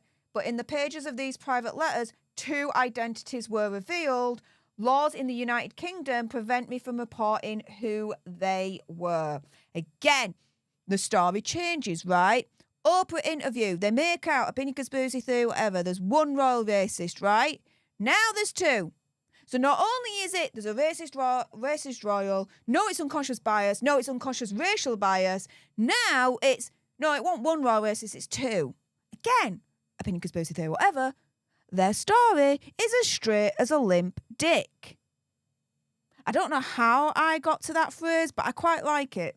I might be using that quite a bit now whilst reading this.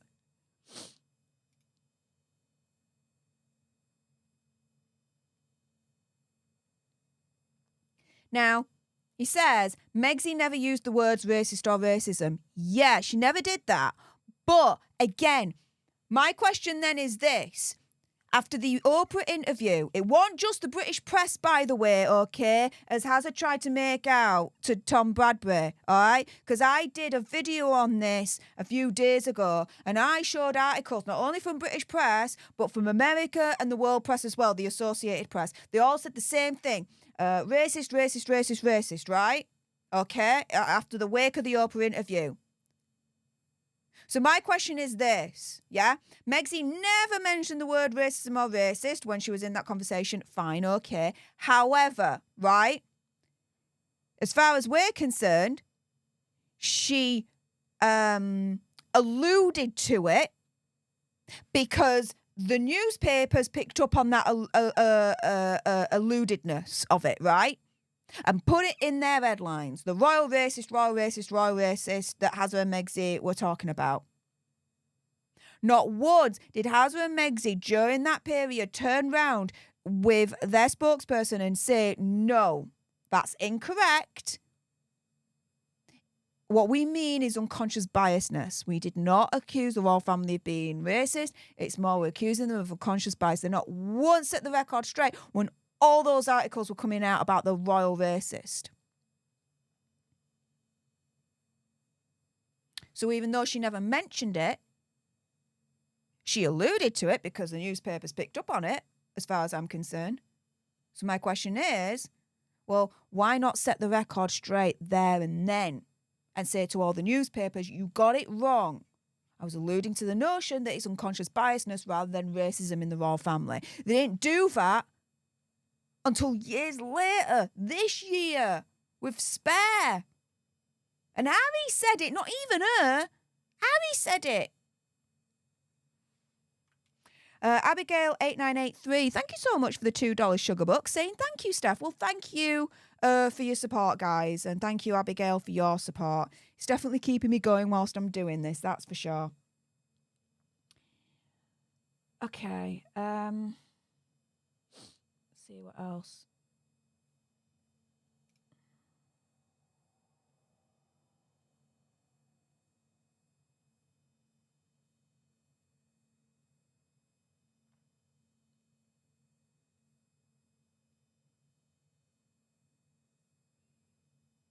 It's stating the obvious.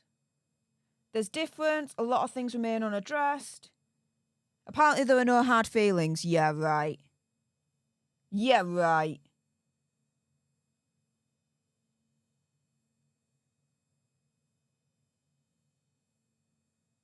And apparently Hazza and Megsy, quoting from the source, still keep him in the loop, King Charles, on their family life, sending new photos of the children. Now, there's arguments as to how they're sending photos of the children to him in the first place. Because there's an argument to be made that King Charles actually doesn't have a phone. So how are they sending it to him? They could be sending it to an aide who could then be passing it on to King Charles. You don't know on that regard. But a lot of people are questioning if King Charles is actually getting these updates or not because he doesn't actually have a phone.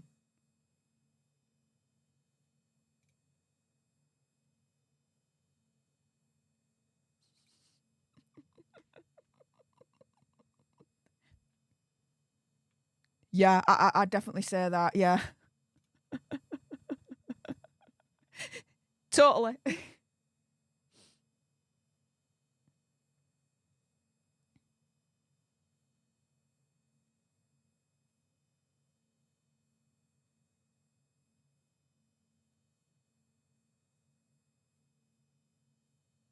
Okay, so he's talking about early years of King Charles with Camilla and the 16-year-old Diana Spencer. Okay.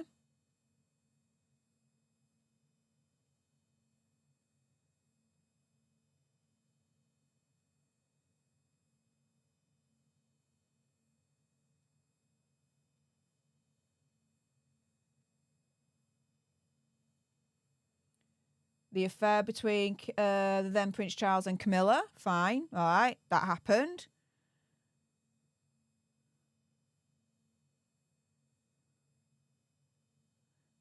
King Charles's reputation never fully recovered. Yeah, it did. He's got a lot of support today. Queen Camilla's got a lot of support.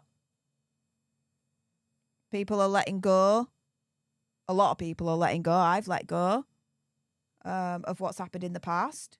It's done.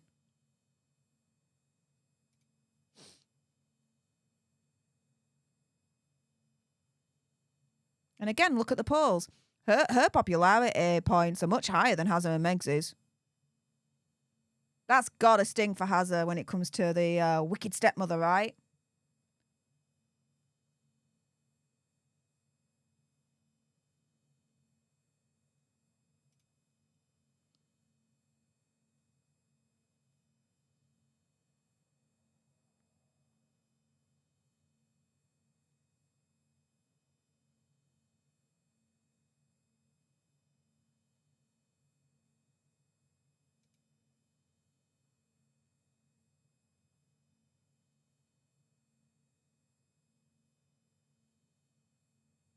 Okay, so he's talking about how the then Prince Charles is spoiled and wants everything just so. Yeah, and that's how he was brought up. He's Prince Charles, heir to the throne. How do you expect he's going to be like? How do you think Queen Elizabeth was like? She was very perfect in terms of how she wanted things to be. But yeah, we're not going to criticise that, are we? Megsy and Hazza, right? They're quite particular on how they want things to be, how they want things to be controlled. No mention of that, though, is there? Dawn Goffstein, thank you so much for the $2 sugar bucks and the ginger ducky farting ass moment. Appreciate that. Thank you so much.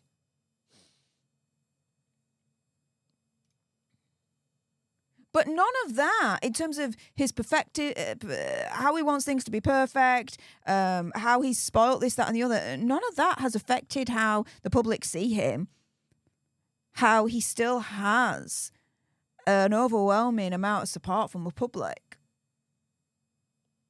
So what?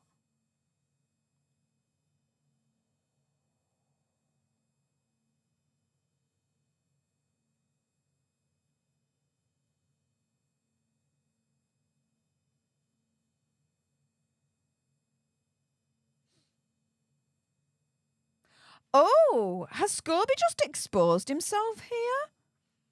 So, back in 2020, the then Prince Charles invited some royal reporters to Scotland for an overnight stay. And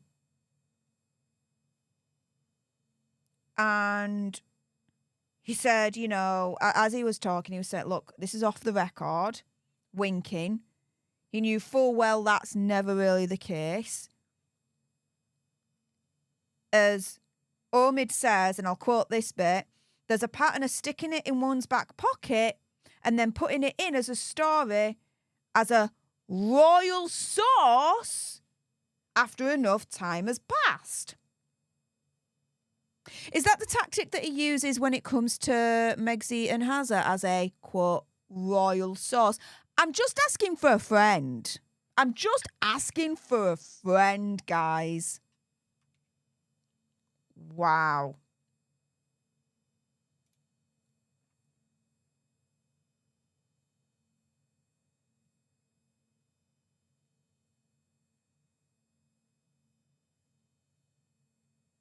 He says that King Charles is good at using the media to settle scores. All right. Hazza and Megxie are good at trying to use the media for settling scores. Failing, but trying. Again, is he mentioning this? No, I don't think so. I don't know why that accent just came out, but we're going to run with it.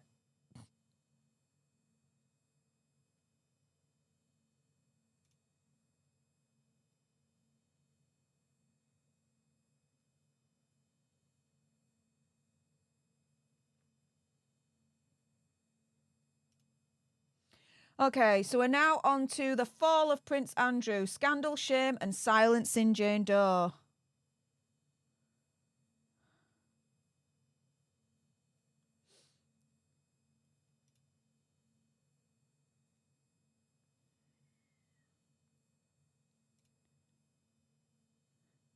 This is the bit where this was after Prince Andrew's absolute car crash of an interview on Newsnight. This is the bit where he's basically settling to avoid the case going to trial. But he made the right decision to settle, because if he didn't settle, then the trial looming in September would have overshadowed the Queen's Jubilee.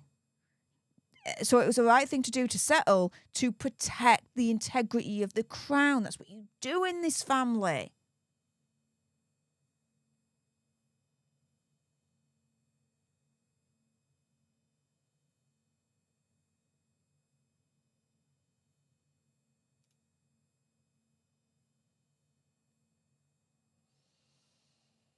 He's making out, though, that it's Prince William that pushed for Prince Andrew to be, for want of a better word, exiled. I'm very much aware. Don't worry. We're just nearly 4.5 hours in. Don't worry about it. And we're making some good headway now into this, so it's fine. Aww. Iatala, so happy to be here. What an honour to be called on by Stef. Well, that's very kind for you to say. Thank you so much. Thank you. Thank you for everyone that's sticking by, that's supporting, that's spanking the like button and the subscribe button. You guys are amazing. Apologies, I'm not my usual energetic self, but as I've mentioned, I'm pretty much operating on 5 hours of sleep. So, yeah, it's been an adventure the last 30 36 hours. But we get through it, right? We get through it. And I've got my operation on Wednesday, so if I don't do it now, it's just not going to be done on this channel, and this is important to do. But yeah, he's making out that Prince William is definitely like the bad guy here, like pushing Prince William leading the charge to exile Prince Andrew, paraphrasing here, right? Well, so? And why does that make him a bad guy again? Prince Andrew put the royal family into disrepute. He put the crown in danger because of his associations with certain characters. Again, I'm not going to name them because of YouTube Human Review, right? Come on.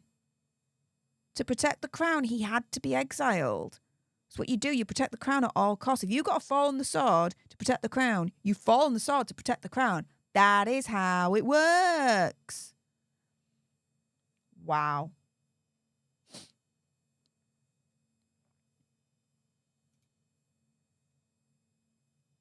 But again, he goes back to Prince William and the then Prince Charles having different leadership styles. And apparently that then equals power struggle between them.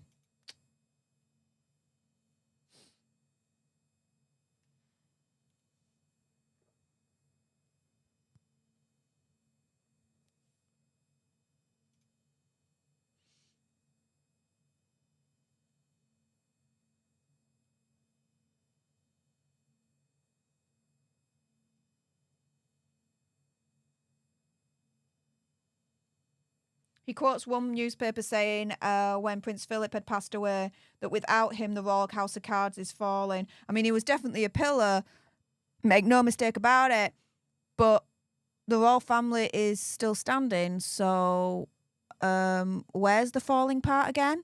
Very interesting that Omid Scobie included that quote in this book. It supports his narrative that unless the royal family change, it's going to be the end game for them, right? Itchy ear. That's knocking me off. There we go.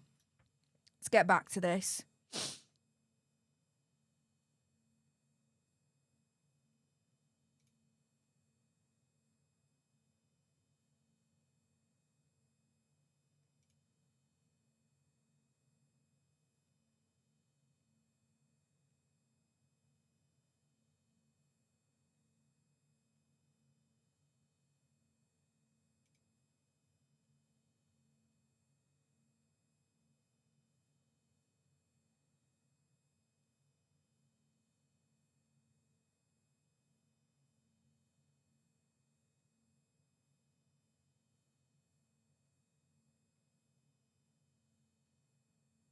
So without Prince Philip there, Prince William was taking charge to deal with, quote, the Andrew problem. Again, it's like Omid Scobie is turning Prince William into like this big, like, bad guy, the baddie. What? He was dealing with the issue and ensuring that the crown was protected. That's what he should be doing. What is the problem with that? What is the damn problem with that? There was no way that Prince Andrew could continue the way that he was in that family. Something had to be done. If nothing was done, my opinion, conspiracy theory, whatever, Omid Scobie would be writing in this book, the royal family failed with its ineptitude to deal with the Andrew problem because he brought the royal family into disrepute and they didn't take any action whatsoever because the optics were bad, right? He'd be saying that.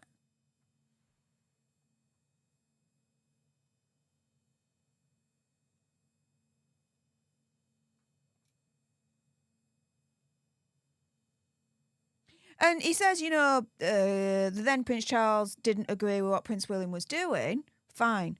But if Prince William agreed with the then Prince Charles and did nothing about it, again, I would think Omid Scobie would have gone with that narrative that I've just mentioned.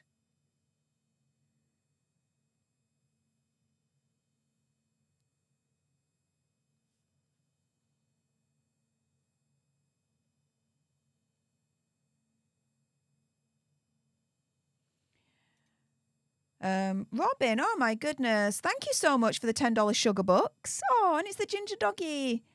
Oh, hugging the heart. Oh, that's very, very kind and cute. Thank you, thank you, thank you so, so much. My goodness.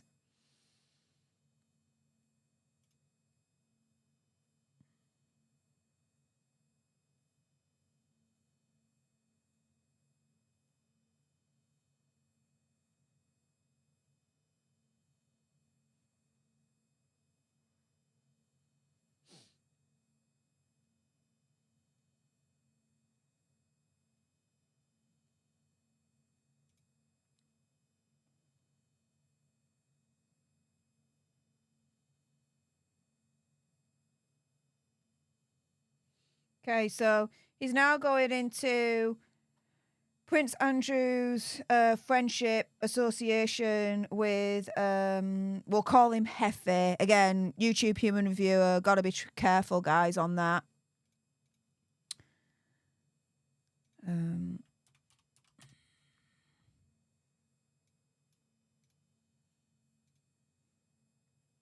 So.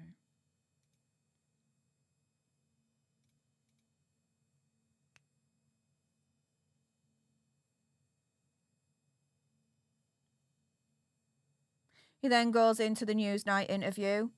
The result was a mess, to say the least. Yeah. We're in agreement on that, definitely. Laughable excuses, absolutely.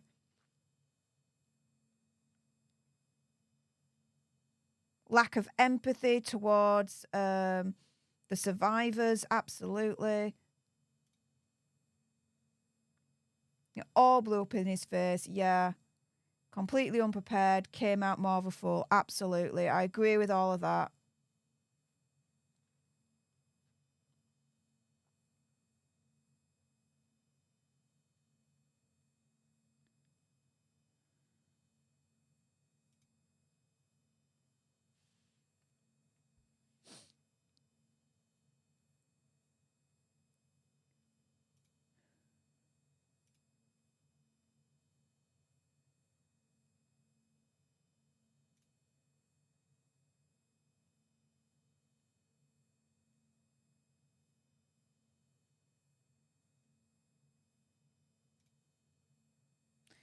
He's now talking about the infamous picture with Prince Andrew and Virginia. And we'll call her Maxi Pad.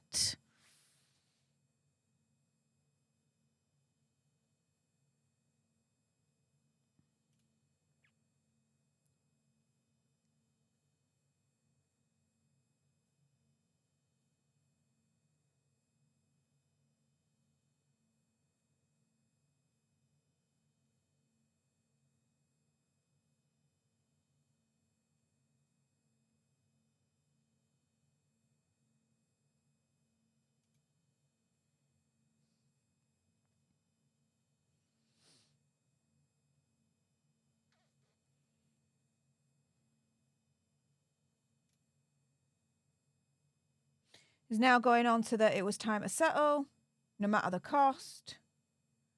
Approximately £12 million paid out.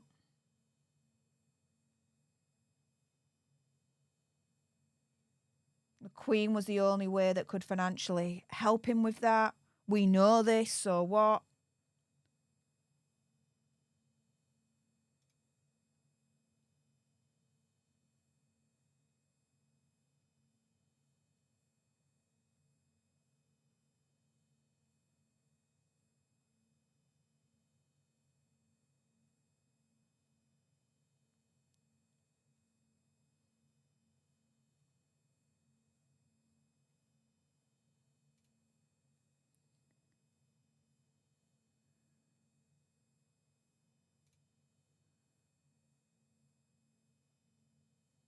Now he's going into more controversies of Prince Andrew. Okay. Dining with controversial figures. Accepting gifts from convicted firearm smugglers. Dining with dictators.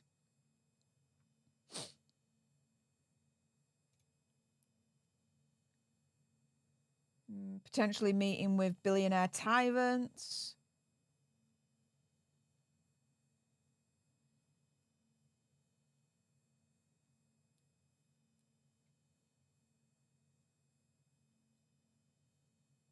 Spending public money willy-nilly.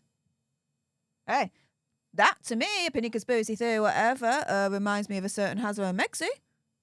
Invictus Games again. I mean, come on. You want to criticise the royal family? Fine. But then don't ignore and leave out the reasonable criticisms then that are towards Hazard and Megxi that are quite similar.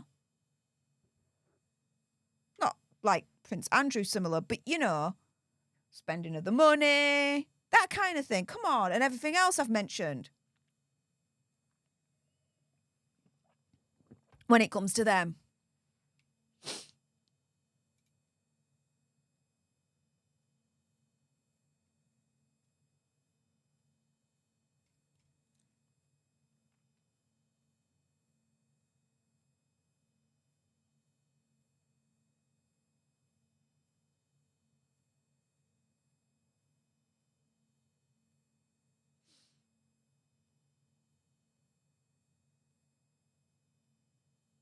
Okay, this bit's now knocking me off. So, King Charles is still providing private financial support to Prince Andrew. Fine. Even paying for the private security bill. Fine. He says, a move that surprised Prince Harry after Charles had no problem cutting him off for more financial aid and paid protection when he stepped away from his royal role. Exactly. Stepped away from his royal role.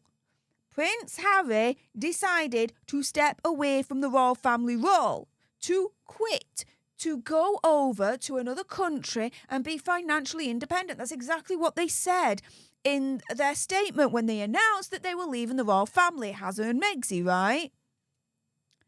Prince Andrew hasn't left the royal family, but he's been exiled to a corner, right? Not to really share the spotlight. It's kind of getting back in now, but back then, right? So he's still part of the royal family. He's not left. So there's the difference. So he's basically turning around and saying, well, you know, if King Charles is still, you know, footing the bill for Prince Andrew's security, that he should be doing for Hazard as well. This is what I'm reading from this. No, you're comparing apples and oranges. Again, Hazard left the royal family and said in his statement they would become financially independent. Fine, do that. Do it. You left the royal family, therefore you left the perks as well behind. You can't leave something but still expect the perks from it. Like me and my old job that I used to have before becoming a full-time YouTuber. I've left that job, but I shouldn't still be expecting to get perks from it if I'm not there anymore, right? Same thing here. Prince Andrew hasn't left the royal family, but he's been pushed to one side, swept under the carpet, so to speak, right? It's coming back into now, yeah, but there's a difference as far as I'm concerned.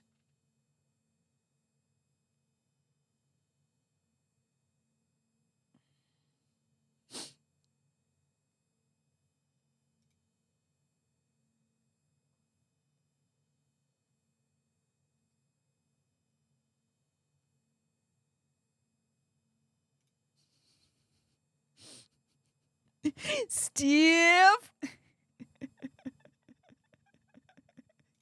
Yep. Hi, Sarge. Okay. Oh, here we go. Race and the royals. Institutional bigotry and denial. We're now on to the next chapter. We're a third of the way through. We're getting through this pretty quick now, guys.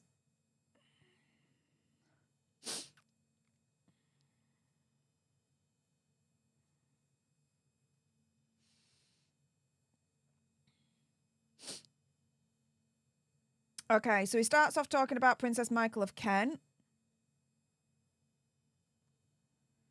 Quoting her saying, well, we could already guess what someone like her, talking about Meghan, would be like. I saw it coming from miles away. Okay. Just that quote alone, I do have to ask, what's racist about that?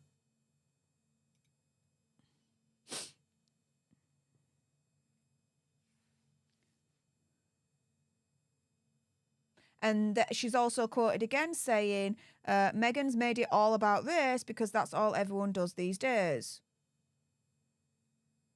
Okay? Why is that remark racist or problematic? I mean, Megxie has made it about race at times. The Harry and Meghan mockumentary, as we all know. The Oprah interview. Damn the Oprah interview. Yeah. And? Okay.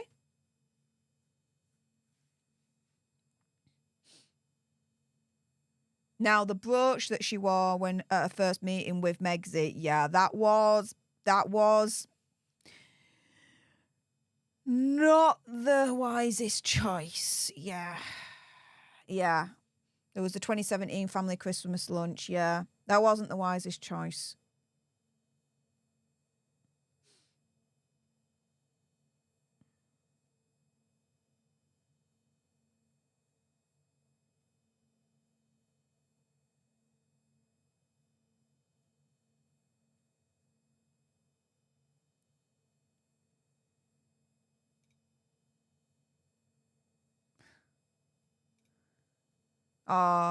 He's now turning around and saying Megxie was victimised. Again, my commentary is opinion, conspiracy theory, whatever. Just to, continuously say that as we're going through this stream.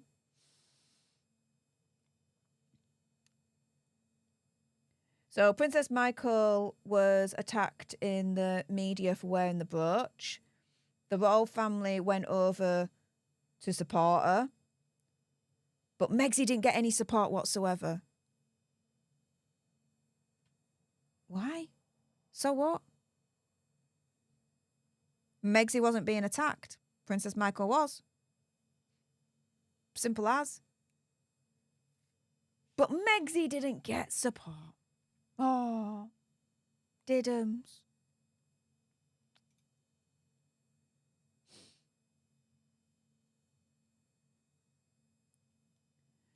An example of ugly systematic racism bubbling to the top. Oh. She wore a brooch. It was misguided. It was not good. I agree. She shouldn't have worn it. Shouldn't have worn it. But that's not, to me, that to me is stupidity.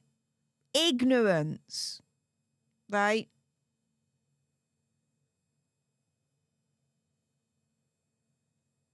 But see what he's doing here? Hazza and Megxie have been saying, oh, no, we're not calling the royal family racist. We're saying they're unconsciously biased. But look here what their quote-unquote cheerleader is doing. He's going against the grain, going against Hazza and Megxie and out systematic racism. He's calling them out as racist. Even though Hazza and Megxie are like, no, it's not that they're racist, it's just unconsciously biasness, right? Omid Scobie here is going against the Sussexes' narrative on this. Interesting, right? And you gotta ask yourself, why? Why is he doing this? Is he saying in public what Hazza and Megxie wish they could say in public, but they can't? So they're using Omid as their mouthpiece to say what they daren't say in public. Again, I'm asking for a friend. I'm just asking for a friend.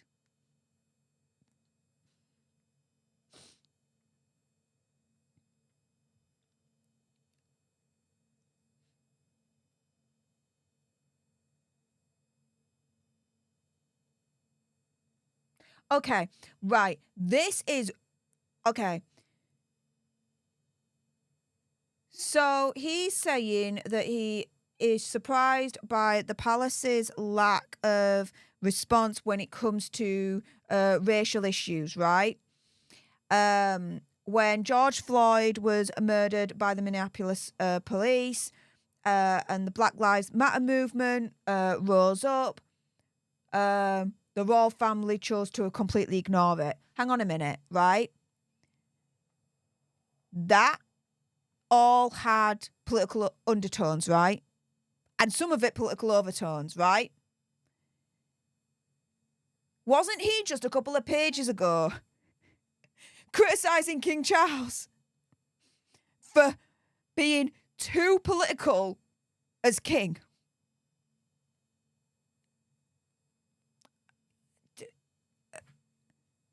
What? But it's okay, pardon me, it's okay to be political when it's about racial issues. But if it's about anything else, like the environment, no, it's not okay to be political. This is what my interpretation is. My opinion, conspiracy theory, whatever. What? What?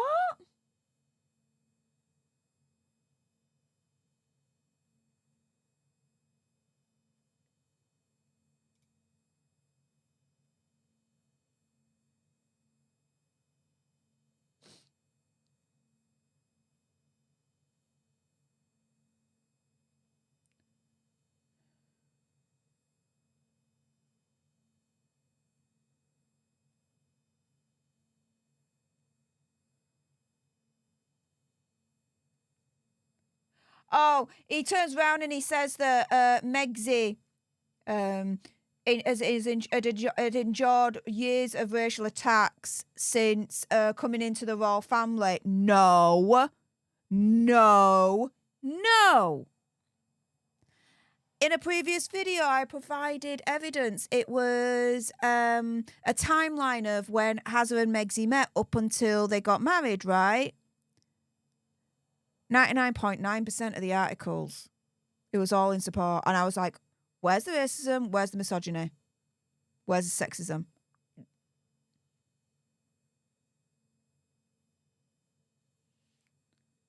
Bloody hell. Revisionist history or what, as far as I'm concerned?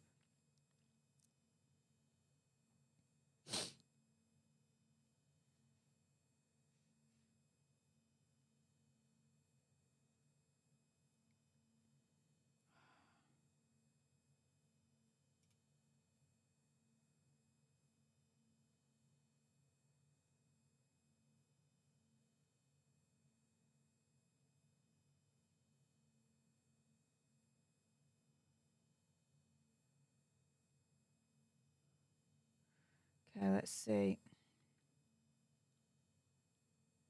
Hang on. Okay, we're back.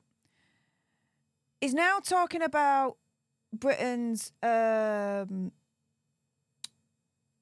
issues with racism. Every country has issues with racism. I don't agree with it. I absolutely condemn it.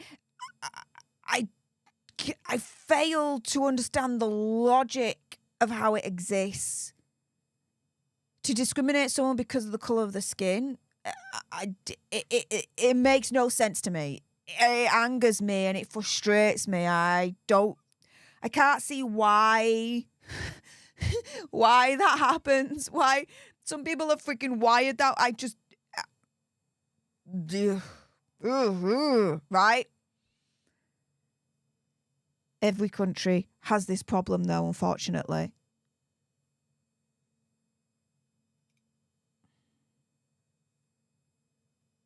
Oh, and we've got Brexit. Here we go.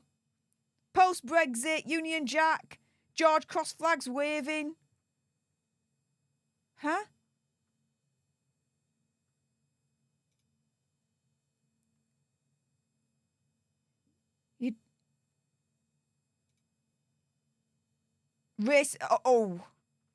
He's saying here that the Union Jack and the St. George's Cross has racist roots.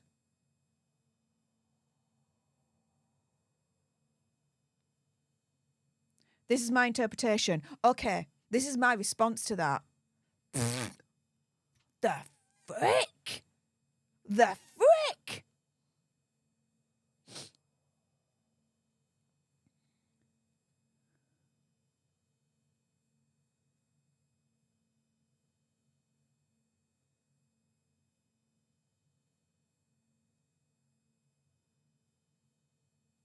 Now, he acknowledges that Britain is the least racist place in Europe.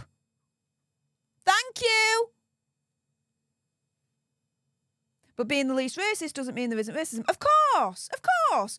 Why is he pointing out the obvious? There's always going to be racism in a country. Unfortunately, I still don't get it. It still frustrates me to this end. The logic of racism, there's no logic of it. It's illogical BS, right? But to say there's racism in Britain, therefore, this is a penny conspiracy voter, therefore, Megsy experienced it for years. No, she didn't. To me, this is making a mountain out of a molehill. Oh my goodness. To say that the Union Jack and the St. George's Cross has racist roots, what the hell? No. Lizzie Izzard, thank you so much for the $7.99 sugar bucks. And the Ginger Doggy painting #1. Oh, thank you. Appreciate it. Appreciate it.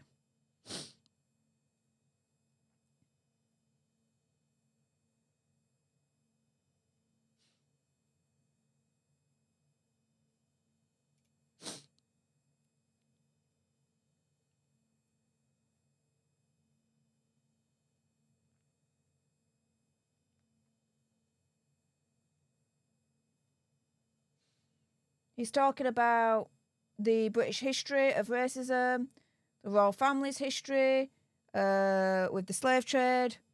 Okay.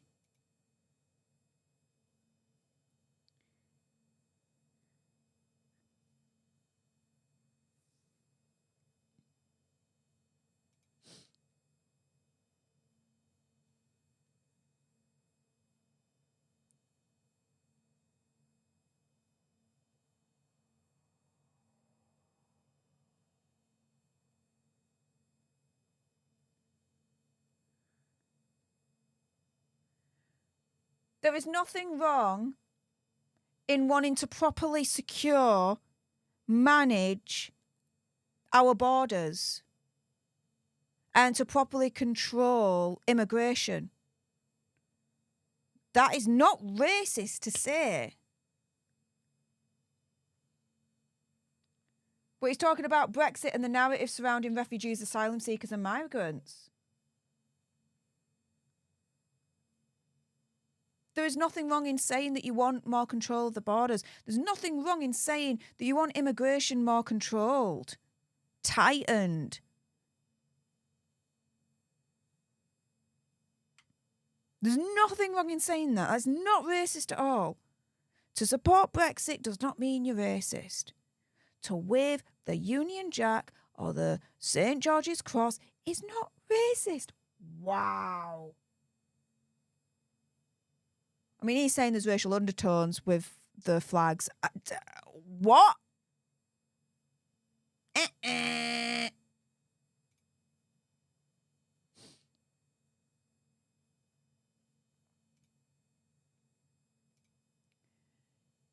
He wants the royal family to talk about the history of the slave trade, racism, and the royal family's like involvement in that in the past, this, that, and the other, right? But again, I'm asking the same question here.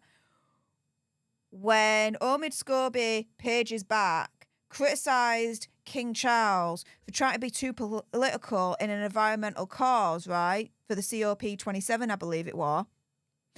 This is political. To speak about racial issues, right? Speak about the slave trade in the past. It's okay for them to be political on that, but it's not okay for them to be political on environmental issues. Either you allow them to be political on everything or you don't allow them to be political on anything at all, right? You can't pick and choose.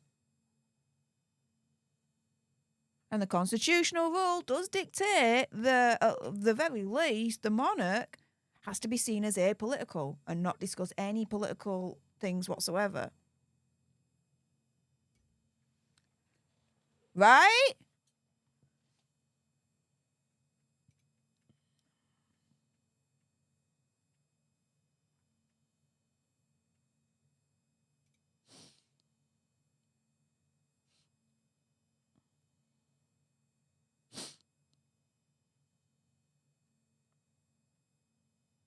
He's going through the royal family and, you know, their racism.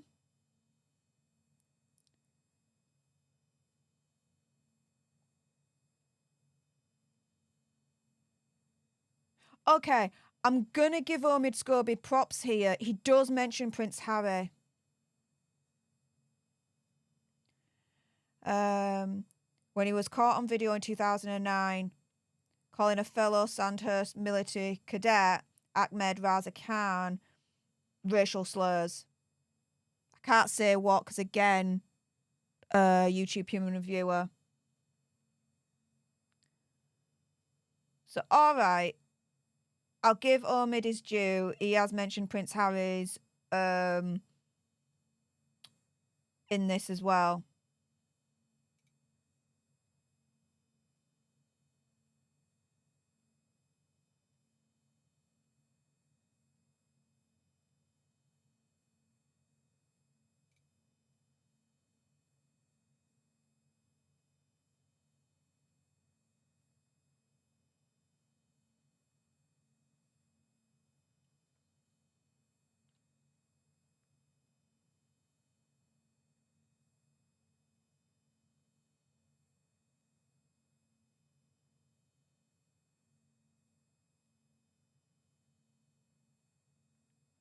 What?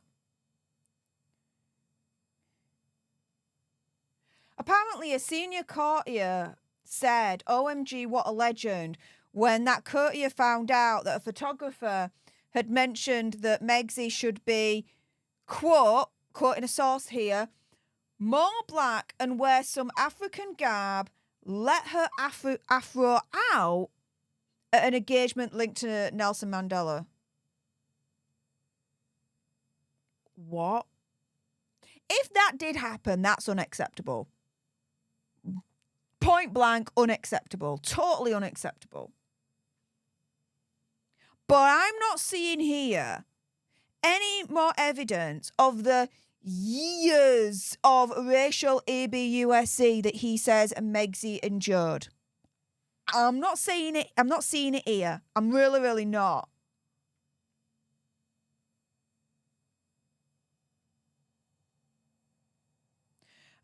He mentions Jeremy Clarkson's article about Megxie, which was absolutely disgusting. Again, I will agree with Omid on that. That article was outrageous, what he said about Megxie. No matter how much you disagree with her, whatever. What Jeremy Clarkson wrote in that article was absolutely bang out of line. Condemnable, absolutely.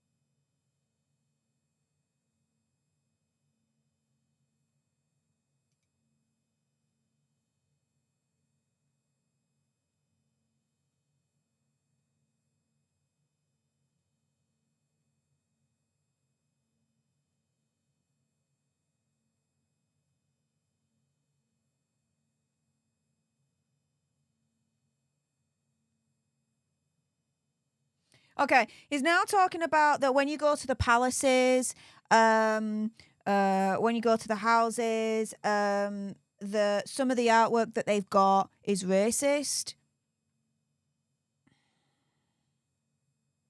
and that it's hung up, that it's on display.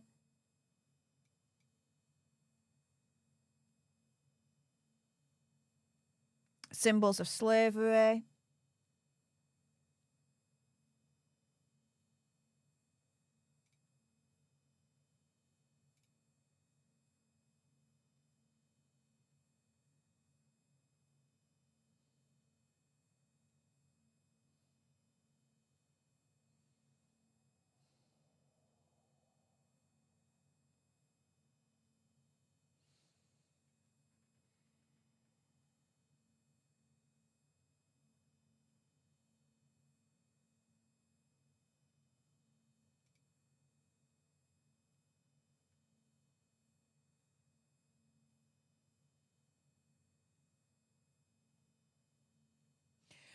Okay, I'm going to quote this. I knew this environment, both present and historical, would make it almost impossible for Meghan to flourish in the royal system. Get bent. Okay, so this is the thing. Megsy, right? Opinion, conspiracy theory, whatever, went into the royal family and she wanted to do things her way, right? You do things your way, but up to a point. There's still rules to follow. There's still procedures, right? You don't try and reinvent the freaking wheel when it comes to the royal family. You just can't do that. She wanted things her way. She didn't tell us where baby Archie was born. We didn't have a clue on that. She didn't appear on the steps when baby Archie was born. Like a week later or something, then she presented baby Archie. We had no insight, not as much insight as we usually would when it came to baby Archie's christening. You know, she didn't follow the rules that you're supposed to follow when you're in the royal family. And when you are living off of partially taxpayer-funded money, you gotta do what the rest of the royal family are doing, right? If you don't, then us as investors, right, investors in the royal family, we're not getting the return that we expect, that we're getting from other members of the royal family, but we're not getting from her. And when that's not happening, then there's going to be discontent from the public. And then you're going to start getting problems when you're in the royal family and you're getting discontent from the public. No, Megsy didn't have a chance to flourish because it was Megsy that didn't give herself the chance to flourish. She thought she could go in, opinion, conspiracy theory, whatever, and change it. Do it by her own drum, by her own rules, and give out only what she wanted to give out. But the thing is, when you're in the royal family, there's a sacrifice that you got to make when it comes to your privacy and the public.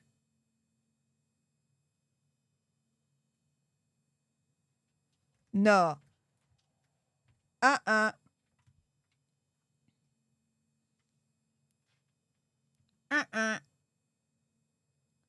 Megsy didn't flourish in the royal system because it was Megsy that didn't allow herself to flourish in the royal system. She sabotaged herself as far as I'm concerned.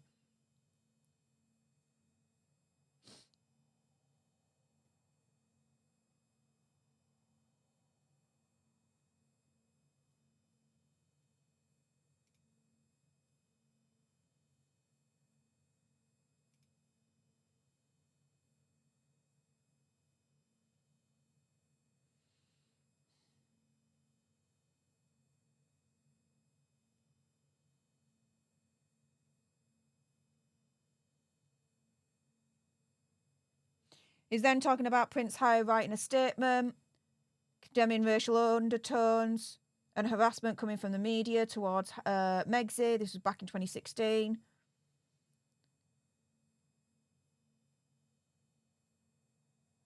The then Prince Charles said that he thought this was a terrible idea, taking on the paper so aggressively. Prince William didn't agree with it. Hazard didn't let King Charles know that prior to the statement that it was going to be released, or because he knew Prince Charles would try and stop him.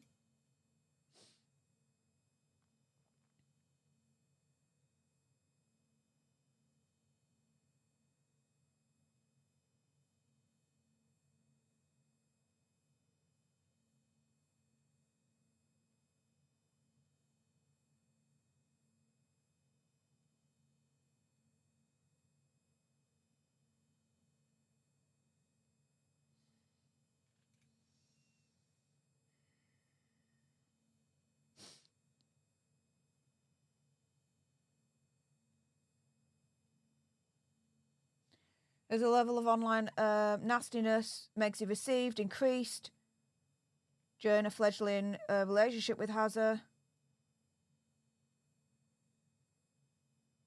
Kensington Palace's Instagram account was getting slurs and hate speech.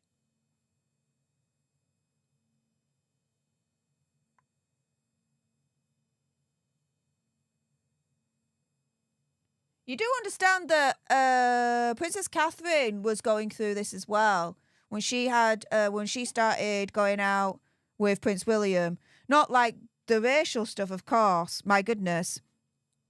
Online. And it wasn't really online back then that much, you know. But in the press, I mean, she was called Waity Katie. She was absolutely hammered in the press at one point, right?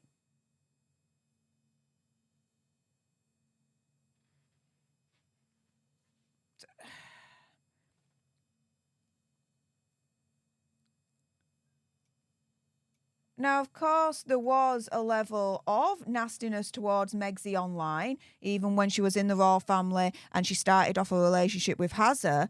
But my argument is this: it's not as much as I think they're making it out to be. Overwhelmingly, we were positive about her.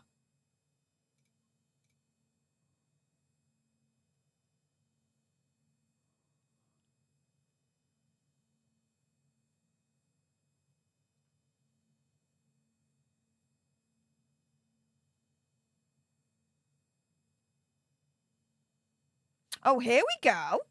He mentions the Sussex squad, guys. So, as a result of the online nastiness Megxie was getting, and the online racism Megxie was getting at the time, a movement had come up called the Sussex Squad. They were the ones that were going through the comments and reporting offending items.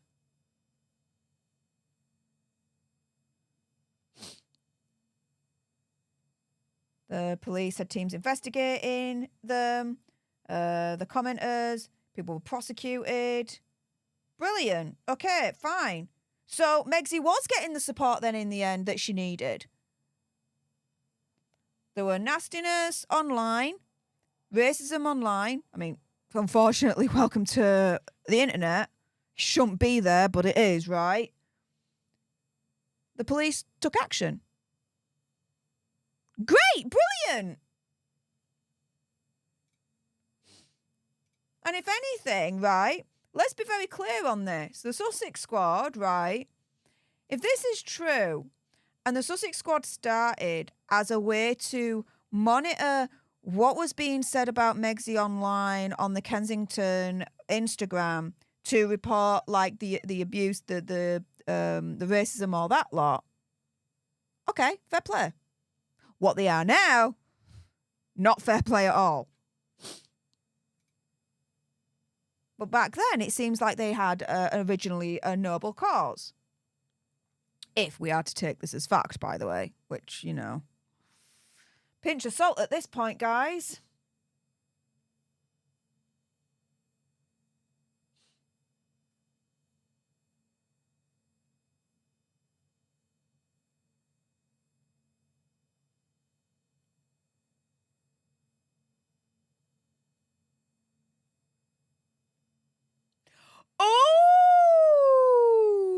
Oh, I've got to, hang on a minute, guys, I've got to write this one down. Where did I put my pen?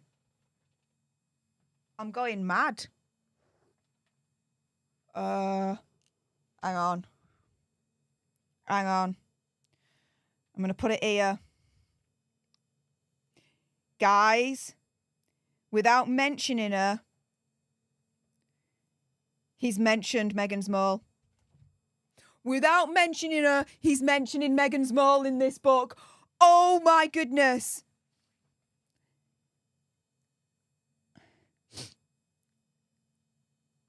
Without mentioning her, hang on, British based? Okay. Unless this is, how do I put this? Someone else. I think he's mentioning Meghan's mole here. He's talking about a YouTube account, but he's saying British based, which is why I'm kind of hesitating. But he says a British based YouTube account dedicated to the conspiracy theories about the conspiracy theory about Megxie's moon bump, the fake pregnancy, all that lot.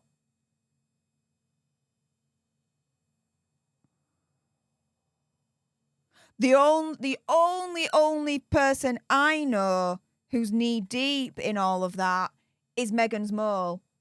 But the one thing that kind of pauses me to think maybe it's not is that he's describing it as British-based YouTube account. Is there anyone else that you think he might be talking about here?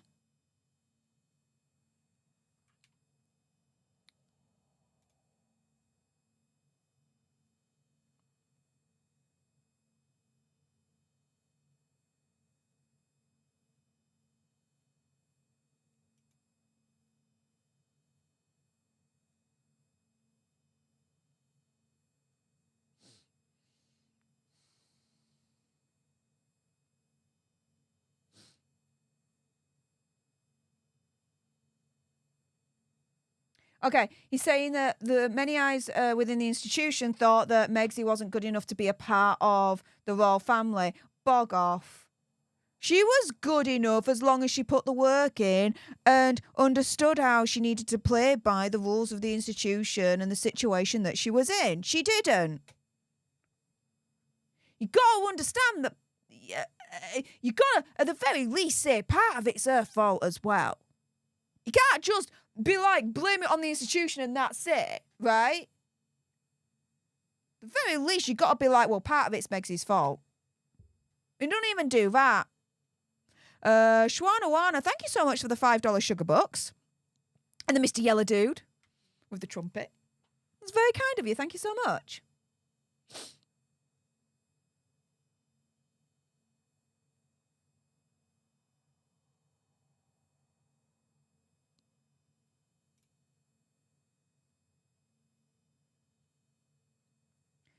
This don't make sense.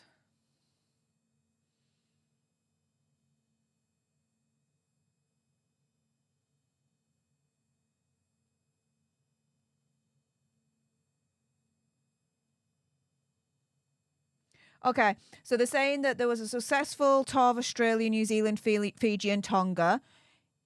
Popularity grew so big. Yeah, we did like them. Come on. But saying that palace staffers were jealous and so they wanted to put them down a peg or two. So he's saying here that the palace permitted the press to knock them down a peg or two. What? Nah.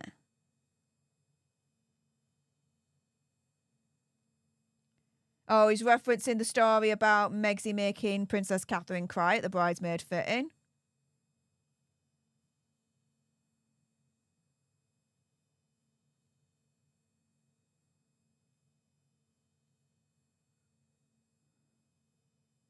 So now he's going through instances of since that royal trip that Hazza and Megxie made, some instances of the newspapers reporting on Megxie and Hazza in a negative light, trying to enforce this notion that the palace was behind it to pull them down a peg or two. That makes no sense as to why the palace would want to do that in the first place. Because of jealousy? No, I don't think so.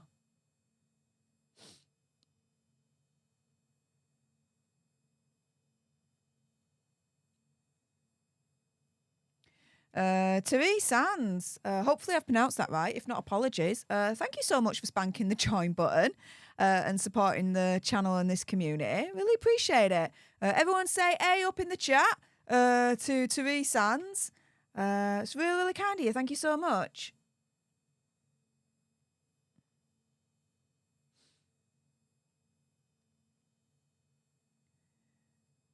He says, as the only reporter close to the people working directly with the couple at the time, it was easy for me to see the manipulation for exactly what it was. Okay, but I'm not going to hold my breath and see if he mentions the at least allegations that Megxie was bullying staff whilst she was a working royal.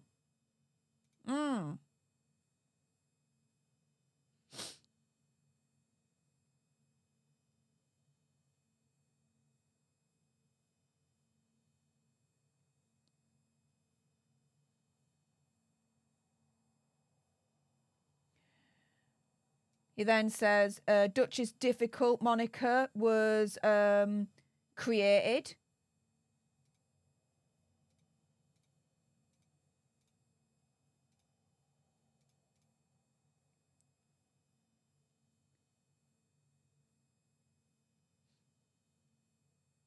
For women of colour, particularly those of African or Caribbean heritage, the trope of the difficult, angry, emotional woman is a familiar one. Which is wrong. That shouldn't be the case. But yeah, you want to talk Duchess Difficult, why don't we talk about Weighty Katie?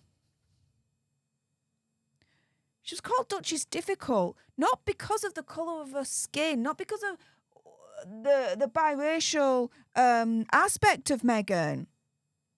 It was because of what she was rumoured to be doing.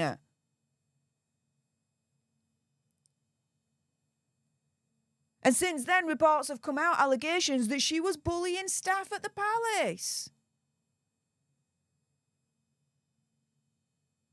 And he's turning around and trying to say Duchess Difficult is basically, opinion conspiracy theory, whatever, is basically being racist against Megxie. I don't think it is. No. Conveniently misses out that early on in the relationship between Princess Catherine and Prince William, she was called Weighty Katie.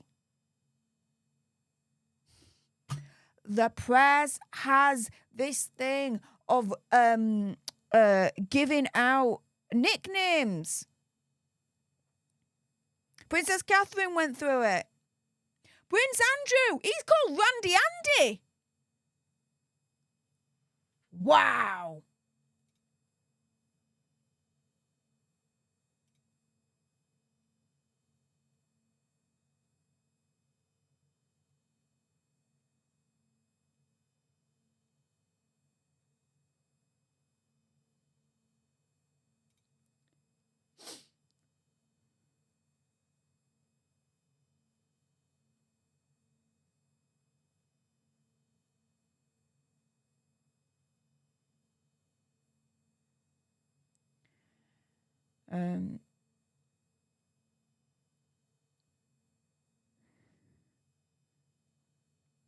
She couldn't take it. A source saying the feeling was that she needed to develop a thicker skin. Yeah. Princess Catherine had to do that.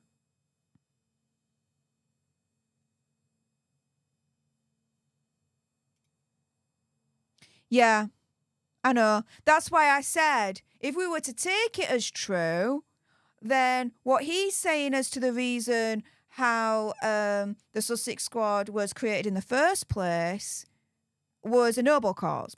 Now, not so much. If we were to take it as fact. But when it comes with Omid, not so much. Not so much, guys.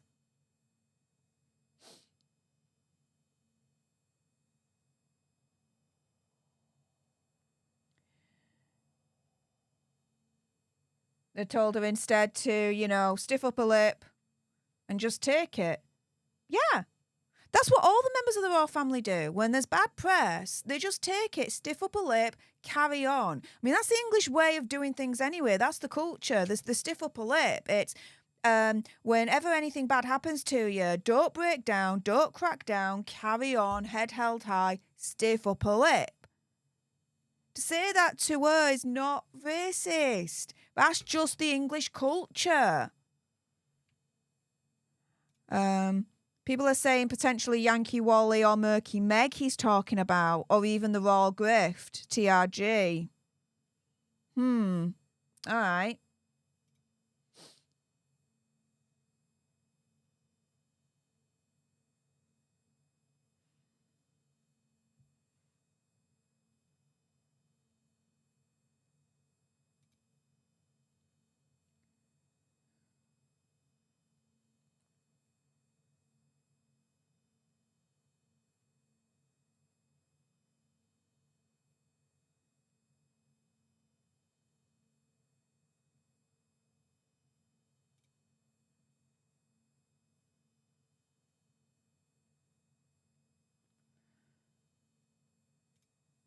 Okay. He's still going. It's the usual, guys. Megsy, racism, Megsy, racism, Megsy, racism. I couldn't disagree with any of this more.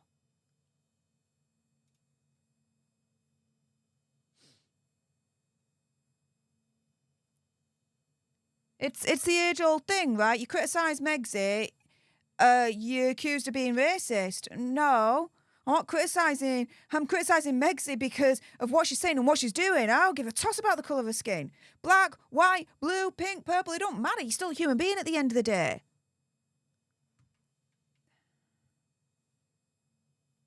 Reporting on Megsy in a negative way is racism, guys.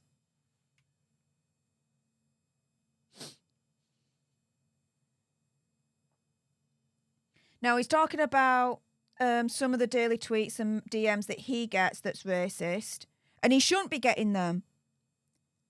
And neither should Megsy. Like I said, there's no room in this world for this shiz.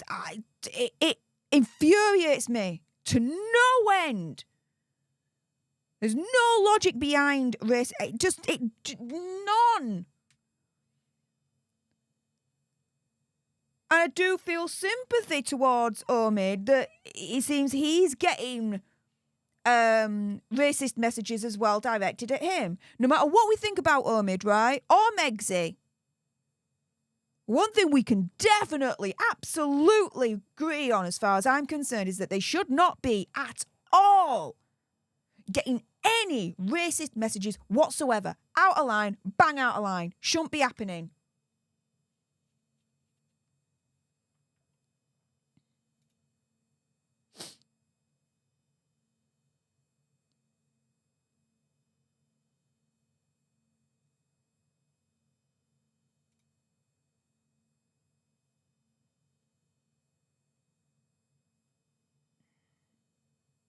And out of all of this, he's saying that the palace never helped her, never supported her. You got two things here, right? Either it's a case of the palace did help her, but not as much as she wanted, so she's basically turning around and saying the palace never helped me. Or, again, opinion, conspiracy theory, whatever, the palace turned around and said, no, ignore it, hold your head up high, keep that stiff upper lip and carry on, just like the rest of the royal family do, right? Just like the rest of the royal family do. In that regard, then the message is the same as they would say to any other royal family member. So if anything, actually, how they treated Megsy wasn't racist at all. They were treating her equal to everyone else. They would say the same thing to Princess Catherine, the same thing to Prince William, right? Right?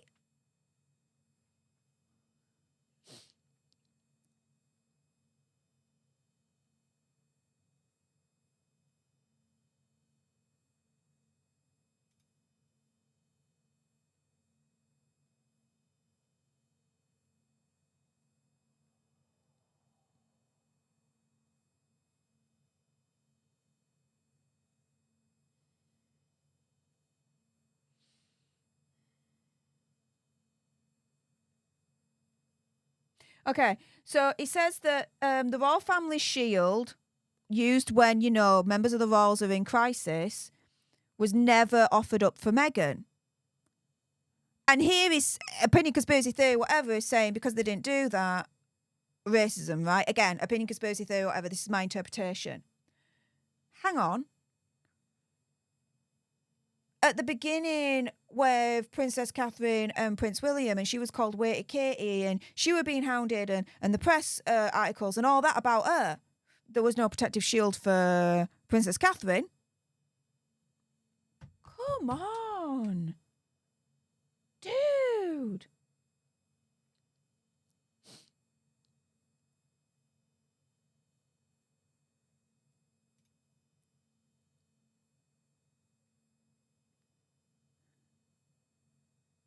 She was told, from what I gather here, keep quiet, stiff upper lip, carry on, head held high.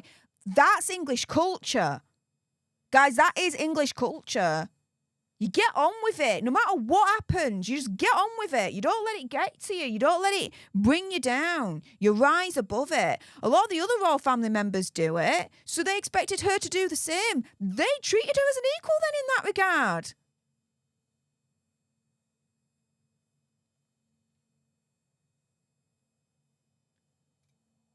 I mean, Princess Catherine, back in the day, she suffered from sexist attacks, right?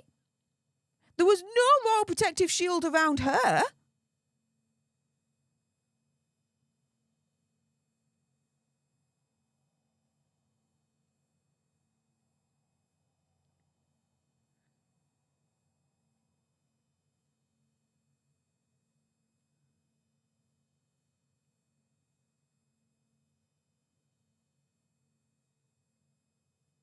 Let's see.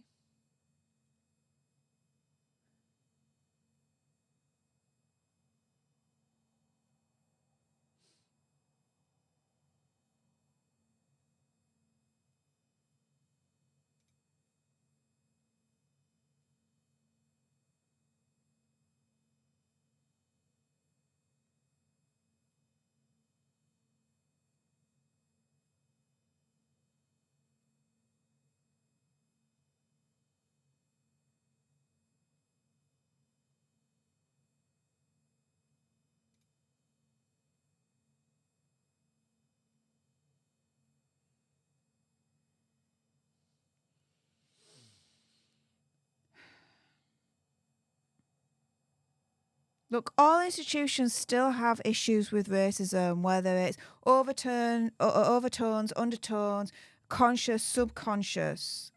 There's always that. Royal family's no different.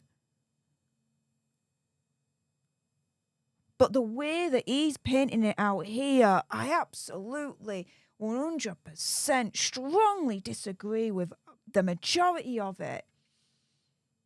To me, this again is spin.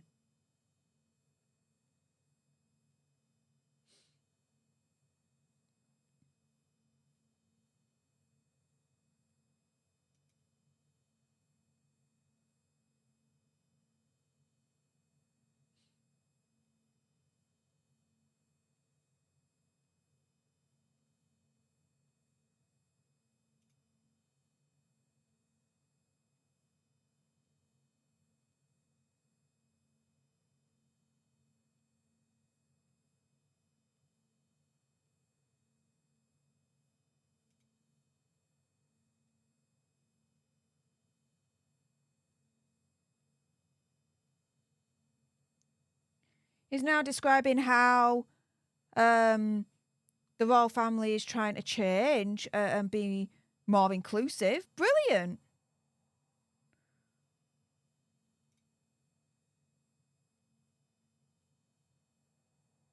But to me, he's saying it's all for show.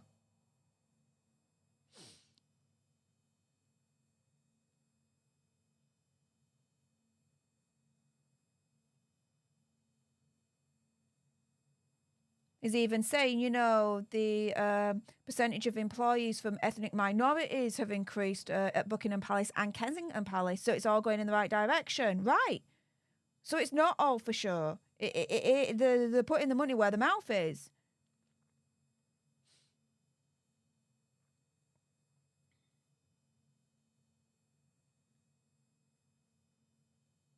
You hire people not because of their skin colour. You hire people because they are capable of doing the role. They have the necessary qualifications, the necessary experience. That's what it is.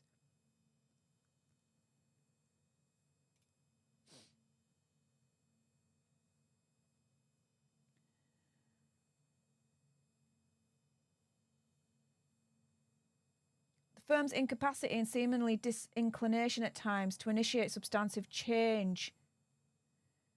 Who do you think you're talking about here? This is the royal family. Substantive change? No. No, you're not going to get substantive change from the royal family. That's just not how it works. Wake up to the reality of the situation. They change, but it's incremental. It's incremental change. Wow.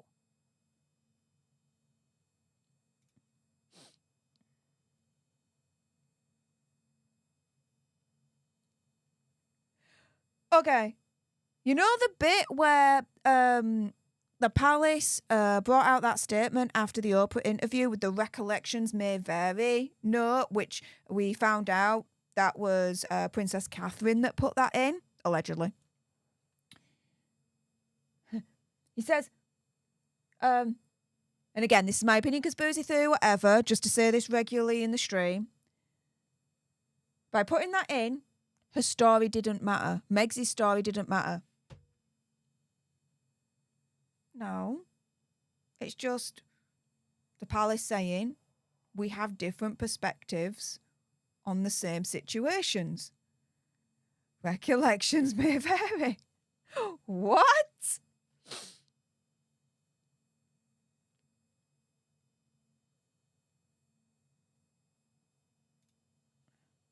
Okay, so we're on to the next chapter. We're halfway through. Gloves on. Prince William, heir to the throne. Brilliant.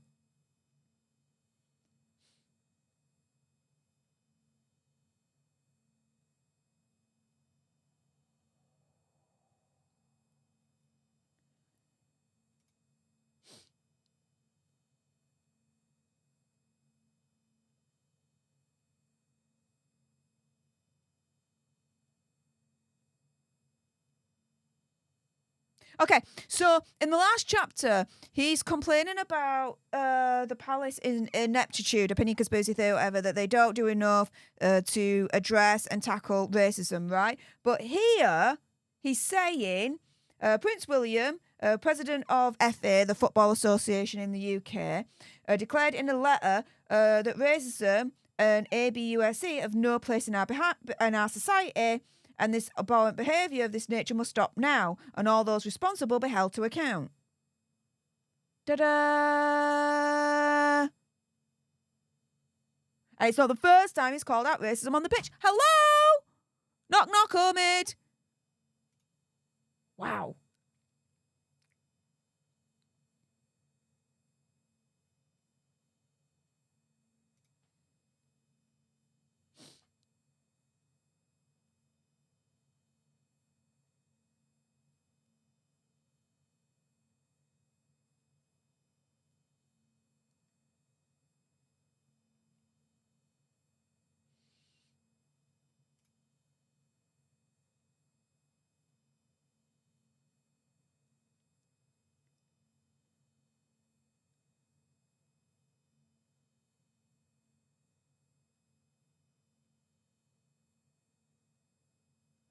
Oh! No, he went there. He's saying in recent years his public persona's taken a hit, including rumours surrounding Prince William, Princess Catherine, and the Marchioness of Cholmondeley. Dude went there.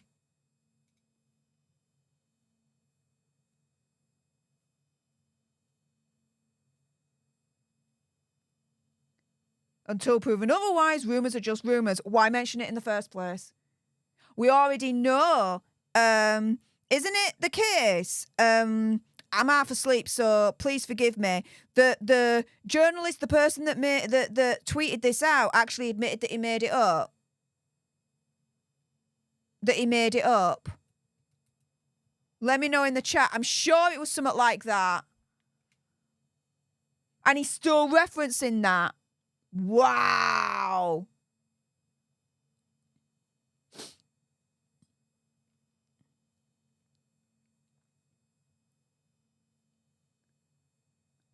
Up until early March 2019, the gossip about Rose Hanbury was restricted to media circles and royal press pens and the society scene.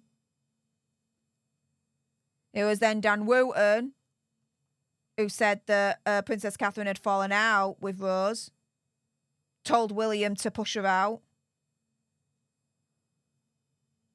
mentioned her as Princess Catherine's royal rival. Oh, he's really going in on this story. Wow. Yeah, really, isn't it the case? Have I dreamt this? If I have, please let me know. that the person that started this actually then admitted that he made it up?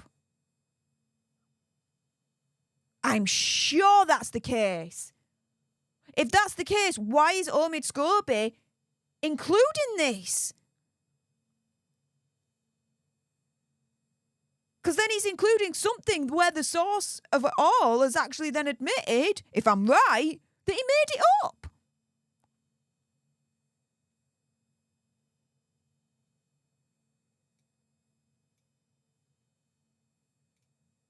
Yeah, there we go. There we go. Booyah.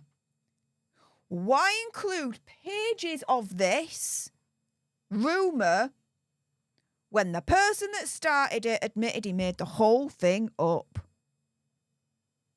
Wow.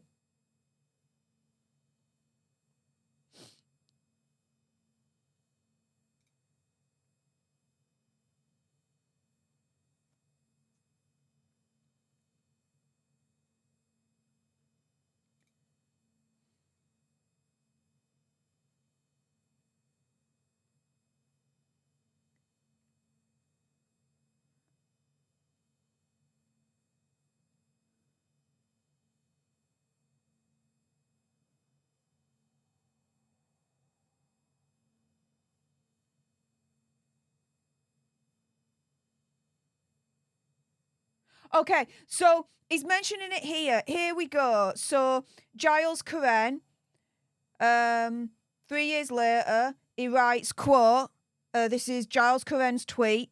Can I please just say that while it was far from being the worst thing I've ever tweeted, I was joking. I'd had a boozy lunch talking to fellow hacks about the story, and in the cab home went online to blurt. So even Omid Scobie has referenced that Coren made it up, that this was a joke. So why is he including that whole saga in this book when it's a nothing burger? It was a joke. There was nothing in it.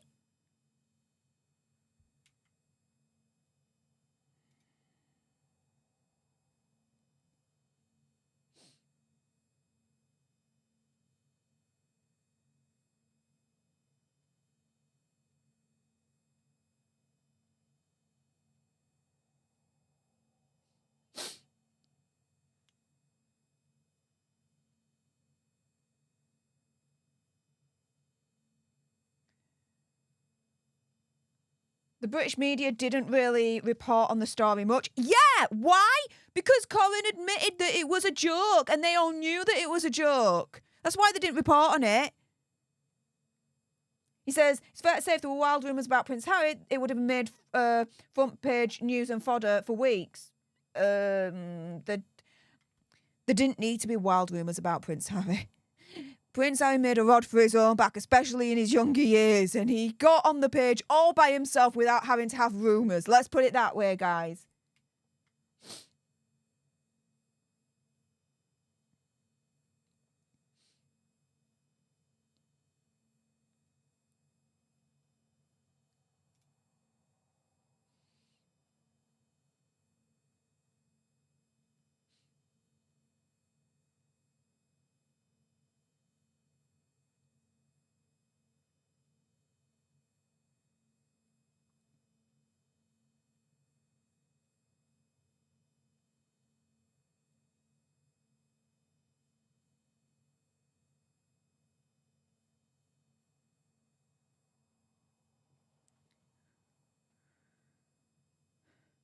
And he's still talking about Rose Ambury.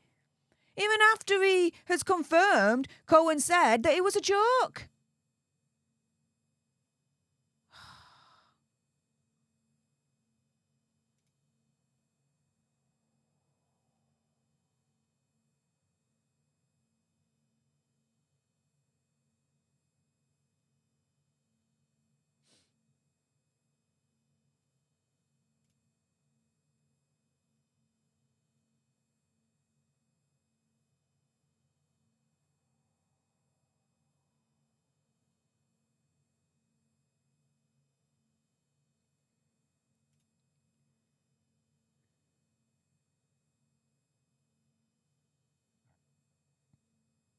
He's not saying anything here where I'm like, okay, so what's the problem? He just isn't.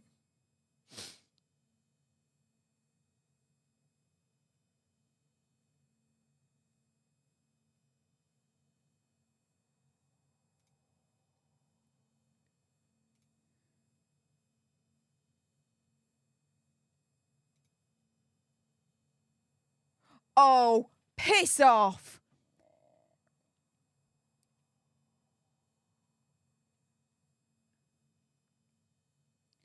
He says, quoting a little bit here, it's been more heads apart since Prince Harry's 2020 departure.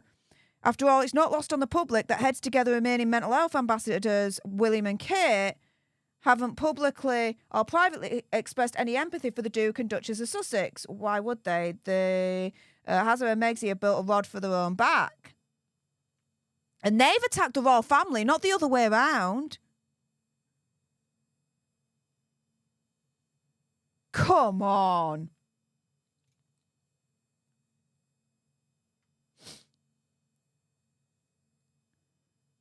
How about, because Prince Harry was part of the Heads Together campaign, how about Prince Harry taking into account the mental health of his family and not attacking them publicly in the first place? Right? Wow.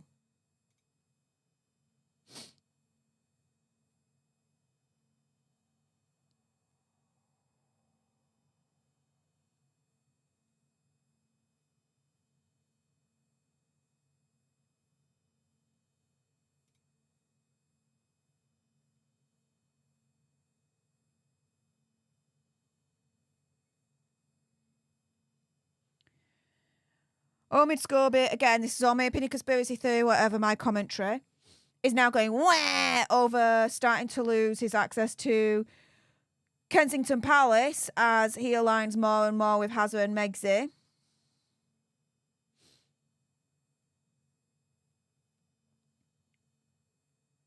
Saying that the papers would refer to him incorrectly as Hazard and Megxie's pal.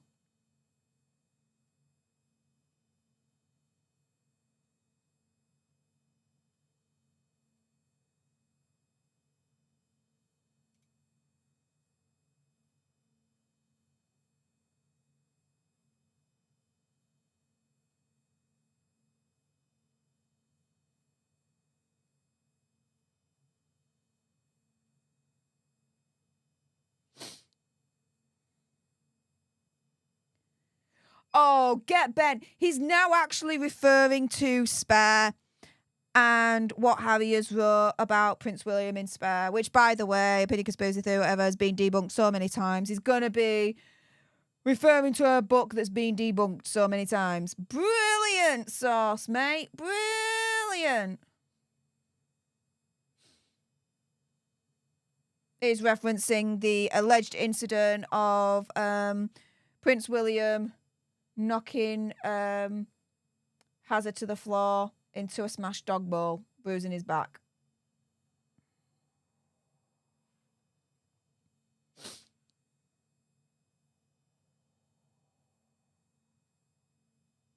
Ooh. He coins a new phrase, I think. Sussex haters, guys.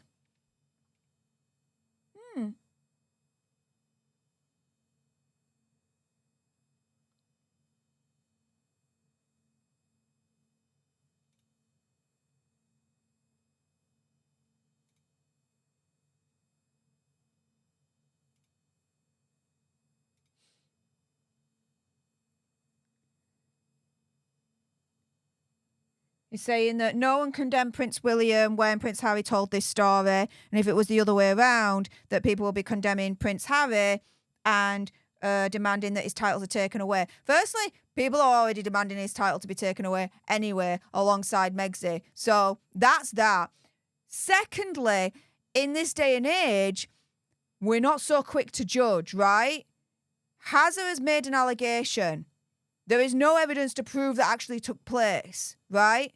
We're yet to hear the other side from the royal family to make an absolute determined judgment as to how we deal with it, right? Who we believe, what we believe. We're not so quick now to just believe one side of the story.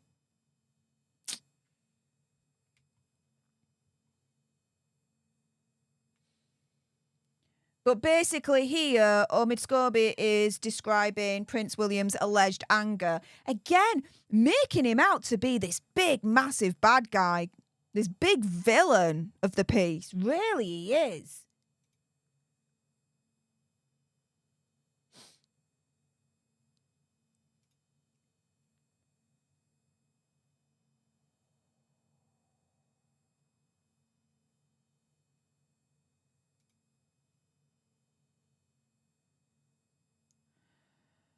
He explains that Prince William expressed concerns that Hazza was going too fast with Megxi. For Prince William, Megxi was an outsider. Well, yeah. She was in a lot of the sense of the term. She wasn't from England. She was from America. So she's from a different culture. Coming into the English culture and the royal family, the British culture, like, yeah. Yeah. And?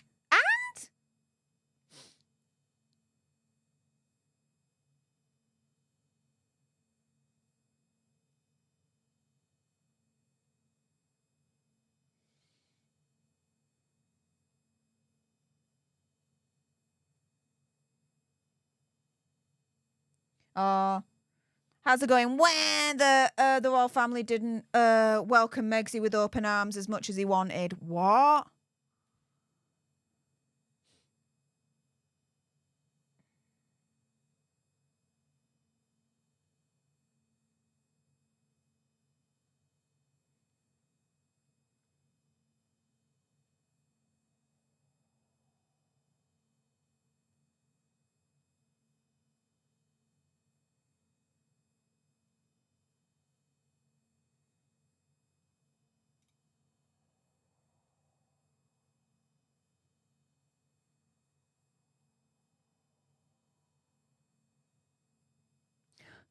He's claiming that Prince William is envious and always will be of Prince Hazard's freedom to be able to break away from the royal institution. I don't think so.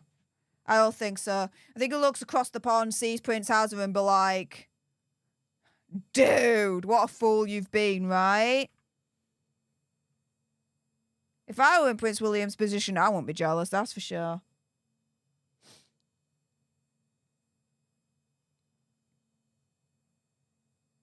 Yeah. Here, convinced Harry's been brainwashed by an army of therapists. I think that's been in the press about this.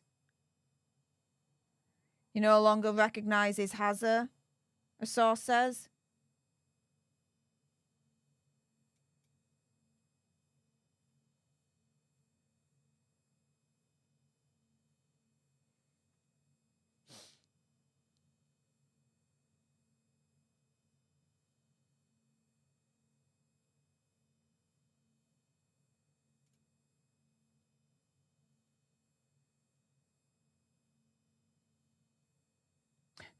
He's comparing the storyline to Wallis Simpson and the then King Edward. When it comes to Hazard and Megxi, Prince William and Princess Catherine. Brilliant.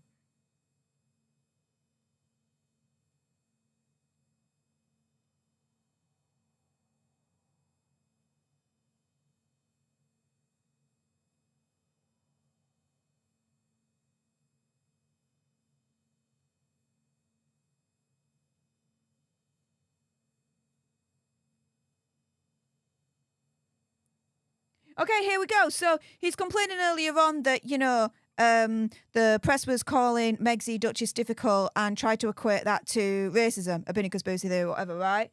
And here he's saying that, 6 years ago, Prince William was called Workshy Wills, Throne Idol, that kind of thing, right? Yeah. When a press gives you a nickname, doesn't mean automatically that there's any racial, sexist, undertones. We're just giving you a nickname, right? Duchess Difficult was given to Megxie, not because of her race, but because of her rumoured behaviour of being difficult. Which then transpires that the allegations then came out later on that she apparently were bullying staff. Come on!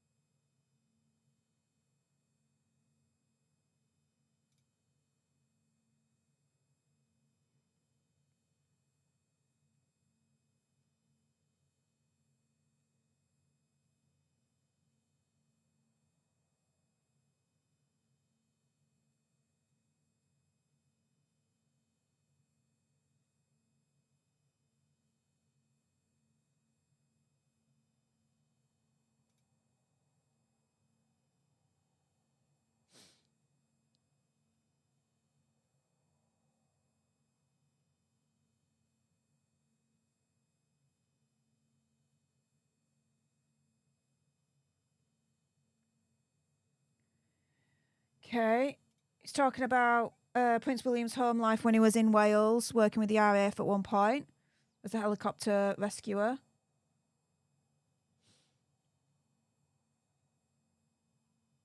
And now he's embraced his full-time royal duties.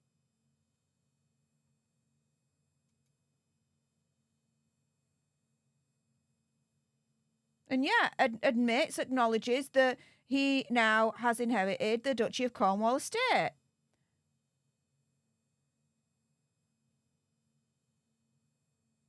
Annual net surplus of £24 million between 22 and 23. Overall worth £1 billion. Like I said earlier on, there's no struggle for power.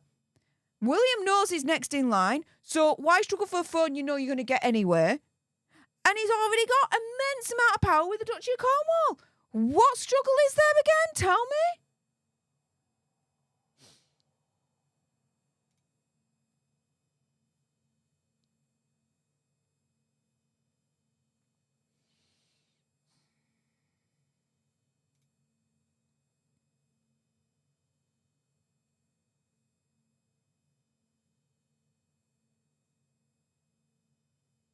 He's saying that Prince William's alone, especially after Hazard's exit. No, he's not alone. He's got Princess Catherine and his 3 children. He's got Princess Catherine's family, who he's still close to. Come on. He ain't alone. He's got all the aides, his private secretary, everyone. He ain't on his own.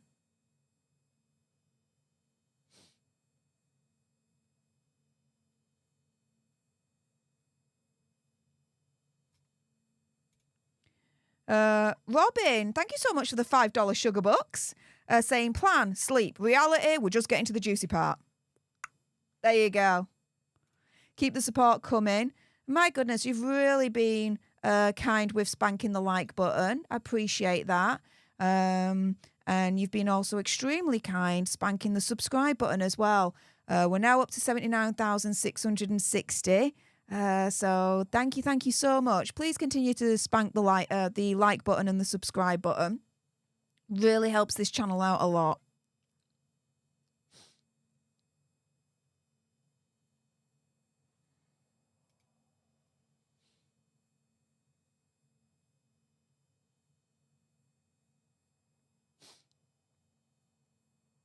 Talking about how he deals with his children, protective over them.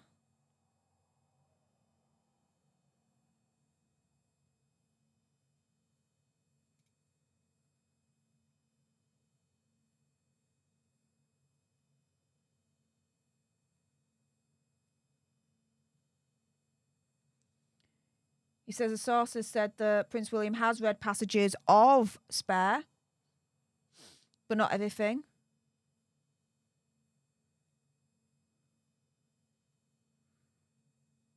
He says that Hazard's experience is very different to Prince William's own children.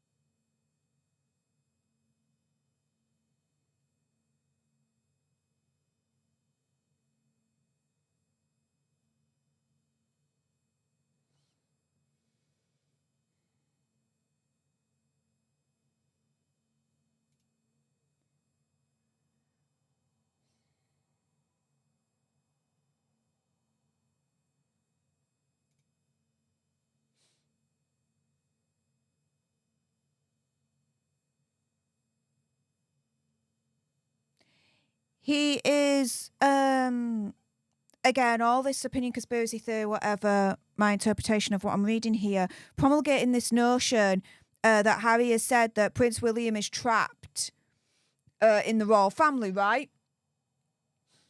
And he's saying it here, quote, "I can't help but wonder whether the system will ever allow the public to see the real side of him." Is what he's basically saying here towards the end of this chapter. Okay, we're on to the next one. Gloves off. Prince Harry, man on a mission. Brilliant stuff. All right.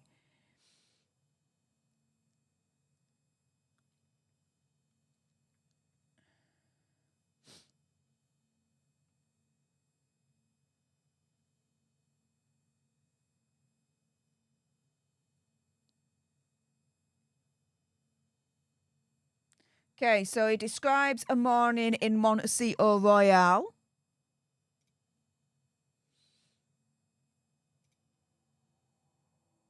The Sussexes keep their mornings as time for the family only, says a source. No staff. I wonder who that source is. Again, I'm just asking for a friend, guys.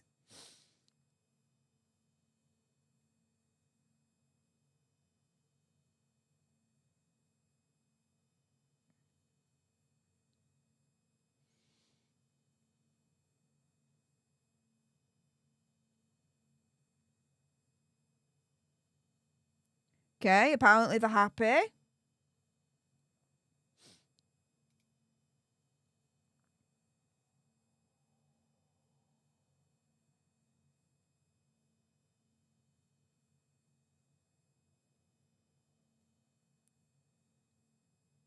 Saying they rushed into commercial deals. First 2 years, they pretty much made it up as they went along, kind of thing.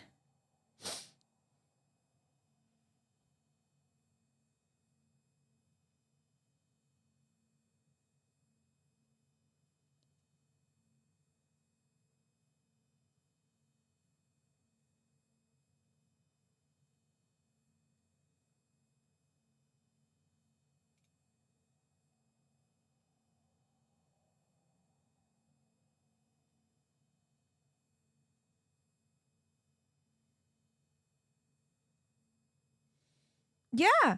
He says, with the upcoming releases of the Harry and Meghan mockumentary on Netflix and Spare, the palace officials and family members were doing the best to keep Harry and Meghan out of the loop at arm's length. Like, they didn't trust him. Quite rightly so.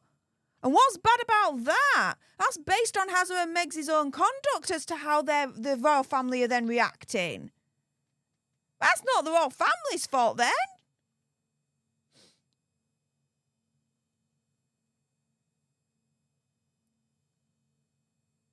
Frogmore Cottage was filled with promise, but afterwards, once they moved to America, it didn't feel quite so cozy anymore. So then, when the news broke this year that they were getting evicted, they should have been all right with that. Instead of Harry turning round and saying, "Don't you want to see your grandkids anymore?" Come on.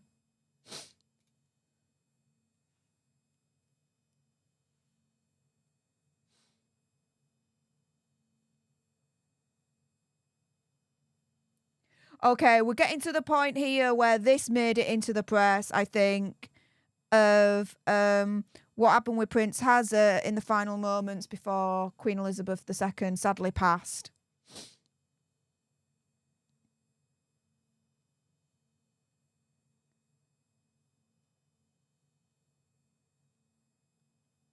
Yeah, an unknown number came up. He usually ignored those. You should answer it, Meghan told him. Again, details like that make me question, how would he know that in the first place?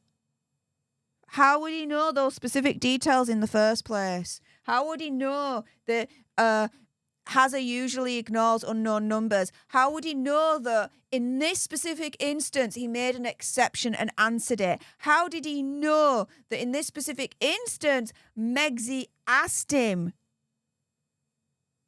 essentially, to make an exception and answer it? That's a conversation between two people. You tell me where he got this from. I got my ideas, that's for sure.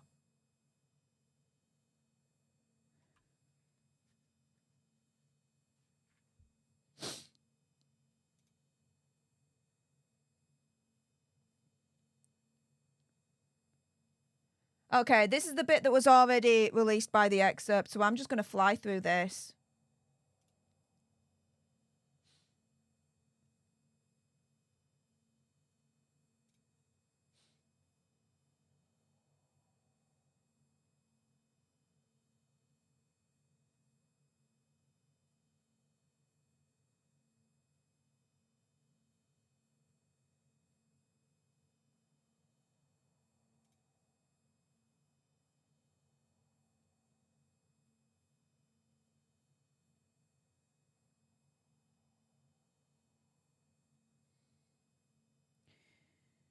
Okay.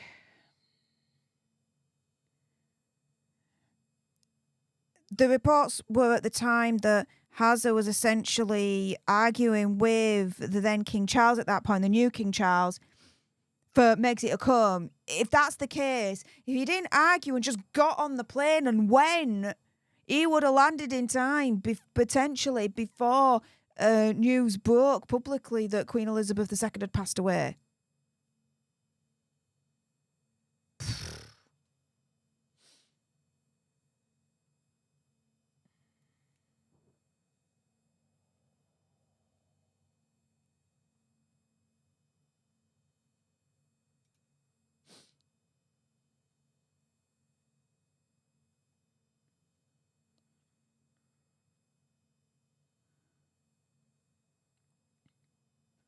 So he paid his respects when he got there, greeted by Princess Anne. By the time he got there, King Charles, Prince William, Queen Camilla had already left. No invite for Harry. Fine. And? You weren't there at that point. Bye.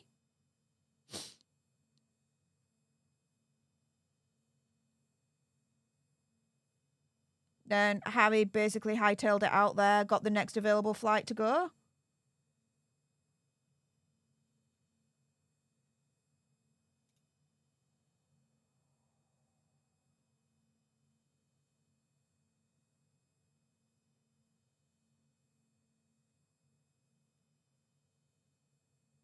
Again, this is saying nothing new. He's talking about how the king encouraged Prince William and Princess Catherine to do a walkabout at Windsor with Hazza and Megxit.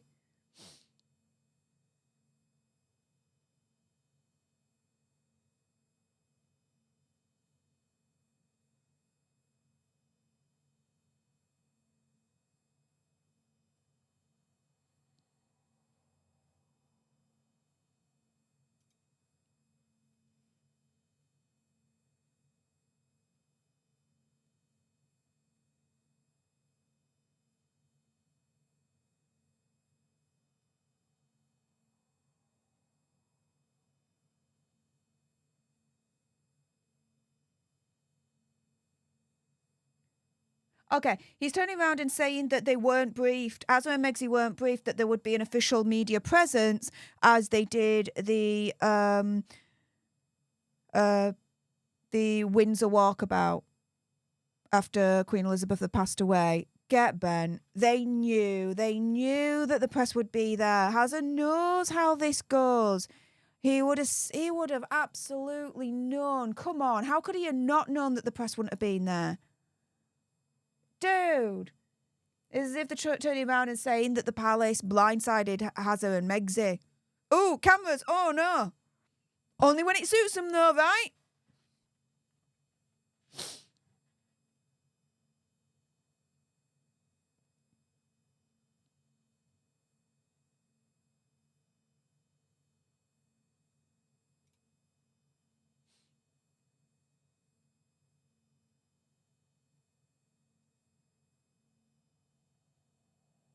Yeah. Okay. So people didn't like that Megxit was there. People refused to shake her hand. Others did though whilst grimacing. And Yeah, there's a huge dislike in this country towards Megxie and Hazza. But again, it's got nothing to do with the colour of her skin. It's what she's saying and what she's doing, and it's what he's saying and what he's doing.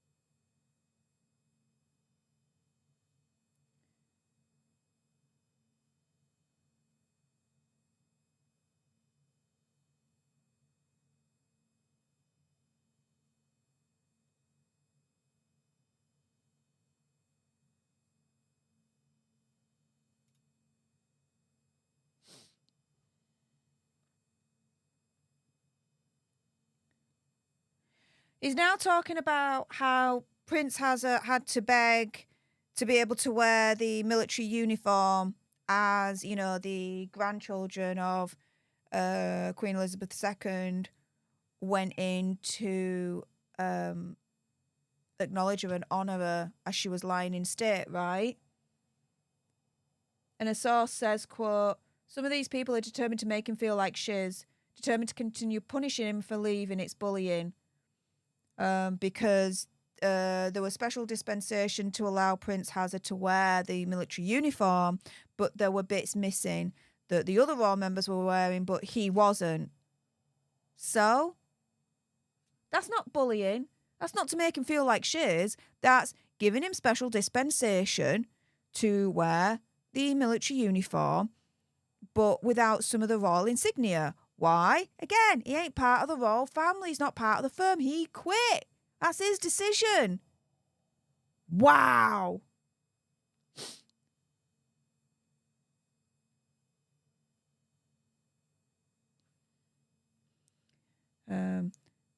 He then says, you know, Hazza and Megxie were on the receiving end of snubs and bush-offs. Yeah. Members of the royal family ignored him. Yeah. And they ignored him because of what they've done and what they were going to do with the upcoming Harry and Meghan mockumentary and the spare book. I mean, come on. You're going to talk to Hazza and Megxie and trust them as far as I'm concerned? No. No.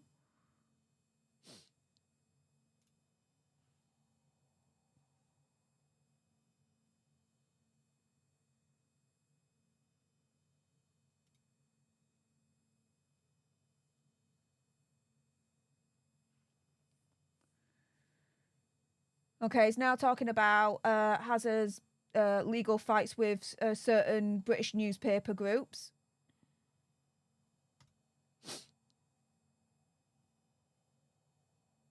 That the royal family aren't really happy that he's doing it.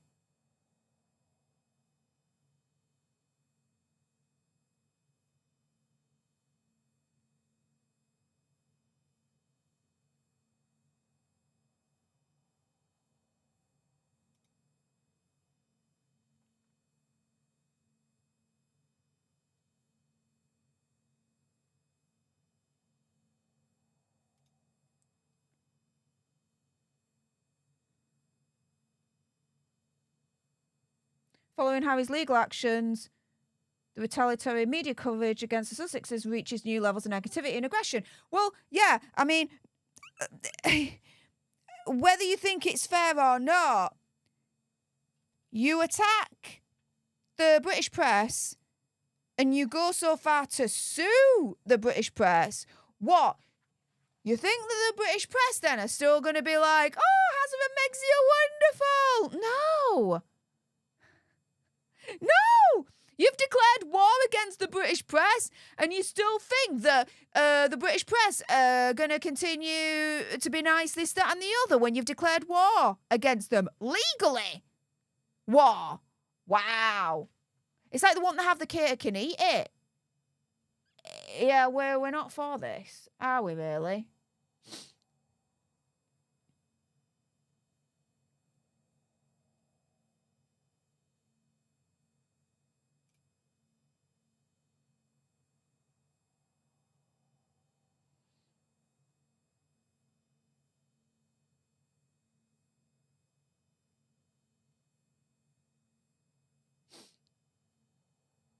Okay.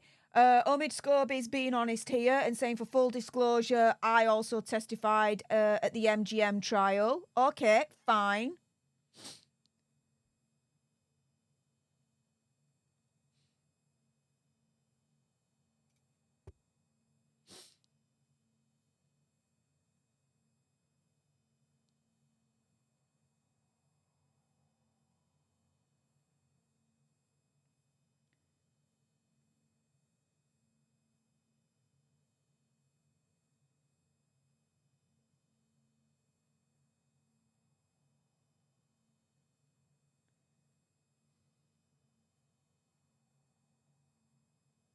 Omid, I think, is trying to be balanced in terms of reporting what happened when Prince Hazza was on the stand at the MGM trial.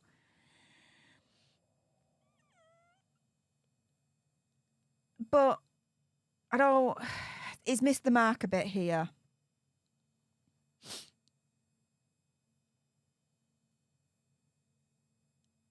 Because he's not turning around and saying, when it comes to the other side, right, Andrew Green, MGM's barrister, that a lot of Harry's claims actually got debunked there and then on the stand, because he was like, Azza was like, where else could you got it from other than illegal information gathering, right? And the barrister turns around and says, well, hang on a minute. That story came out in another newspaper, not related to our group, like 2 days ago. Or the story came, or it was, you did an interview a week ago and then we reported on it. Like, it came from you, mate. Like, he's not mentioned anything like that in here.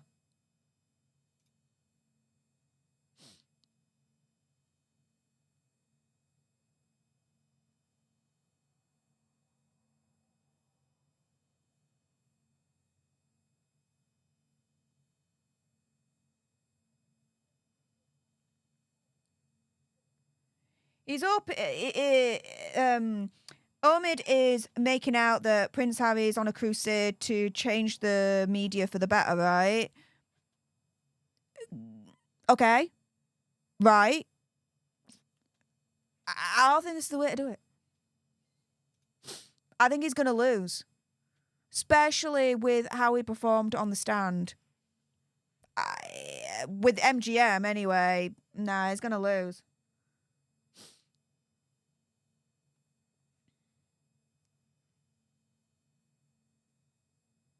Oh, he's saying that for Harry, the royal revelations are now over. So let's quote this. Sources close to the prince confirm that royal revelations are now over. And any rumours of additional chapters or updates being added to Spare are false. So it will remain unchanged when it comes out on paperback. That's what they're saying here. Hang on a minute. Let's be very clear here. He's only saying Harry. What about Megxie? Are her royal revelations over? Does he say that? I don't see it here.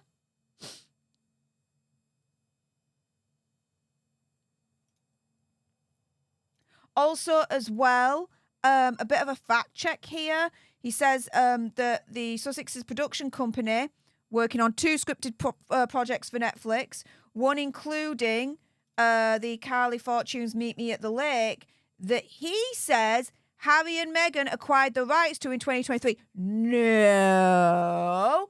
Netflix acquired the rights to it in 2023. It was originally reported that Hazza and Megxie did it through Archewell Productions, but then days later it was like, no. Netflix did it.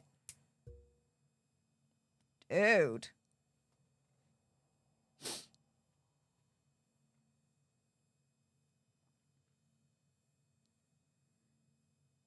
The decision to look ahead rather than back will be music to the ears of the palace. Again, he's only said that Harry is done with royal revelations. What about Meghan?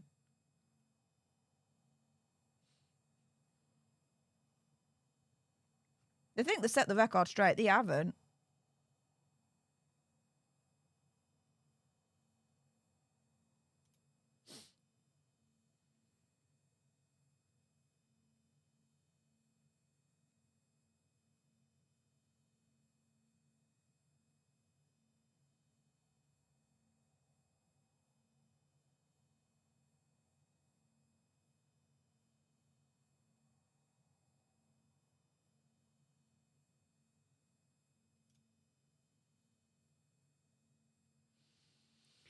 He's explaining how their credibility is shot. That not a lot of people trust him. Trust Hazza and Megzi.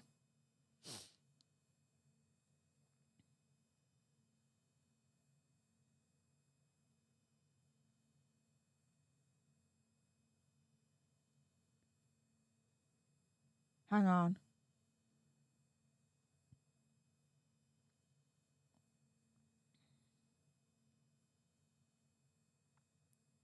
Hang on.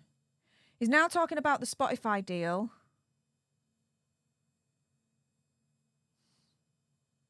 Asking for a friend. Is he blaming Spotify for the deal failing? Because he's saying here that when Hazza and Megzi signed the Spotify deal, they didn't expect executives to absolutely put a kibosh, poo-poo on so many of their ideas. So to me, what he's saying there is, well, hang on a minute. Hazza and Megzi had so many ideas and they were pitching them to Spotify, and Spotify were turning around and saying, hell no. So in that regard, to me, he's insinuating that the failure of the Spotify deal was because of Spotify. Hazza and Megzi did their best. They were giving them all the ideas, but Spotify was saying no, so it's Spotify's fault. Oh, I don't think so. Even if, right, Megzi and Hazza were batting so many ideas to Spotify and Spotify was saying no, right?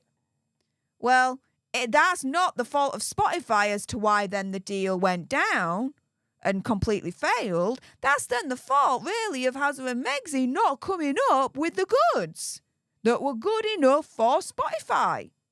That's as simple as. But they've learned lessons when it comes to the business side of things since it all collapsed. And he does quote Bill Simmons calling them grifters. Not effing grifters, but grifters. We'll take that. Okay. It's not the full quote, but we'll take it.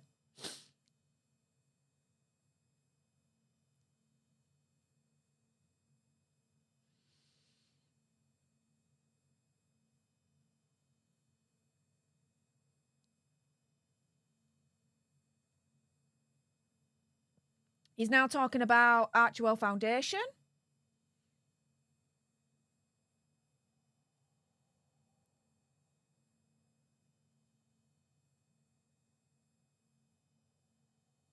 Talks about how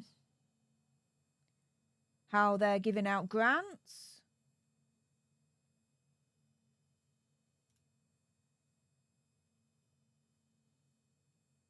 Doesn't talk about how out of 13 million, they only donated 3 million, leaving a 10 million surplus.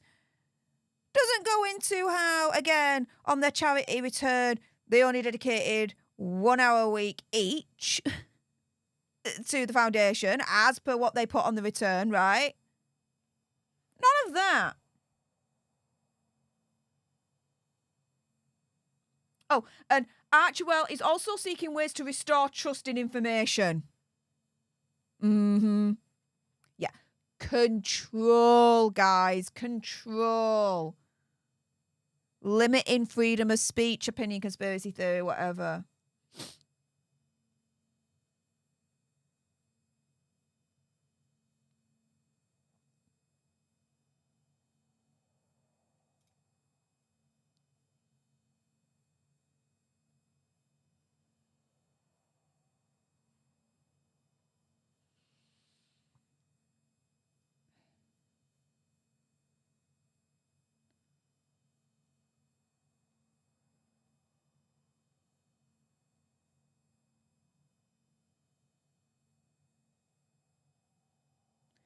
He's now talking about Megzi.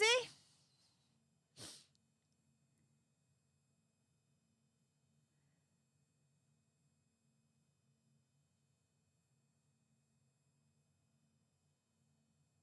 have a look.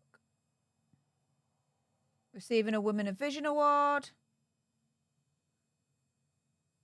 Rumours that she would revive the blog Tig, following the footsteps of Goop. I've reported on that.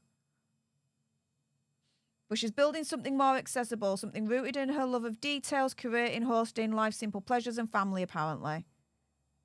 She wants something safe and timeless and not ride on the back of anything royal. Okay. Drop the Duchess title then. As in officially drop it.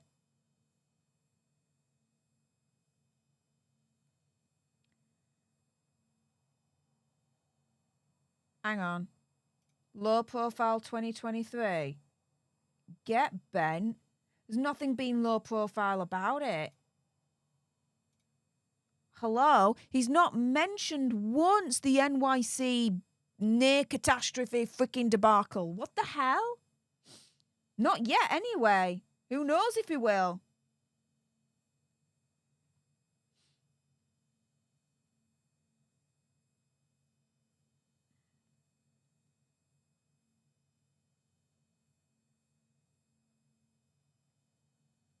Complaining that Prince Archie and Princess Lilibet didn't get their Prince and Princess titles automatically when King Charles acceded to the throne, that it took 6 months, and that's the King's decision.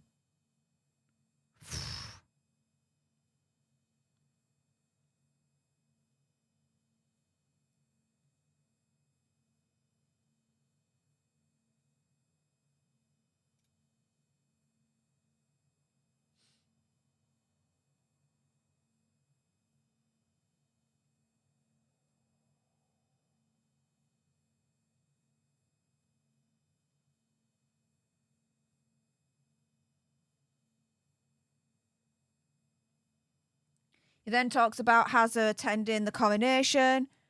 Apparently, a friend quotes Harry saying, quote, "I'm ready to move on past it. Whether we get an apology or accountability, who knows? Who really cares at this point?" Are you shizzing me? He's willing to move past it after everything that he's done towards his family, the royal family and the British public. Oh, now he's ready to move past it. This is despicable. Okay, we're on to the next chapter. The men and women in grey, royal courtiers and the struggle for power.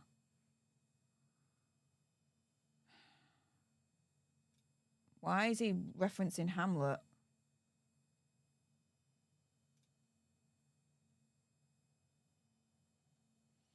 Palace advisors operate in cloaks of secrecy. Trading, gossip and favours. Okay, and that's the whole media in a nutshell. Whoever they deal with, celebrities, personalities, they all do the same thing.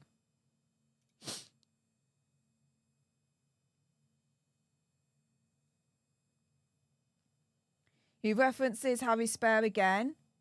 3 advisors stroke aides in particular, naming them the bee, the fly and the wasp.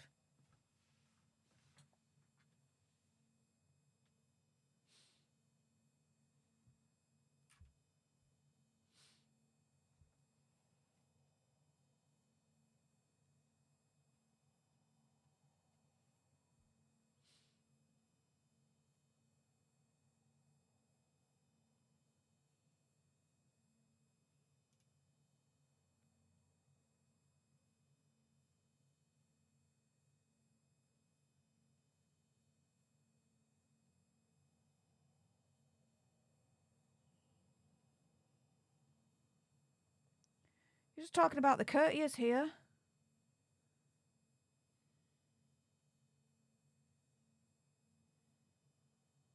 Apparently, King Charles never trusted Angela Kelly.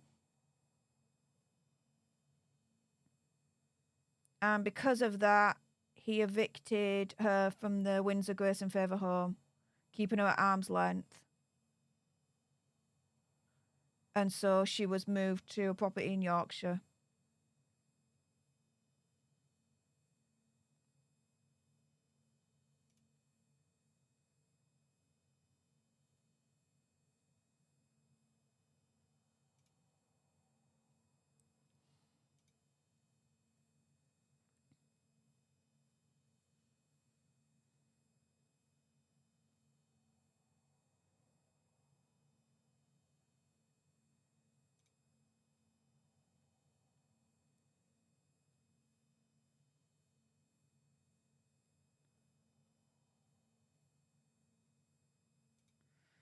He says that courtiers are powerful players. Yeah.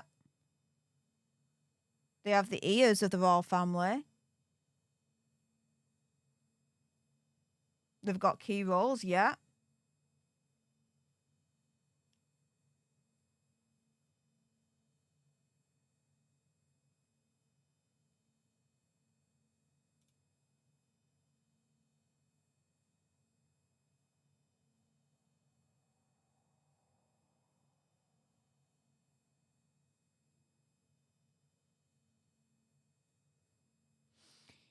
He's accusing the courtiers sometimes of behaving ethically and sometimes not. When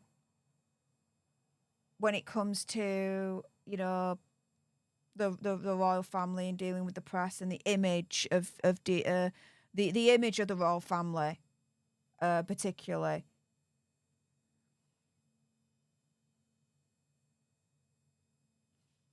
Again, just a regular reminder in this stream. This is my opinion, conspiracy theory, whatever. My interpretation of what I'm reading right now.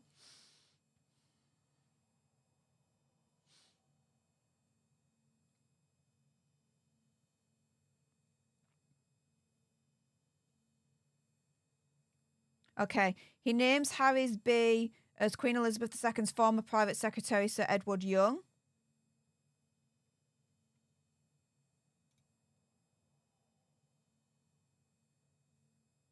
Fiercely protective of Queen Elizabeth.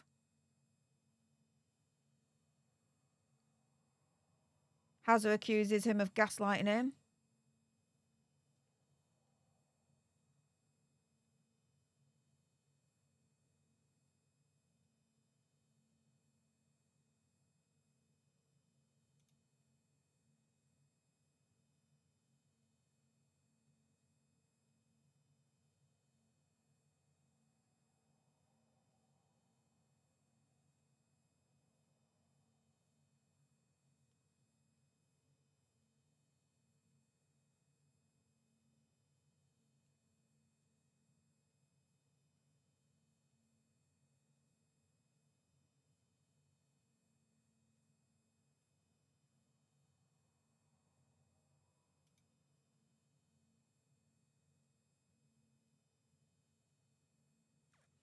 And this courtier is blamed in part for the Sussex versus Palace situation.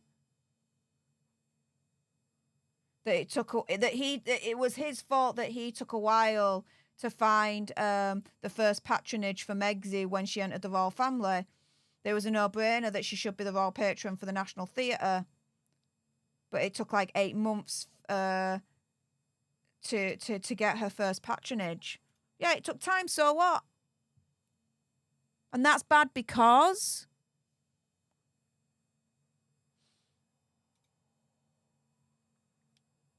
Clive Alderton, the Wasp.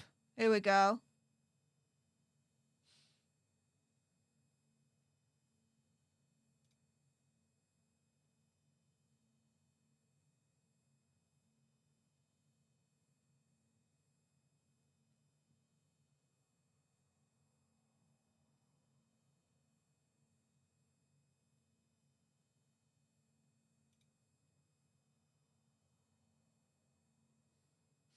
There's a lot of backroom maneuvers, doing things without letting other members of the royal family know. Okay.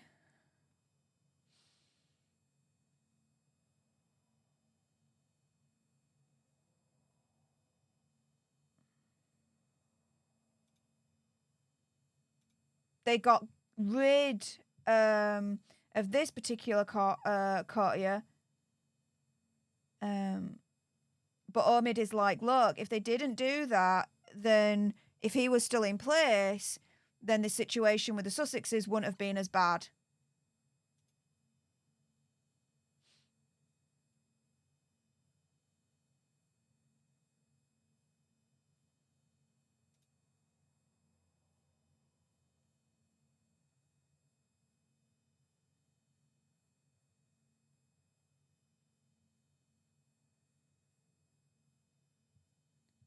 Is going in and saying that the courtiers Some of them are ruthless manipulators.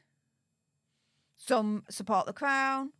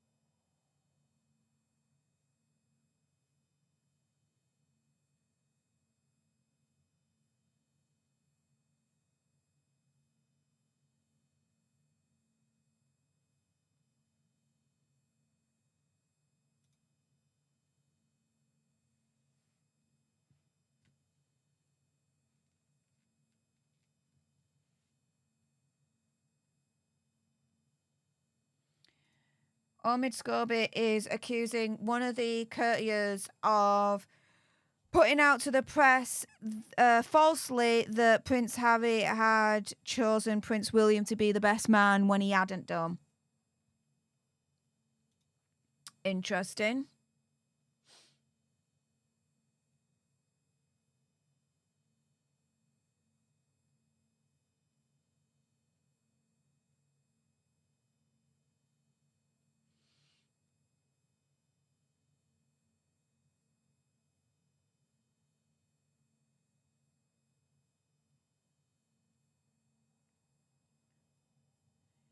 He's going into how people are criticising Prince Harry for flying private flights whilst, you know, he is involved with Travelist, right? Damn right. He should be under fire for that. And Megxie as well. But the media failed to account the Sussex's growing security concerns, particularly when travelling with a newborn. Come on. They could travel first class and have security. Other famous people are able to travel first class, business class, and be absolutely fine. Come on.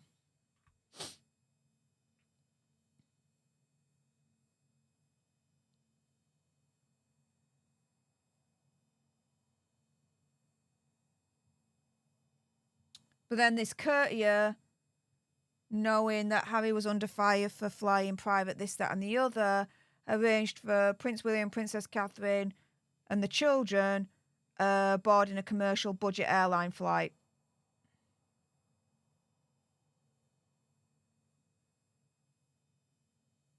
Fine.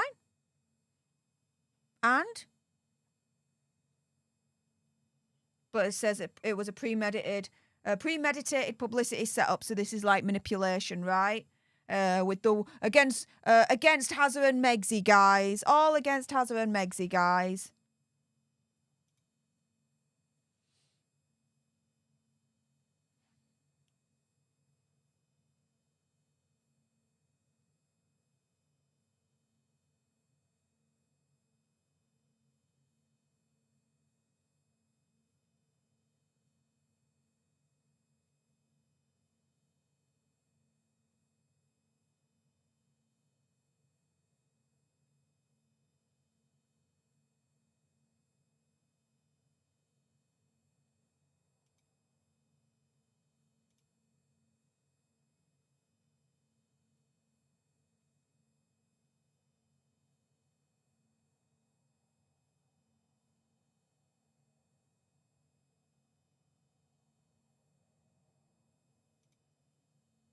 What is this?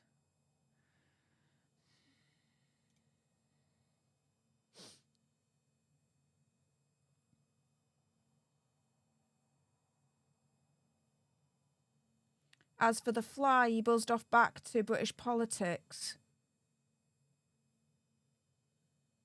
as cabinet secretary, the youngest ever to hold the position.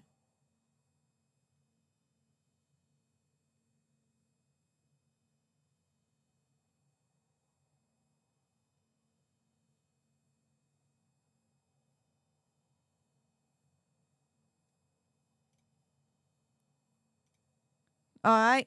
That was courteous. Not much to say about that. Ghost at the Feast. Princess Diana and Revisionist History. All right.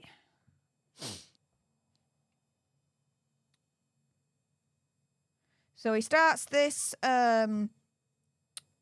chapter with the passing of Princess Diana.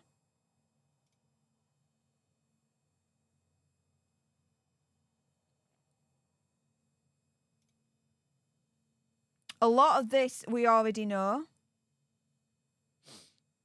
A lot of this actually is, I think, I would say from Hazard's book Spare right now.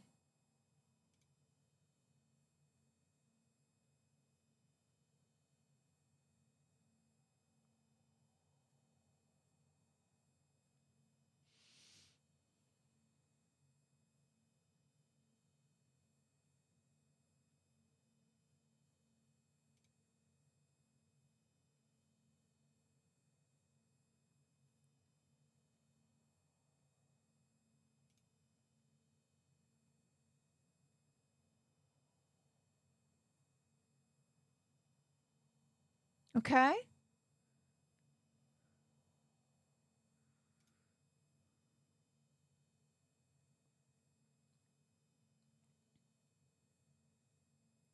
So we're getting to divorce now. I mean, I'm reading through this and he's not saying anything here where I'm like, bleh, you know what I mean? It's like, all right, fair enough. It's all that we know before.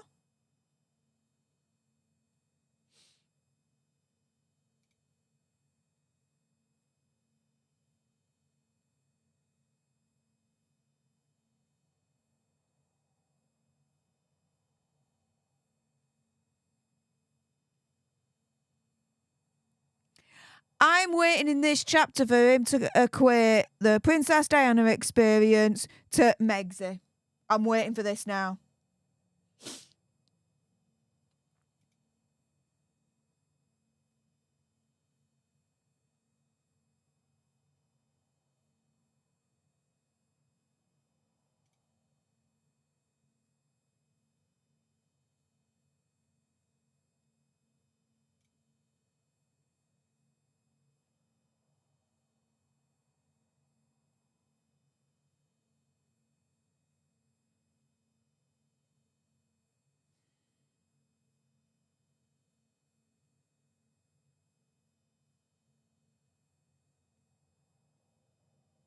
Okay, here we go.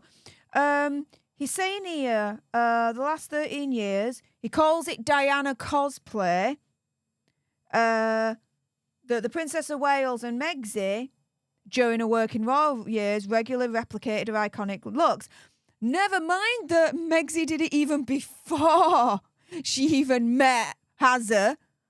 Come on. We've all seen that photo of her, hands on the hips, with the white shirt, Ray-Bans in the middle of the shirt, hooked on, right? Similar to the Princess Diana pose. Oh, come on.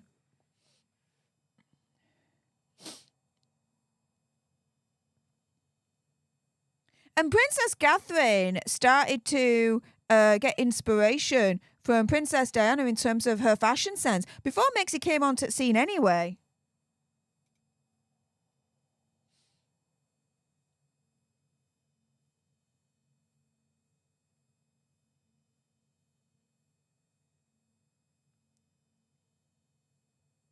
Okay, this is BS. So he's saying there's also like a quote queasy feeling when you find out that this whole thing about, promoting still Princess Diana, this, that and the other from the royal family is all orchestrated by the same firm that caused her to live in misery. And that now they want some of the Diana shine to rub off on them, right? He says money spinners that they do. So Diana, her fashion story, the collection of clothes, photographs, all that lot, displayed at Kensington Palace for 2 years back in 2017 to 2019.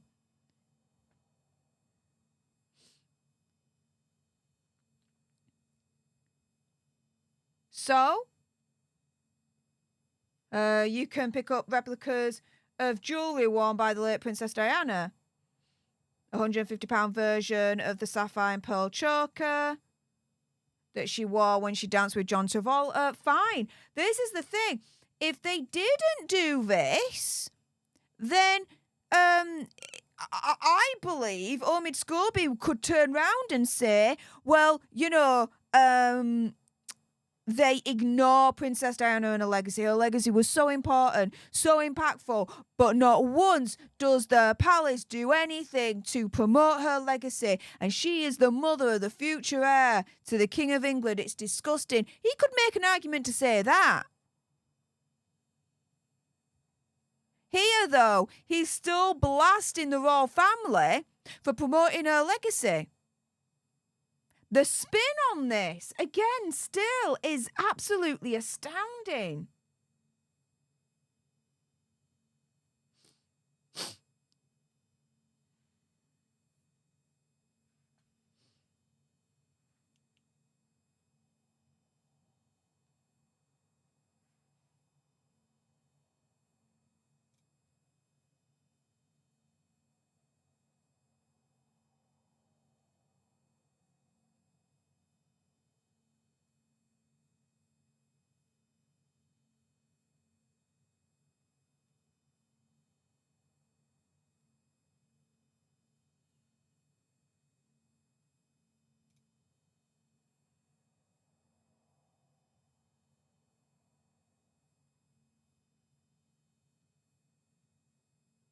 He's now talking about the Panorama interview, Martin Bashir, committed deceitful behaviour, used unethical practices. Corporation, BBC said that it'll never air again, so it's banned, quite rightly.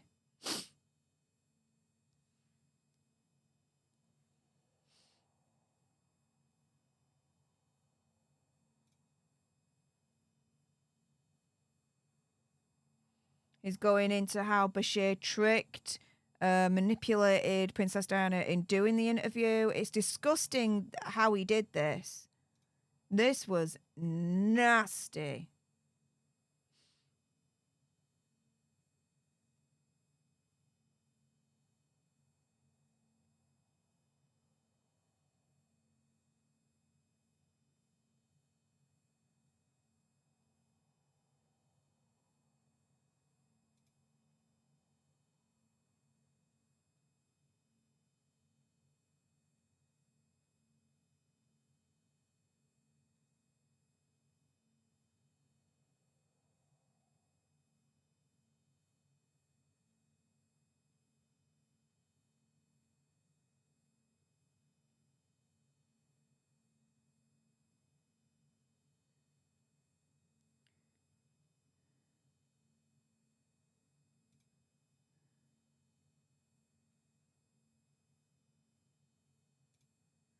Okay, he's then talking about after the Panorama interview was banned, Prince William and Prince Harry's official responses and that their tones were different. Yeah, because they're different people, right?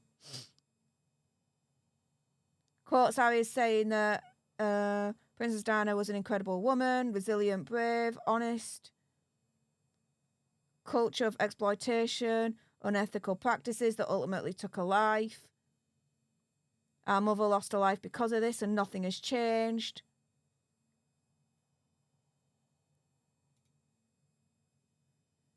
Then he goes on to Prince William.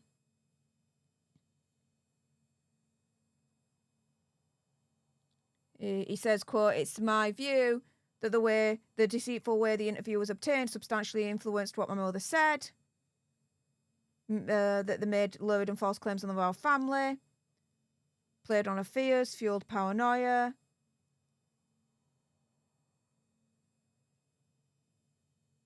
That he remembers the fear, paranoia and isolation with the final years with her.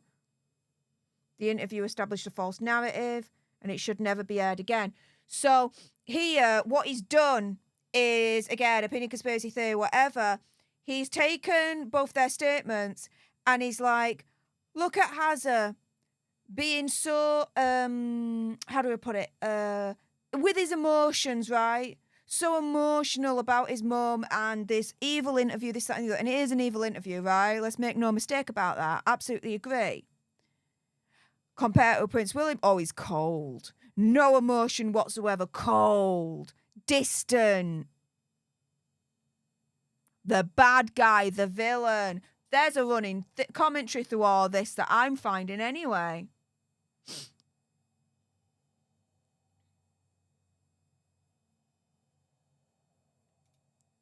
Wow.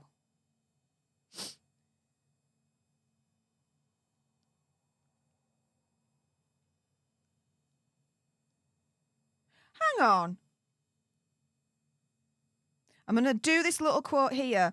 It was more proof that the institution, i.e. the royal family, the firm, leveraged this ordeal as a way to wipe the interview from the collective consciousness, to get rid of a source of inconvenient truths, to finally free itself of a haunting narrative that just won't go away. And to do so, they sent out the good son, the heir to the throne, to make it official. No. It was right.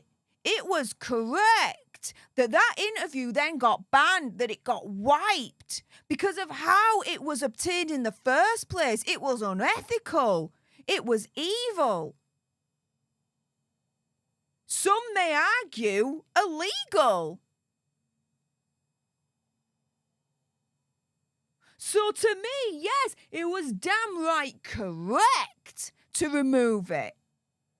With the caveat, as the BBC said, that if they did need to quote it in small parts, that they do so, but they put context as to how it was obtained, the interview in the first place, and it's only agreed by the very, very, very, very freaking top. Dude. But he's turning around and he's saying, no, it was the palace pounced on the opportunity to take away a source of inconvenient truths. Yeah, inconvenient truths that was coerced in giving through unethical, nasty, evil ways. And again, some would consider saying illegal ways. Nah. And how can he say that when both Prince William and Prince Harry were in agreement to get it removed anyway in the first place?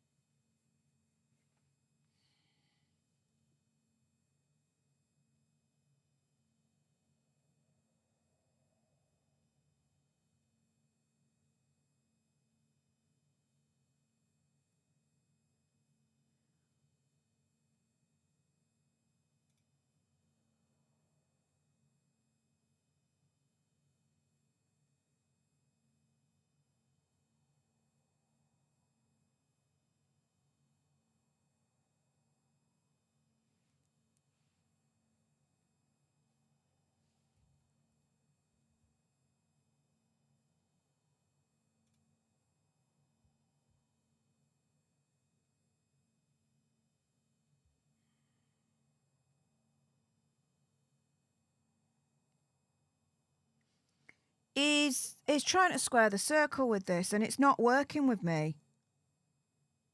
It's not working at all with me.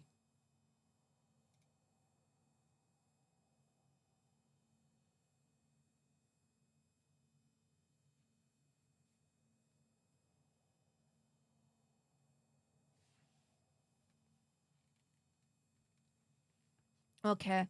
Here we go. Here's the comparison now to Megxie. We've just gone through the Panorama interview, and now what's coming up? The Oprah interview, guys. Royal institution at that point had learnt its lesson. There we go. Campaign was activated before words were even broadcast. A reputation took a hit 5 days before it was aired. Here we go. This was then the revelations that there were bullying claims against Megxie then at this point. That she bullied and humiliated staff when she was at Kensington Palace.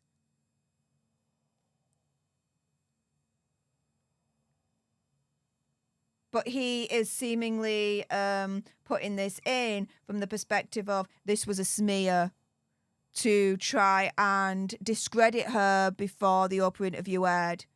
That this was like a, how do you put it, an offensive move, for a defensive move, or being on the offensive from the palace, however you want to term it.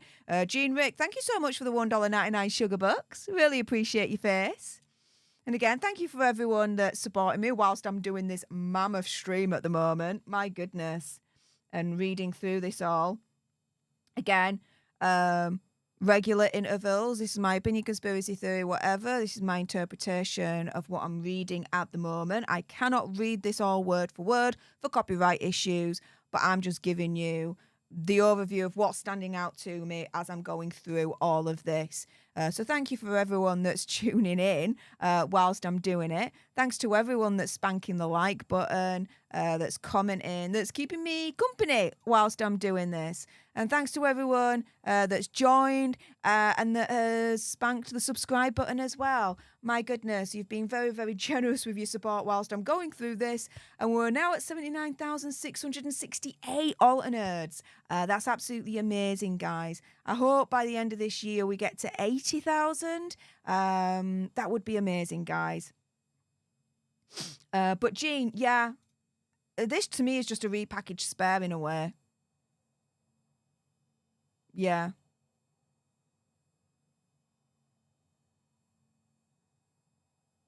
Yeah.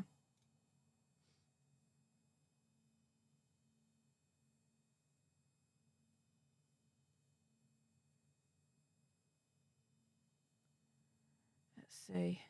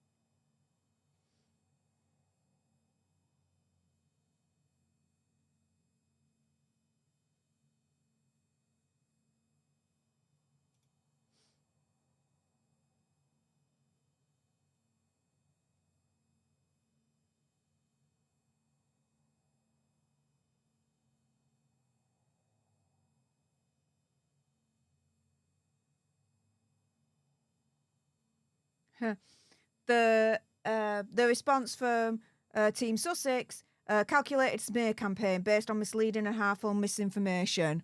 Yeah, all right. The palace can definitely settle this one. Release the bullying report. Release it, release it, release it. Put this thing to bed. Was she a bully at Kensington Palace or not? What were the findings in the end? Kensington Palace, Buckingham Palace, I'll criticise them for not releasing that report. It would put a lot of things to bed publicly when it comes to the allegations that Megxie was bullying staff while she was in the royal family. Why they don't release it, I could not a clue. Not a clue. They've not made the best decision there.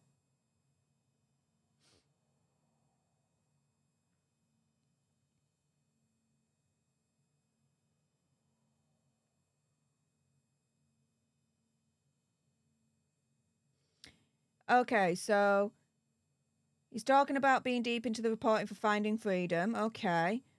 Will he mention in the end, yeah, in this book, yeah, Megxie was involved.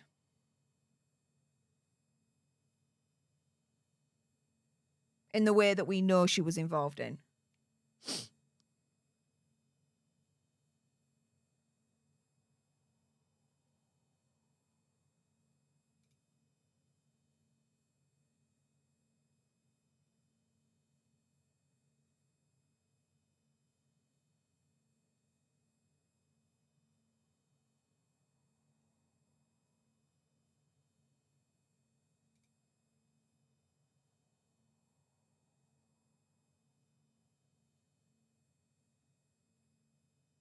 Says it worked. When Megxie spoke about her difficult times working in the royal family, the media in Britain focused on the bullying allegations. Okay, no. I remember, yes, there was a big, massive coverage about the bullying accusations that came out. But this was 5 days before the Oprah interview aired. Once the Oprah interview aired, that was it. Bullying allegations set aside, it was then all about what she said and what has her said in the Oprah interview.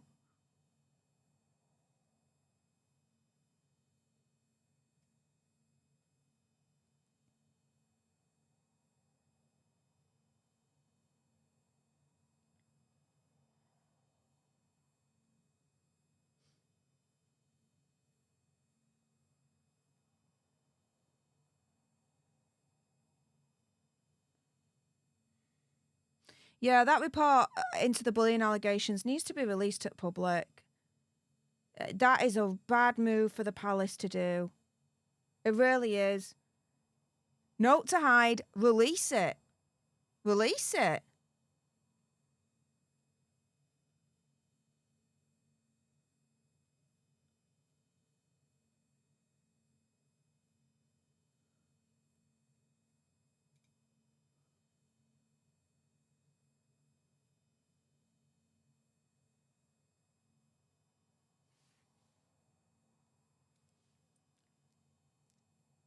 Says it's now an accepted truth that at the very least the institution ignored Meghan when she was in pain. No, that's not an accepted truth.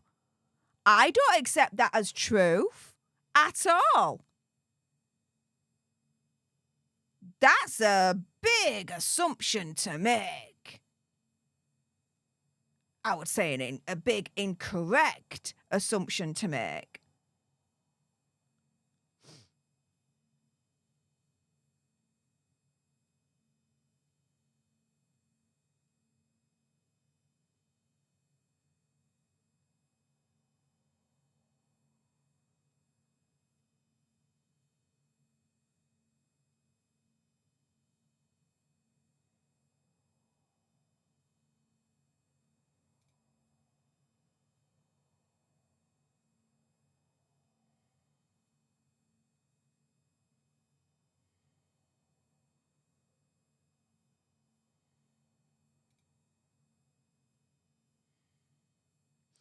Wow. So in that chapter, he essentially, opinion conspiracy theory, whatever, compares Princess Diana's panorama interview to, I don't say compares, but he talks about them in the same breath. Princess Diana's panorama interview to Megxie's Oprah interview. Are you shizzing me? Wow. Next, Skilled Survivors. Camilla Kate, The Windsor Women. Part 1, Camilla, The Transformation of a Mistress. Okay.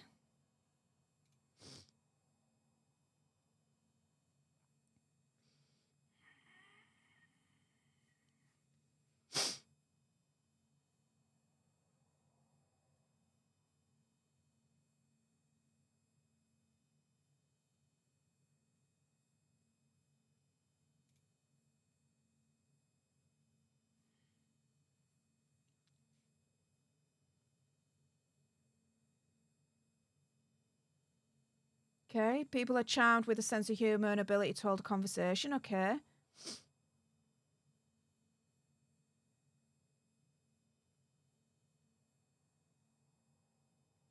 Described as vivacious and witty. Okay.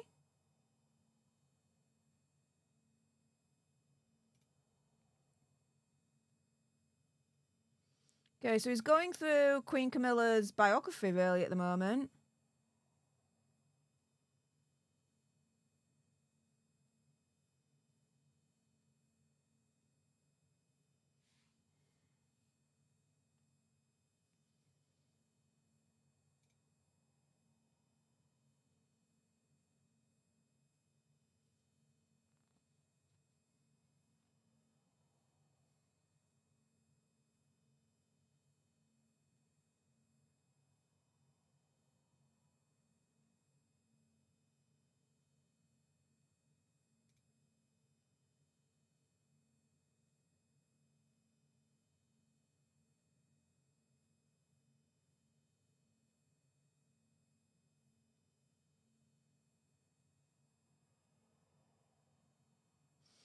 Okay, so we're still going through Camilla's history.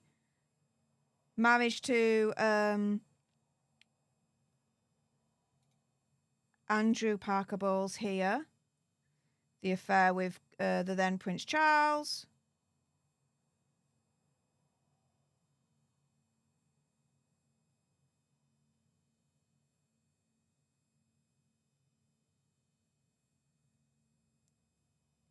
And a Camilla who kept up the sensual mistress routine whilst he was married to Princess Diana.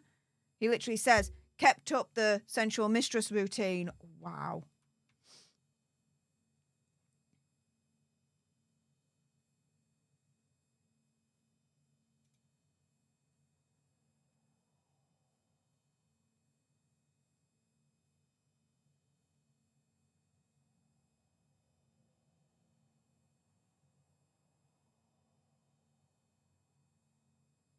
Now we're going to the early 90s.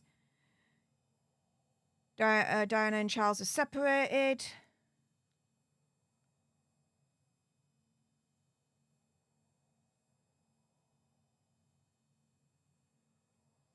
Now we're going through the tapes that were leaked, otherwise known as Tampon Gate.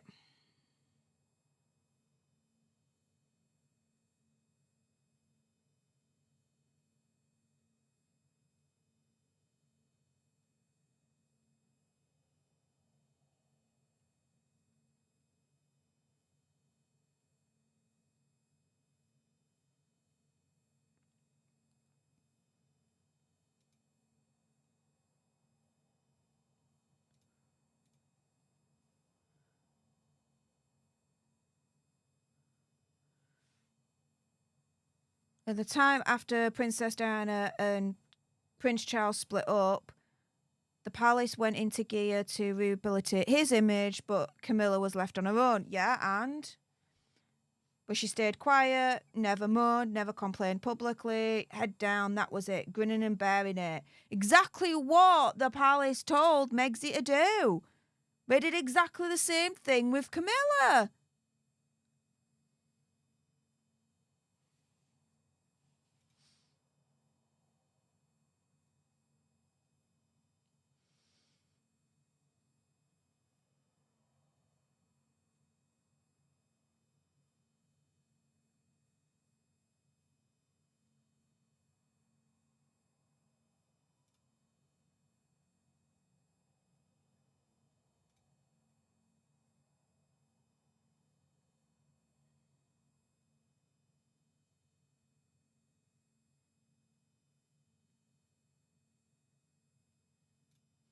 He's not saying anything new again, guys, here.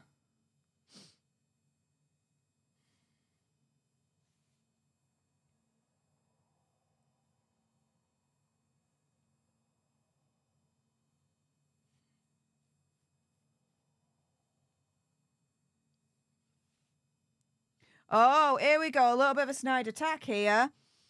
Queen Camilla continues to enjoy a close relationship with Piers Morgan, who was responsible for some of the most aggressive tabloid coverage about Princess Diana and has spent more than 5 years attacking Megxie. Oh, here we go. Here are the snide attacks coming. We knew they were coming.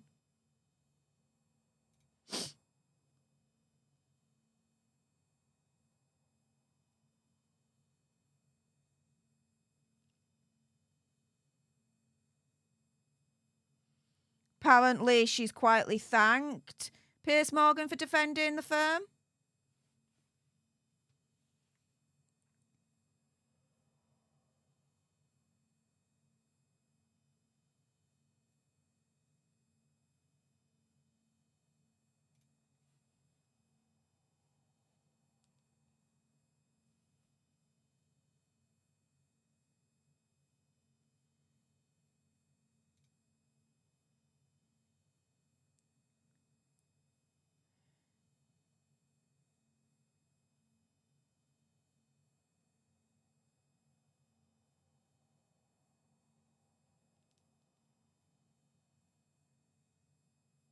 Okay, he's now referencing Spare with Prince Harry, complex feelings towards Camilla Camilla saying, quote, maybe she'd be less dangerous if she was happy. He's quoting Has Her there in Spare.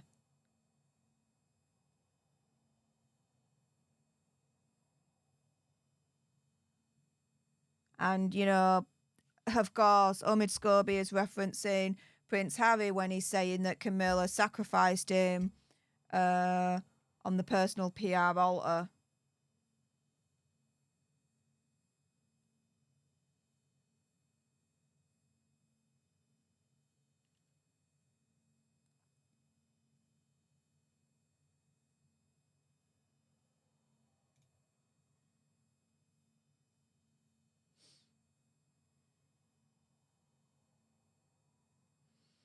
He's now talking about the Queen's companions, what used to be called the ladies in waiting.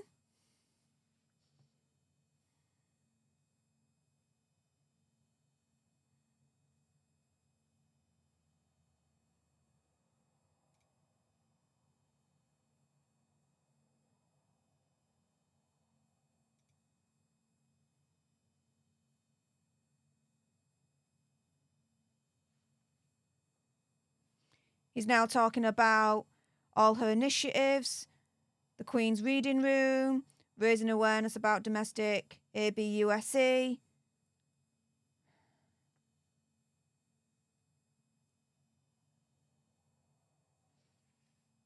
her work with animal welfare, loneliness among the elderly.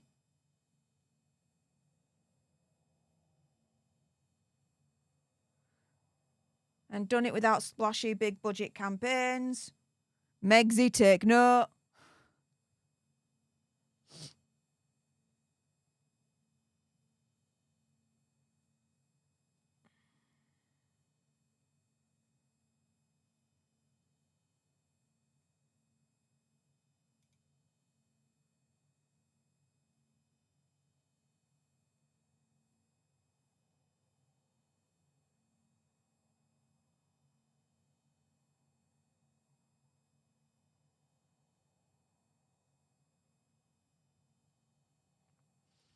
He says that Queen Camilla takes her job very seriously. You know what? This is more... this part here, at the moment, I have to admit, has definitely surprised me. How do I put this? It's more complimentary and more factual, let's say, of Queen Camilla than I thought it would have been. I have to admit, I'm pleasantly surprised with this chapter so far and what I'm reading.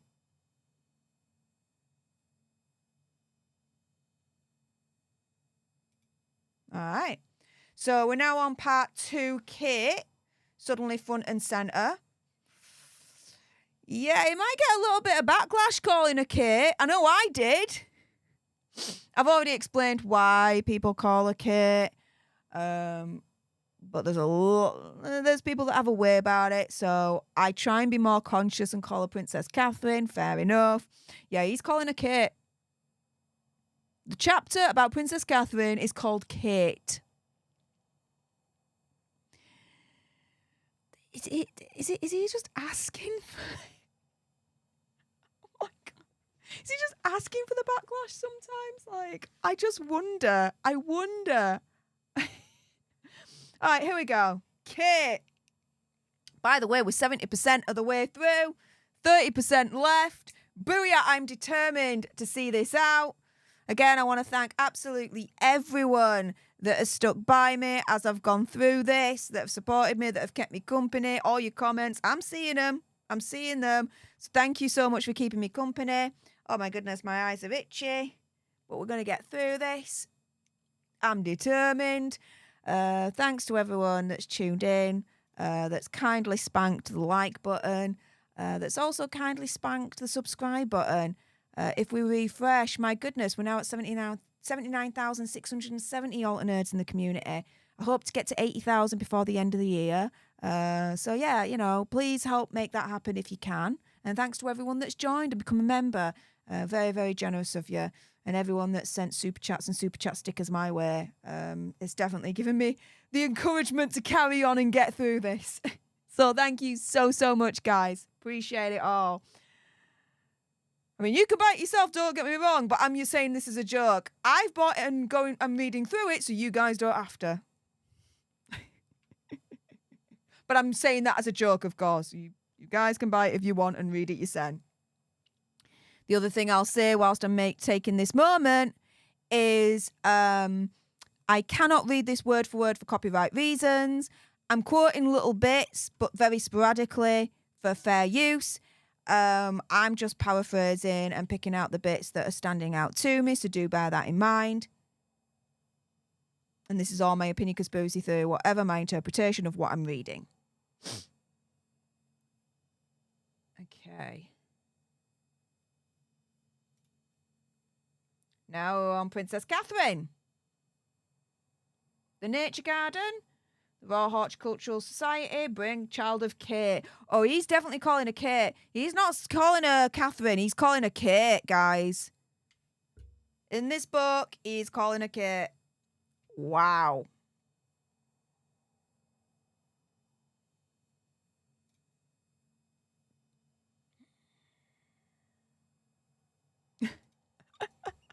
I just thought that. I thought that's a very good joke. Megxie has written 3 books. Finding Freedom, Spare, Endgame. The names on the books are her way of deflecting responsibility when the inevitable backlash arrives. If her name isn't on it. That's a good joke. Teresa E., thank you so much for the $1.99 sugar bucks and the Ginger Doggy Fighting Arts moment. Very kind of you. Thank you so much. And thank you to everyone for bearing with me in terms of my energy not being where it usually is. I'm a little bit sleep deprived. Hey! We're having fun. We're having fun with this. Let's see.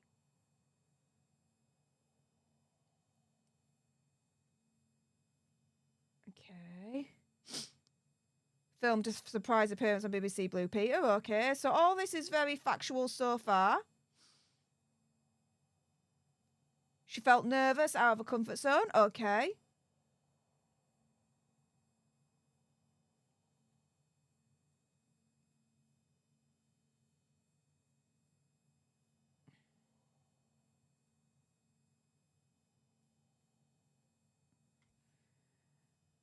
Oh, here we go. Is the Snyder tax.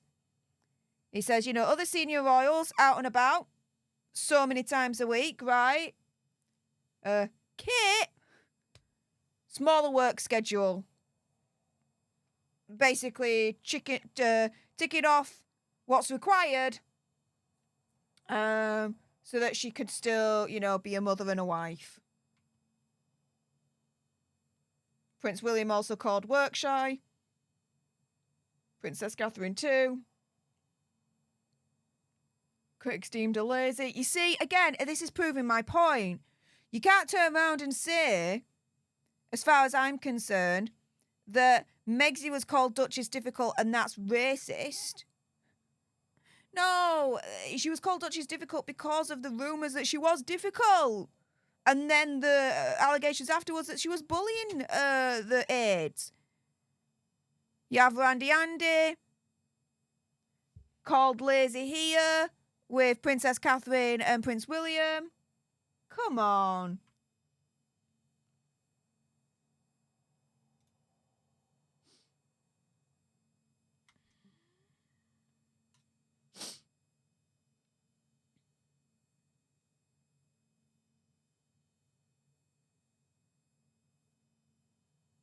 Apparently, the difficulty is getting Princess Catherine to do the Blue Peter appearance in the first place. She was scared. She was afraid. Fair enough.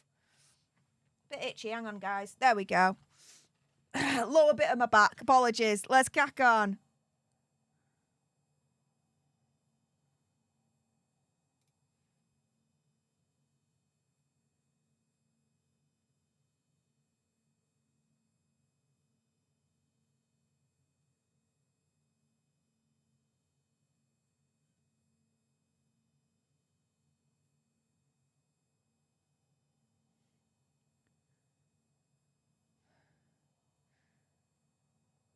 She got through the Blue Peter situation, worried for nothing, fine.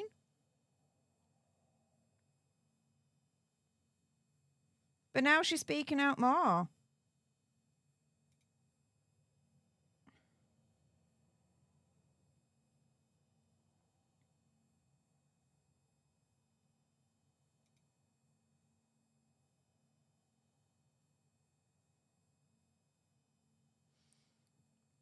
Like so much royal philanthropy. Kate's early years' work is part of a broader institutional campaign to flaunt and elevate her importance to the monarchy and to the nation. Okay, and you could say the same thing for Megxie. Like so much of her philanthropy. Megxie's work is part of a broader campaign to flaunt and elevate her importance to Hollywood and the public. You could say the same thing about her. Damn, this is absolutely one-sided. It's untrue.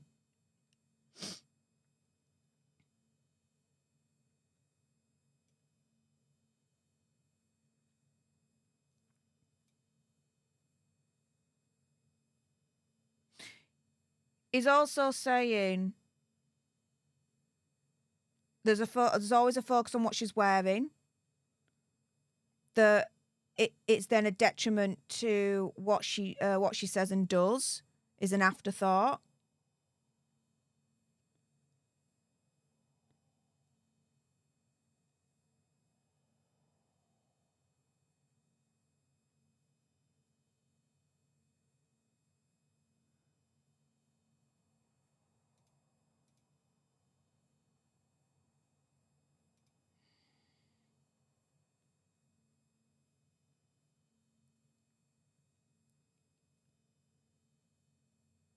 He's saying that Kate, again, he's calling her Kate, is the monarchy's last shiny thing.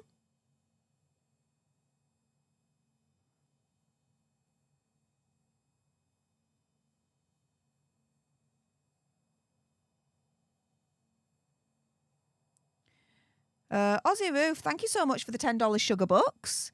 And, Mr. Greenblob saying thank you. You're very welcome. And thank you so much for your support and sticking by this marathon of a stream. My goodness.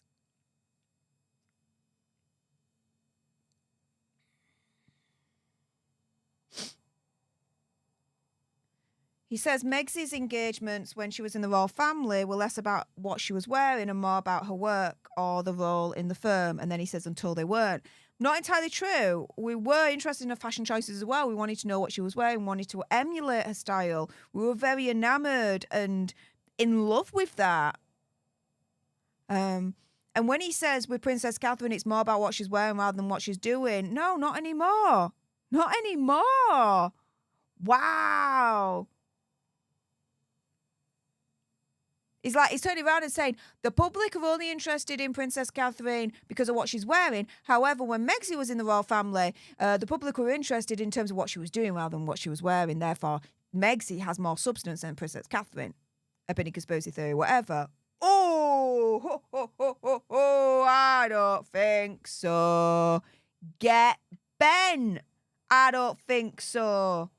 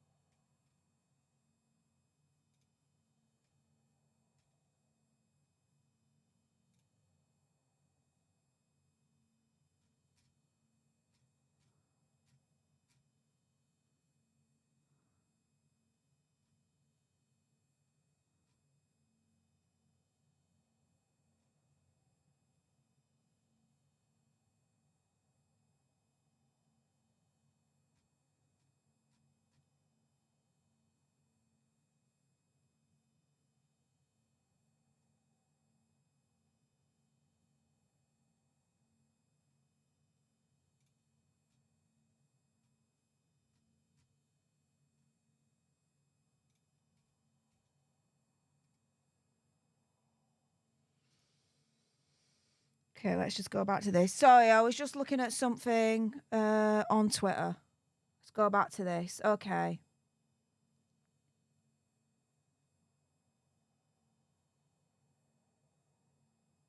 Oh, okay. So where Princess Catherine was hesitant and a little bit shy in terms of speaking publicly and that lot. Oh, here comes Megxie to save the day, guys. When Megxie became a working royal with her acting experience and whatnot, she was comfortable in the public-facing role. This is how Megxie was better than Princess Catherine, guys. Dude.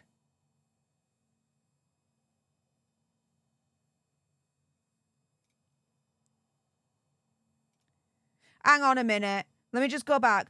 Whether it was guest editing an entire September issue of British Vogue while heavily pregnant. You can't. All right, no.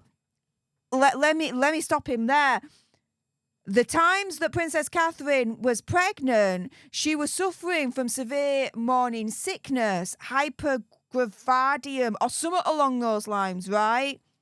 The doctors literally told her she had to rest. She couldn't work while she was pregnant at all. She was screwed because of that severe morning sickness.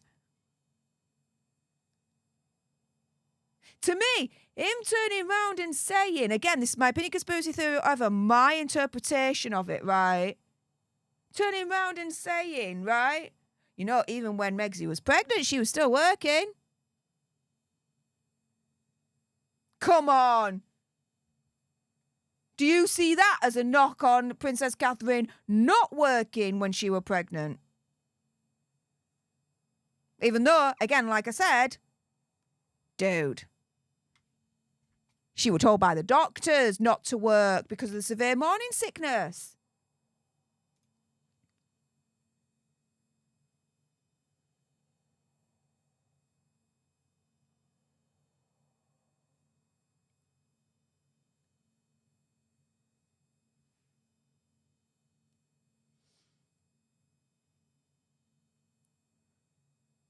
Now, yeah, I will admit, when you look at it and you look back, what Hazza and Megxie were doing, at one point they were more popular than Prince William and Princess Catherine. Yes, that did happen.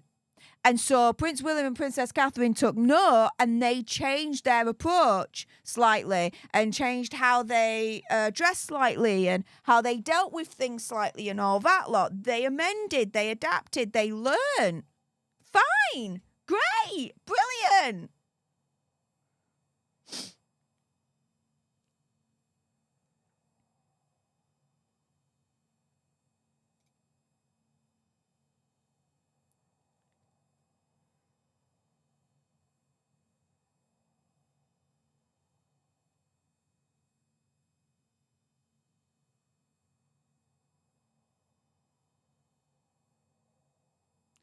Okay, so here he's saying that Princess Catherine was not a fan from the start because Omid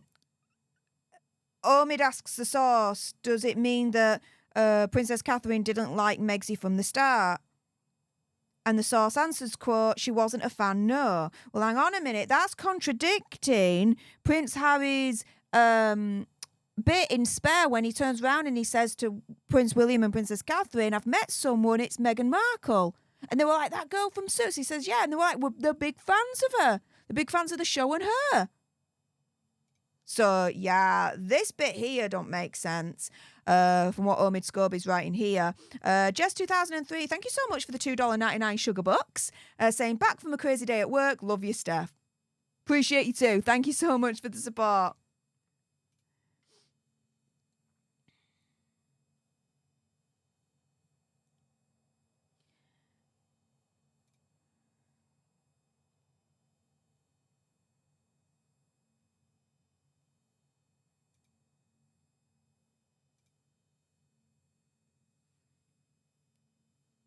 Oh, this is the bit where he says that Princess Catherine jokingly shivers when Megxie's name comes up.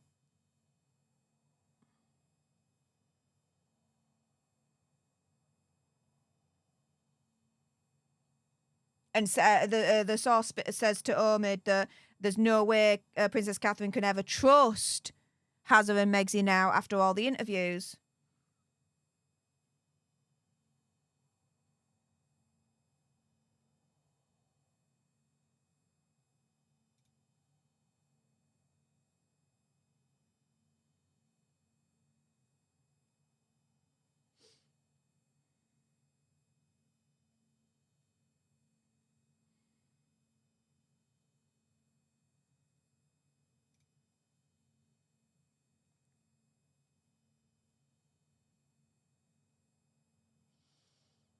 saying how she's doing podcasts now.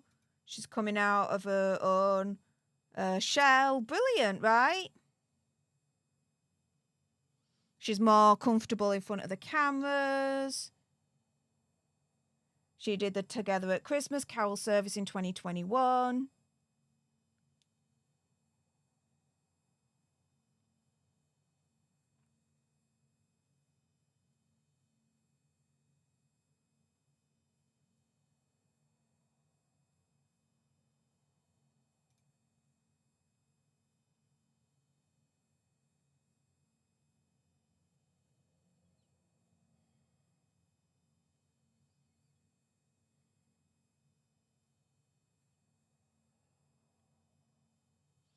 Okay, he's now talking about where she comes from, the Middleton family.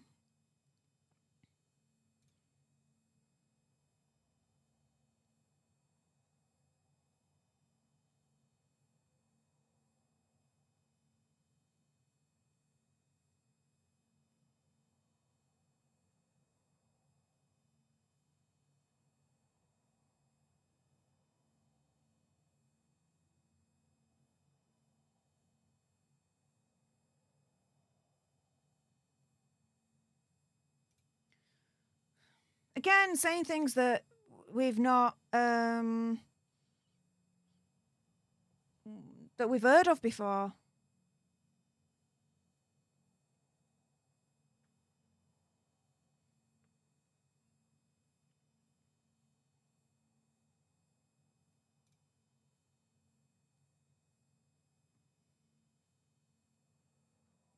Here we go. He's acknowledging the press called her weighty Katie. There you go.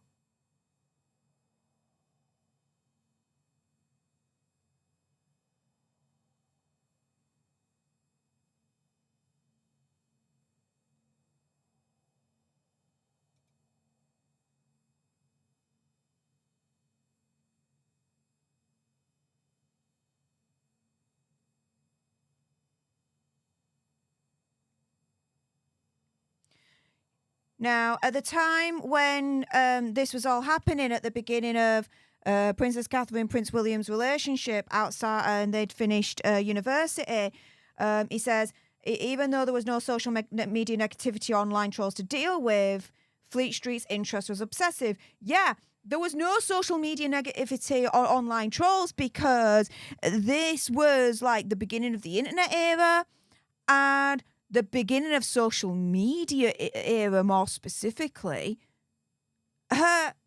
So no, she wouldn't have had to deal with all of that because that wasn't really around at that point. If we were talking about now, yeah, she would. Let's be real, she would have done.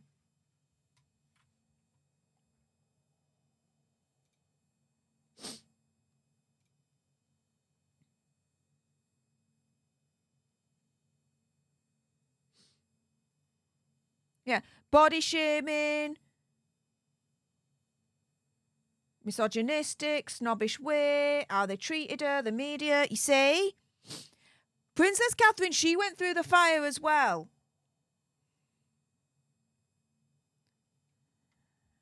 Megsy was going through it as well, but she couldn't hack it. She didn't have the thick enough skin to be able to deal with it. Princess Catherine did, and look where she is now.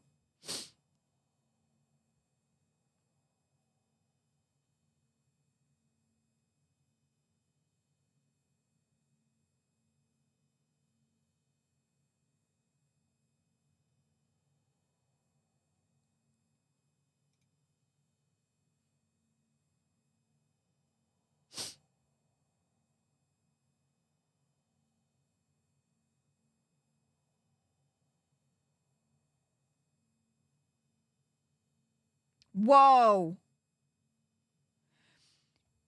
He's quoting a source saying about Princess Catherine that she appeared like when she gave birth to Prince George, right, the first child, that when she was presenting him on the steps outside of the hospital to the waiting press, He quotes a source saying that Princess Catherine looked like, quote, a shop window mannequin with no personality of her own, entirely defined by what she wore.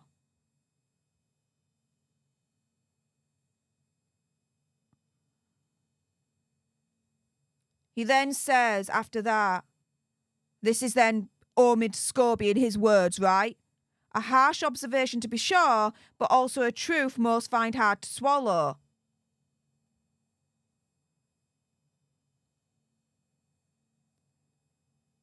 So he's saying the truth of the matter is that Princess Catherine is a shop window mannequin with no personality and just entirely defined by what she wears rather than what she does and what she says.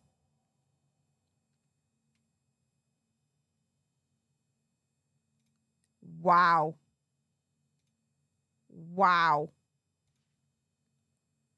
We're at the last 100 pages now, guys. We're in the home stretch.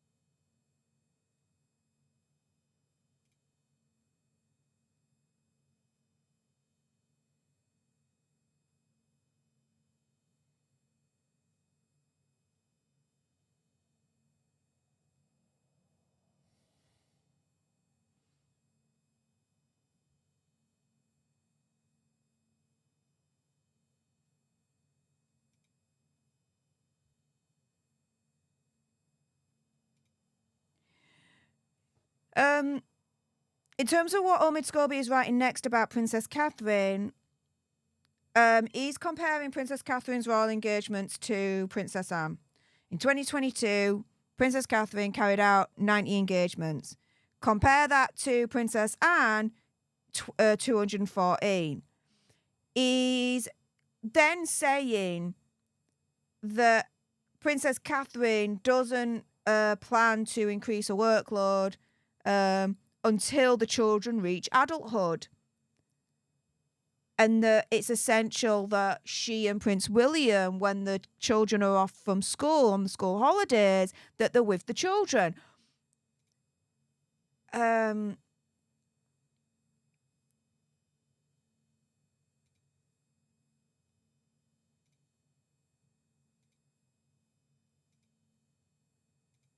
But he then says that the late Queen Elizabeth II, she would take time off during the year, but she would be known to carry out at least 300 engagements per year. Basically turning around and saying Princess Catherine could do so much more.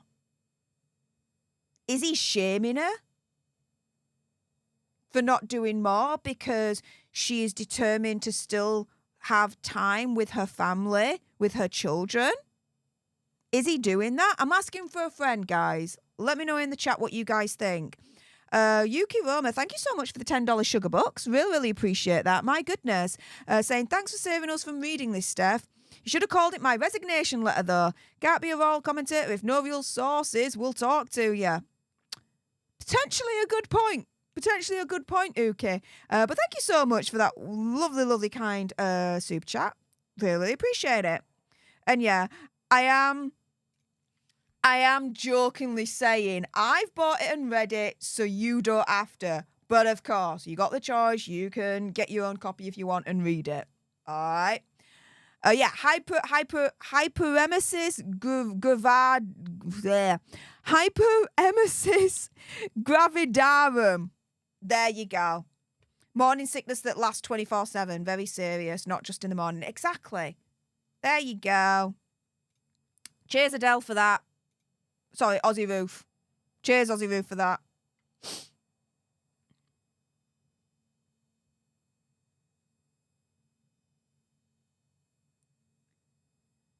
see.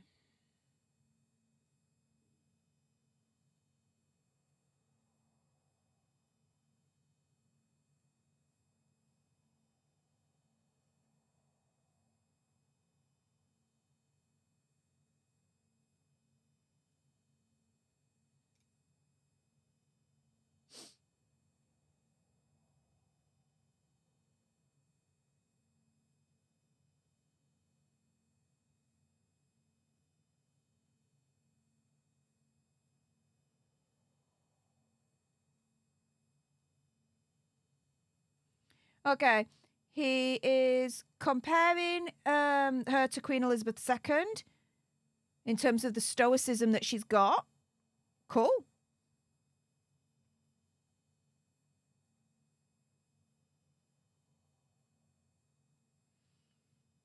And that she sounds a bit like Queen Elizabeth II, polished, regal, and appropriately distant.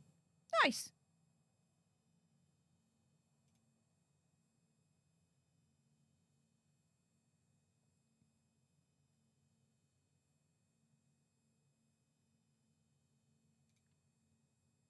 Oh, the public, though, don't know that much about her, apparently. Apparently, we don't know that much about Princess Catherine, guys. Right, okay.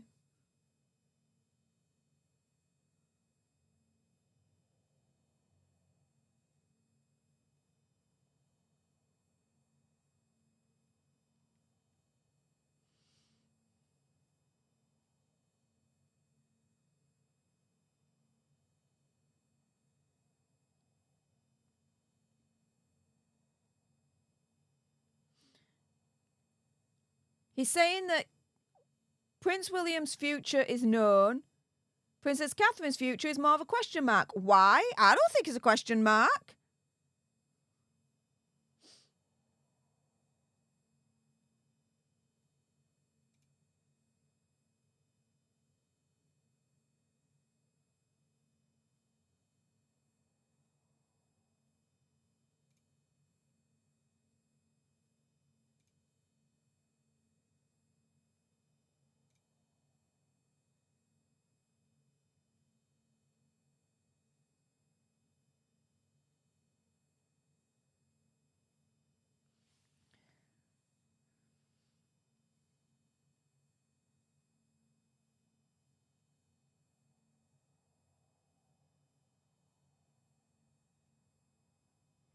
Okay, he's saying everything else fine.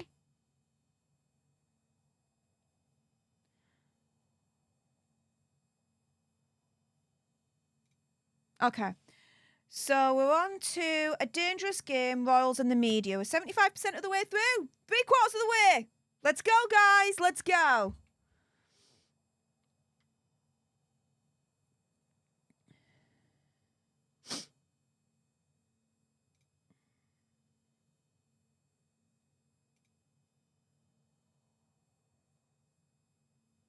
Okay.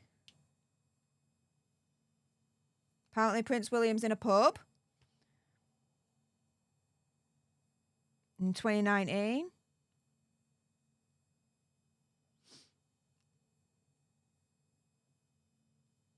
He was there to meet some newspaper editors or whatever.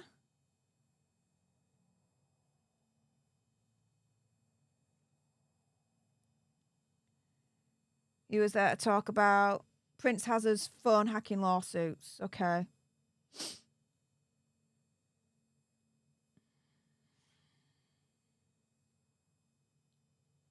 He didn't agree with the lawsuit, saying that it was a step too far, a recipe for disaster, thinking that their actions would jeopardize his own relationships with the press.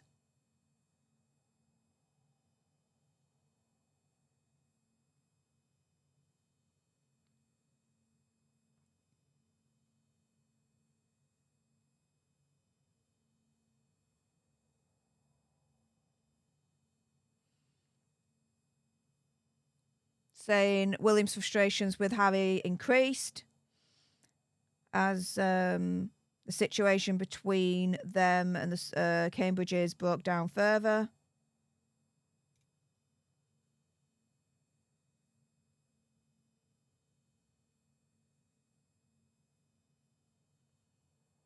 Prince William quoted as saying, quote, "I've put my arm around my brother all our lives. I can't do it anymore."